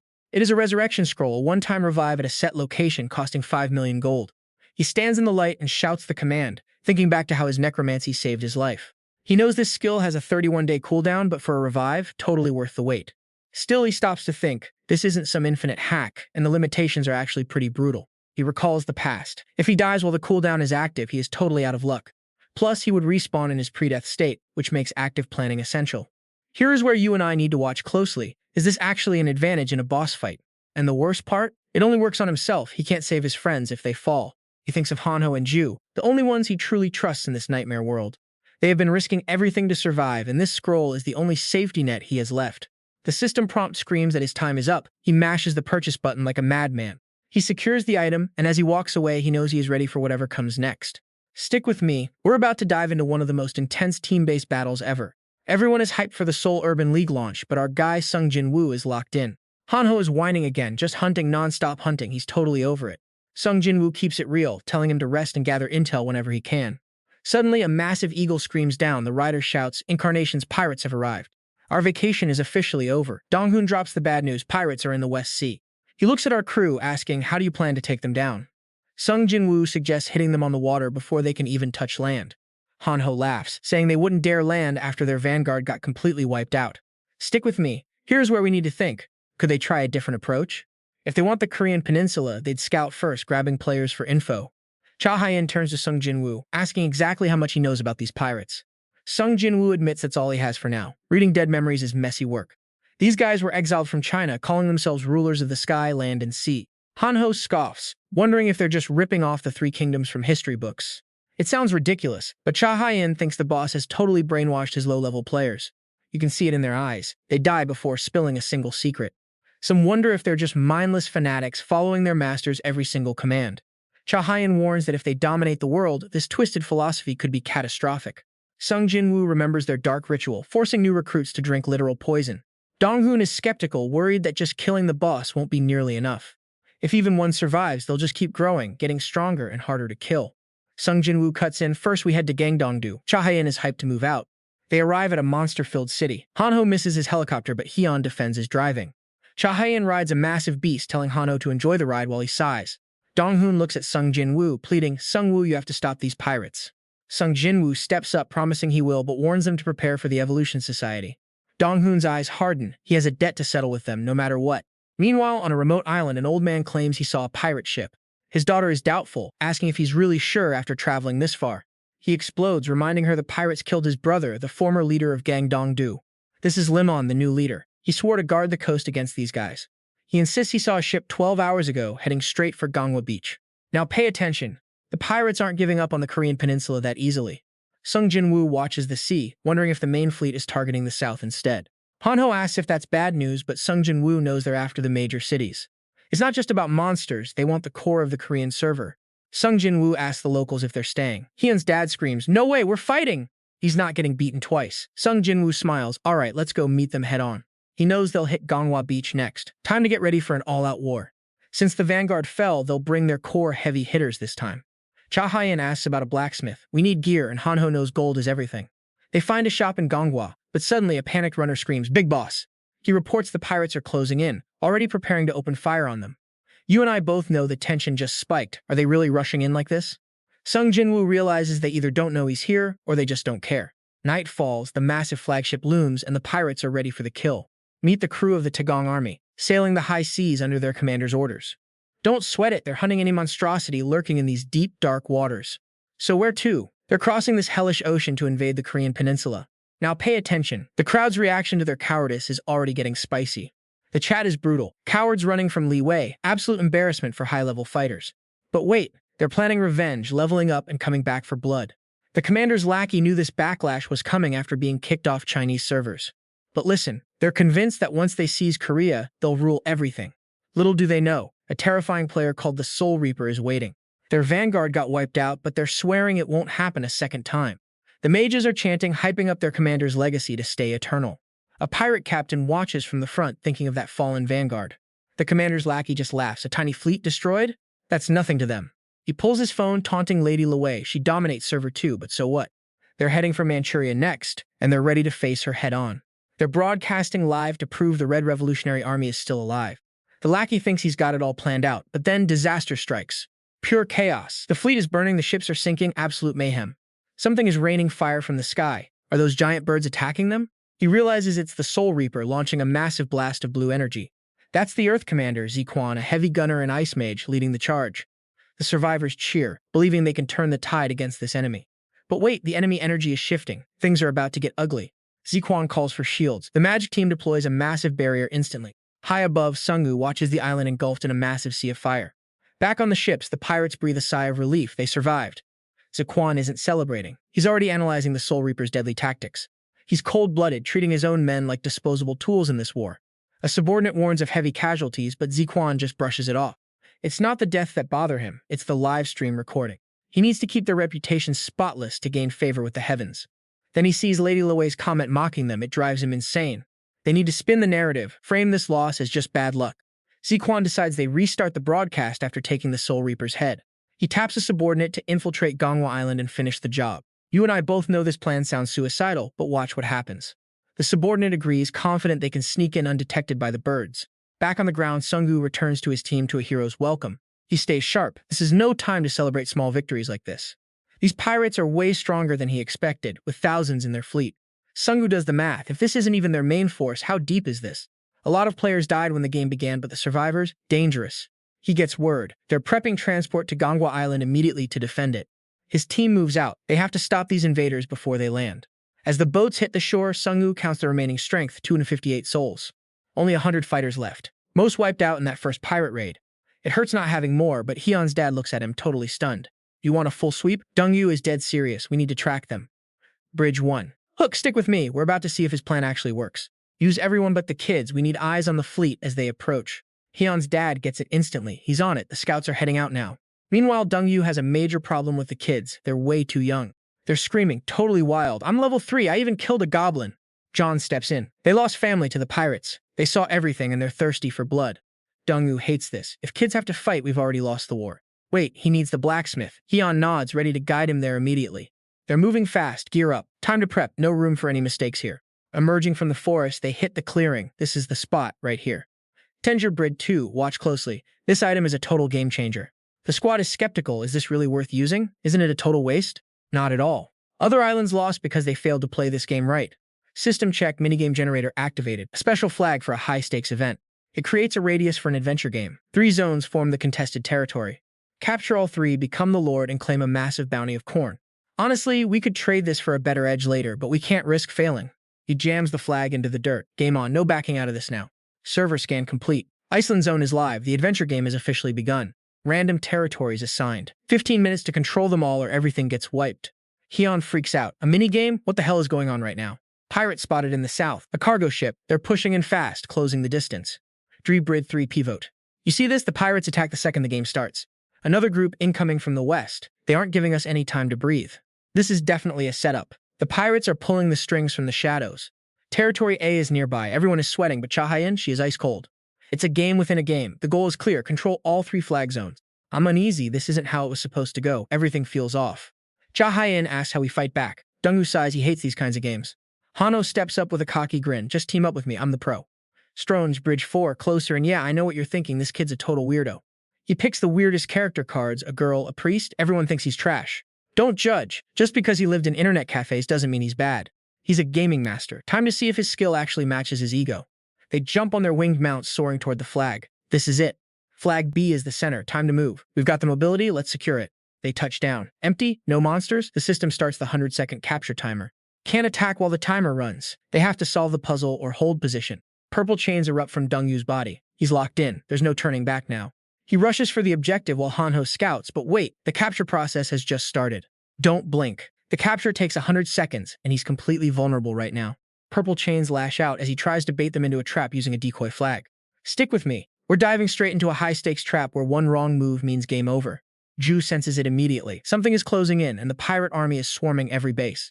The enemy thinks they've got it in the bag, using teleport items to catch us off guard. Now pay attention. The system timer is ticking, only 71 seconds left to hold the point. Ju isn't backing down. 2 mages? She doesn't care. She's taking them both down right now. She charges in, blades flashing, tearing through their ranks like it's absolutely nothing. Gold is piling up with every kill. The system keeps pinging, but they just keep coming. They think she's reckless, but she baits them in only to wipe them out with one strike. Fear is starting to set in. They're calling her a monster, scrambling to change their plan. She breaks their formation, vanishing into the chaos. This is where things get truly insane.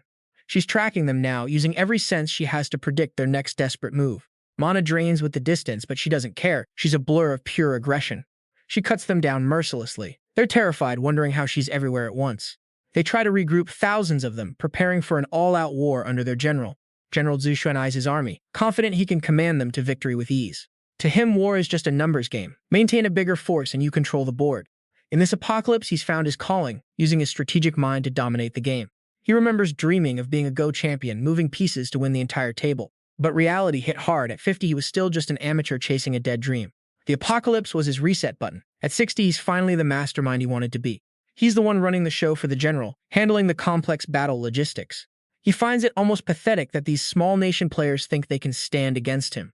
Suddenly, the system alerts them. Point B is lost. Their enemy just grabbed a major buff. Defense up 30%, stamina up 5. Their plans are starting to fall apart fast.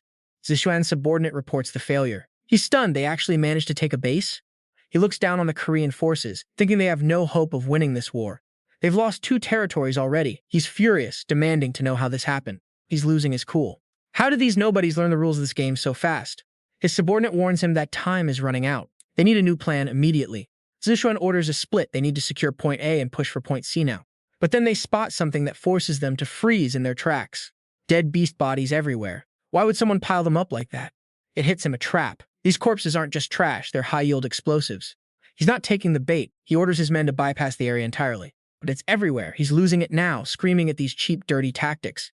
Explosions rip through the field. He orders his mages to burn the remains to ashes. Let's pause for a second. This is the genius part of their entire strategy. Those corpses are just surveillance cameras that happen to blow up in your face. They're mapping the enemy's speed and position just by listening to the blasts. It forces the enemy to waste precious mana clearing a path that leads nowhere. You and I can see what's happening. They're not trying to win a fight.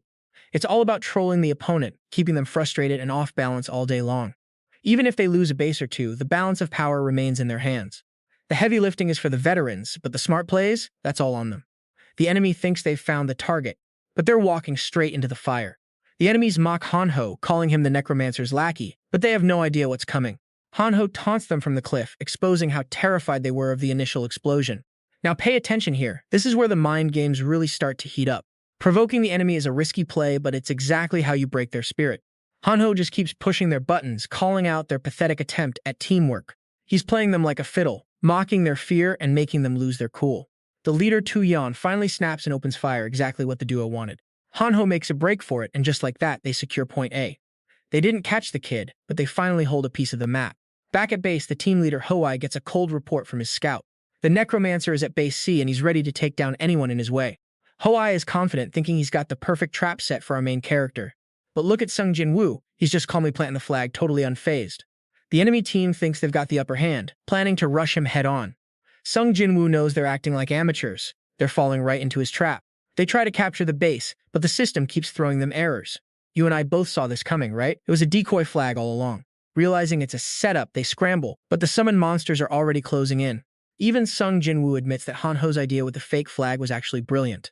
It's all about deception, lure them in, waste their time, and crush their morale. Now, Sung Jin-Woo makes his move, trapping them exactly where he wants them. Hoai realizes too late that he's surrounded, and Sung Jin-Woo is done playing nice. Desperate, Hoai summons water monsters to flood the area, hoping to shift the terrain. The forest is underwater, and Hoai thinks he's finally turned the tide of battle. He's convinced the Necromancer's bone soldiers are washed away and useless now. They think they've won, but wait, do you hear that voice from behind?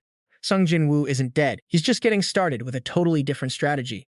The system shows their defensive synergy gear, but it's not enough to save them. Hoai frantically looks for the body, but he's looking in the wrong place. Sung Jin-Woo appears from above, totally unharmed, and the enemies are losing it. That legendary ring allows him to teleport, making him untouchable in this terrain. He's got the stats and the mobility to run circles around these guys. Hoai is still talking trash, but he doesn't realize he's already lost the fight. A blinding light erupts as Sung Jin-Woo prepares to unleash his true power. They think the water is their advantage, but they're just fish in a barrel. Sung Jin-Woo grips his bone weapon, showing them that the high ground is everything.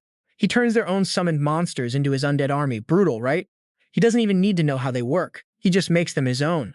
This is the true strength of a Necromancer. The enemies become your greatest assets. So what do you and I take from this? Never underestimate a Necromancer's play. A drone from the council buzzes into the fray, frantically calling for backup. The squad leader screams, "General Jgong, do you read? We're in deep trouble. Send help." On the other end, Jae-gong remains ice cold. "Council, your squad has proven its value as monster trainers. Even though we've left the base, I'm sorry." He adds, almost casually, "We'll have to form a new team, but your sacrifice to help us analyze the Necromancer's power will never be forgotten." The squad leader panics. "General, what are you saying? Stick with me. We're about to see just how ruthless this guy really is." Jae-gong strokes his beard, thinking, with this data, I can finally pin down the Necromancer's secrets. 1,000,000 lives are a small price to pay. Strategy is everything. You and I know that info wins wars. I need pawns. No way to hit base, observes. I'll hold A, then hit C via B. Half his troops are ready for B. Zishuan is fuming, veins popping. Necromancer, you're at C, so you won't guard B. Perfect. I'll wipe out the WF scum and those Korean players at B. The radio crackles. General, this is the B strike team. Wait, you already took base B? Zishuan's men are panicking. Monsters! There are monsters here! Hanho's team is just wrecking them. They're decimating us, General. Zishuan smashes his console, his whole body is trembling. Impossible, my formation is perfect. His subordinate stammers, General, what do we do? He coughs, rattled. Retreat, we need to rethink this. Meanwhile, blood drips off a blade.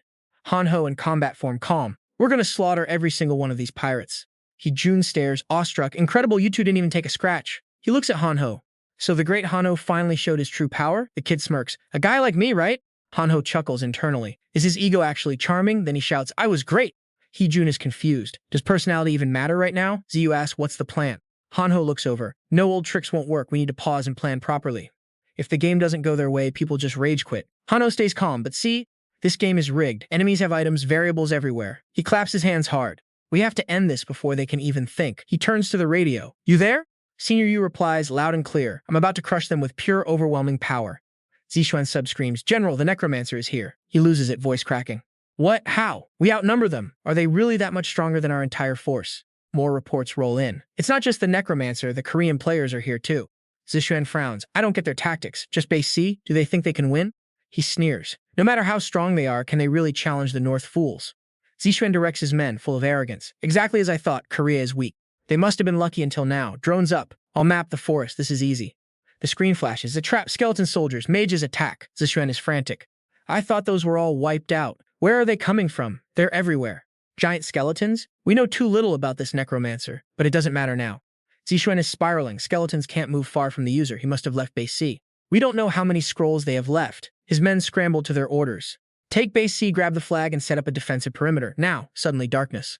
They panic. Why is it night? It's broad daylight. A massive robot appears. Impossible. This is a hack. The robot glares down, freezing them with pure fear. The legendary warrior. His men tremble. We can't be facing him. Are we the villains? One scout realizes something. Wait, stay calm and look. That's not real gold. They study it closely. It looks like gold, but it's just dirt. It's a clay golem. They charge. It's a fake, just an illusion. Take it down. This can be controlled remotely. The team regroups. It's clay, it'll break easy. But wait, it's regenerating. Help me. Its recovery speed is insane. They're stunned. It's actually holding a hostage. The legendary warrior has a hostage. The robot speaks. You've got it all wrong, humans. With tech like this, why would I need pathetic humans as hostages? I'm defending B. Starting now, you bugs get wiped out. The group is shaken. It was a setup. Don't run. Fight. The robot fires a massive energy beam. Regeneration isn't the only issue is the mana cost, but thousands of monsters swarm in. The battlefield. Everything is spiraling into chaos. I warned the master that victory was impossible, but this madness is spiraling out of control too fast. The underlings roar. The hero is falling. Mages freeze his feet. The mage unleashes a frost spell, locking the monsters in place. Sung Jin-Woo looks around and speaks up. Big brother, it's our time to shine. They charge, sending the mages into a state of pure terror. It's the skeleton swordsman. Jogong watches the feed, his eyes widening. Attack the Necromancer. All these summons will vanish if we kill him. The system pings. Knight's Descendant level 3 activated. Defensive synergy is now in effect. 30 heavily armored soldiers form a protective ring. +2 to all stats, plus a cult bonus active since everyone is fully geared. The closer the members stand, the stronger the buff. This skill doesn't work with plate armor, only when they're wielding melee weapons. The mages finally realize why they were forced into traditional gear instead of heavy armor. It's all about these stat-boosting combos. With this combined strength, victory is within reach. They track Sung Jin-Woo's location. He's standing apart from the undead horde. Necromancer, you think you're safe back there? They level their swords and charge, betting he's weak without his minions. We've got the numbers and the skill. Let's send him to the grave. Sung Jin-Woo swings his scythe. Blood rains down on the mages and they tremble in fear. He growls, weak compared to my undead? Sung Jin-Woo laughs, a wild, manic look in his eyes. Don't compare me to those mindless things, especially since I'm the Death Lord. When the user taps into the Lich's power, summon count jumps by 50 and all stats boost by 10 levels, allowing for infinite undead regeneration. Sung Jin-Woo slashes wildly. Honestly, I'm no master with a scythe, but compared to my usual weapons, it's more than enough. Why worry about weapon efficiency when the power gap is this massive? Jae-gong watches the monitor, visibly shaking with rage. Wait, is this being broadcast live? His subordinate stammers. Yes, I started recording once we were ready for combat. Jae-gong cuts him off. Are you insane? Do you want the whole world to watch us get slaughtered? Switch the channel now. Get me the headquarters feed. Jae-gong barks, desperate to save face. I need footage that boosts our army's morale. He thinks Headquarters C fell to the golems, so the assault will be rough. But our strongest warrior, Black Wolf, is at Headquarters B. Black Wolf wasn't much of a legend when he was just a pirate or a beast tamer, but in this war, he's built different. The camera pans to the forest where Cha Hyen stands. Ladies and gentlemen, this is the feed from Headquarters B. Wait, is that a woman? Jae-gong's lackey cheers into the mic. Now pay attention, this is where the tension hits an all-time high. Looks like she's the only one guarding the base. The Korean team must have left everything behind just to push their attack. He continues, Black Wolf is a legendary swordsman. I almost feel sorry for her. Jae-gong's lackey thinks, here he is. I only need to broadcast our glorious victories to the 10 million viewers on the Chinese server. I'm going to get closer for the perfect shot. Suddenly, Cha Hyen appears, her combat stance radiating pure, intimidating power. The feed glitches. Black Wolf, Jae-gong's subordinate, stares at the screen in absolute horror. He's been defeated. Cha Hyen's eyes are cold as steel. With one decisive strike, her sword shatters the remote camera device. The drone is destroyed! Jae-gong screams. Stop the broadcast. If they see this, our troops' morale will vanish into thin air. The mages are desperate, blocking strikes with their shields. Support from Headquarters B is coming. Just hold them off until we take base C. One mage whispers, Did Black Wolf fall? Another is confused. What are you talking about? He's our strongest warrior. How could anyone be stronger than Black Wolf? The soldiers are spiraling. Are we actually losing? Gong can't take it anymore. He mobilizes, shouting, Necromancer, where are you? Come out and face me. He pulls out a heavy cannon, confident. I, Jae-gong, will end you myself. You and I both know he has no idea what he's walking into.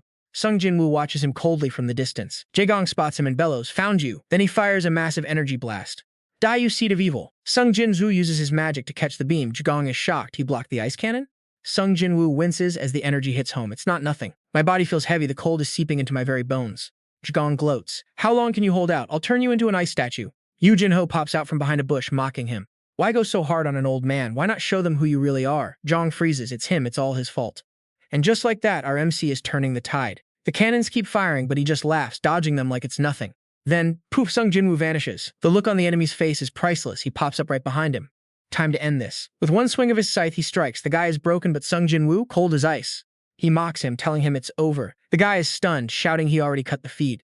But it's too late. The guy is done for, and Harada has been listening to everything on the radio. Stick with me. We're about to dive into one of the most intense battles in this server. These guys think they can win? Harada grins, mocking them, ready to crush their plans. But Sung Jin-Woo isn't having it. Sorry to cut this short, he declares, game over. You want the Korean peninsula? Fine, he challenges. Let's settle this one-on-one. The mages are panicking, screaming at their teammates to push forward and ignore the mobs. A mage kicks a player aside, sneering, look at you, kid, you're way out of your league. He mocks the boy with his blade, but the kid's eyes turn ice cold. You're my enemy. A system notification flashes bright. Team Korea just scored. Now watch the tide turn.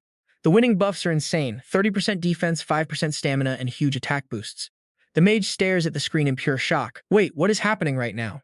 The kid grips his hand tight, his eyes glowing. Who exactly did you call weak? With one brutal move, Sung Jin-Woo crushes the guy. It's Ove lost the base. He grabs the flag, laughing. These buffs, this is almost too easy for us. Running away to an island, then trying to take over? Where do they get the nerve? Only 8 hours left in the minigame. Sung Jin-Woo just smirks, plenty of time to finish them. The host is trembling, realizing it's all over. He turns to the camera, voice shaking. The remaining players, we give up, we're finished. Sung Jin-Woo watches, feeling the pressure. The chat is going wild, calling him the new emperor of the first server. But rumors say the real emperor controls 400 creatures. Is he on that level? Wait for the next fight. You and I are about to see if he's the real deal. Sung Jin-Woo checks his phone, confused. The emperor? Who is this guy anyway?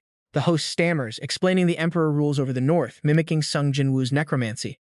5-star classes are usually built for army building. It makes sense, right? From vampire lords to martial masters, everyone has a unique way to build power. But Sung Jin-Woo wonders, does controlling monsters and corpses make him just like that emperor? He stares at the host, trying to dig for info, but the guy knows nothing. The strongest player in China wouldn't give up his secrets that easily. Everything's a mess. Han Ho jumps in. Hey, check this out. We can actually use these items. It's a high-grade dwarf pistol. 10 mana per shot. This thing is going to be lethal. Sung Jin-Woo hands him a gun. Here, take this. A silent understanding between the two. He decides to check the rest later. Hano moves to scavenge the fallen players.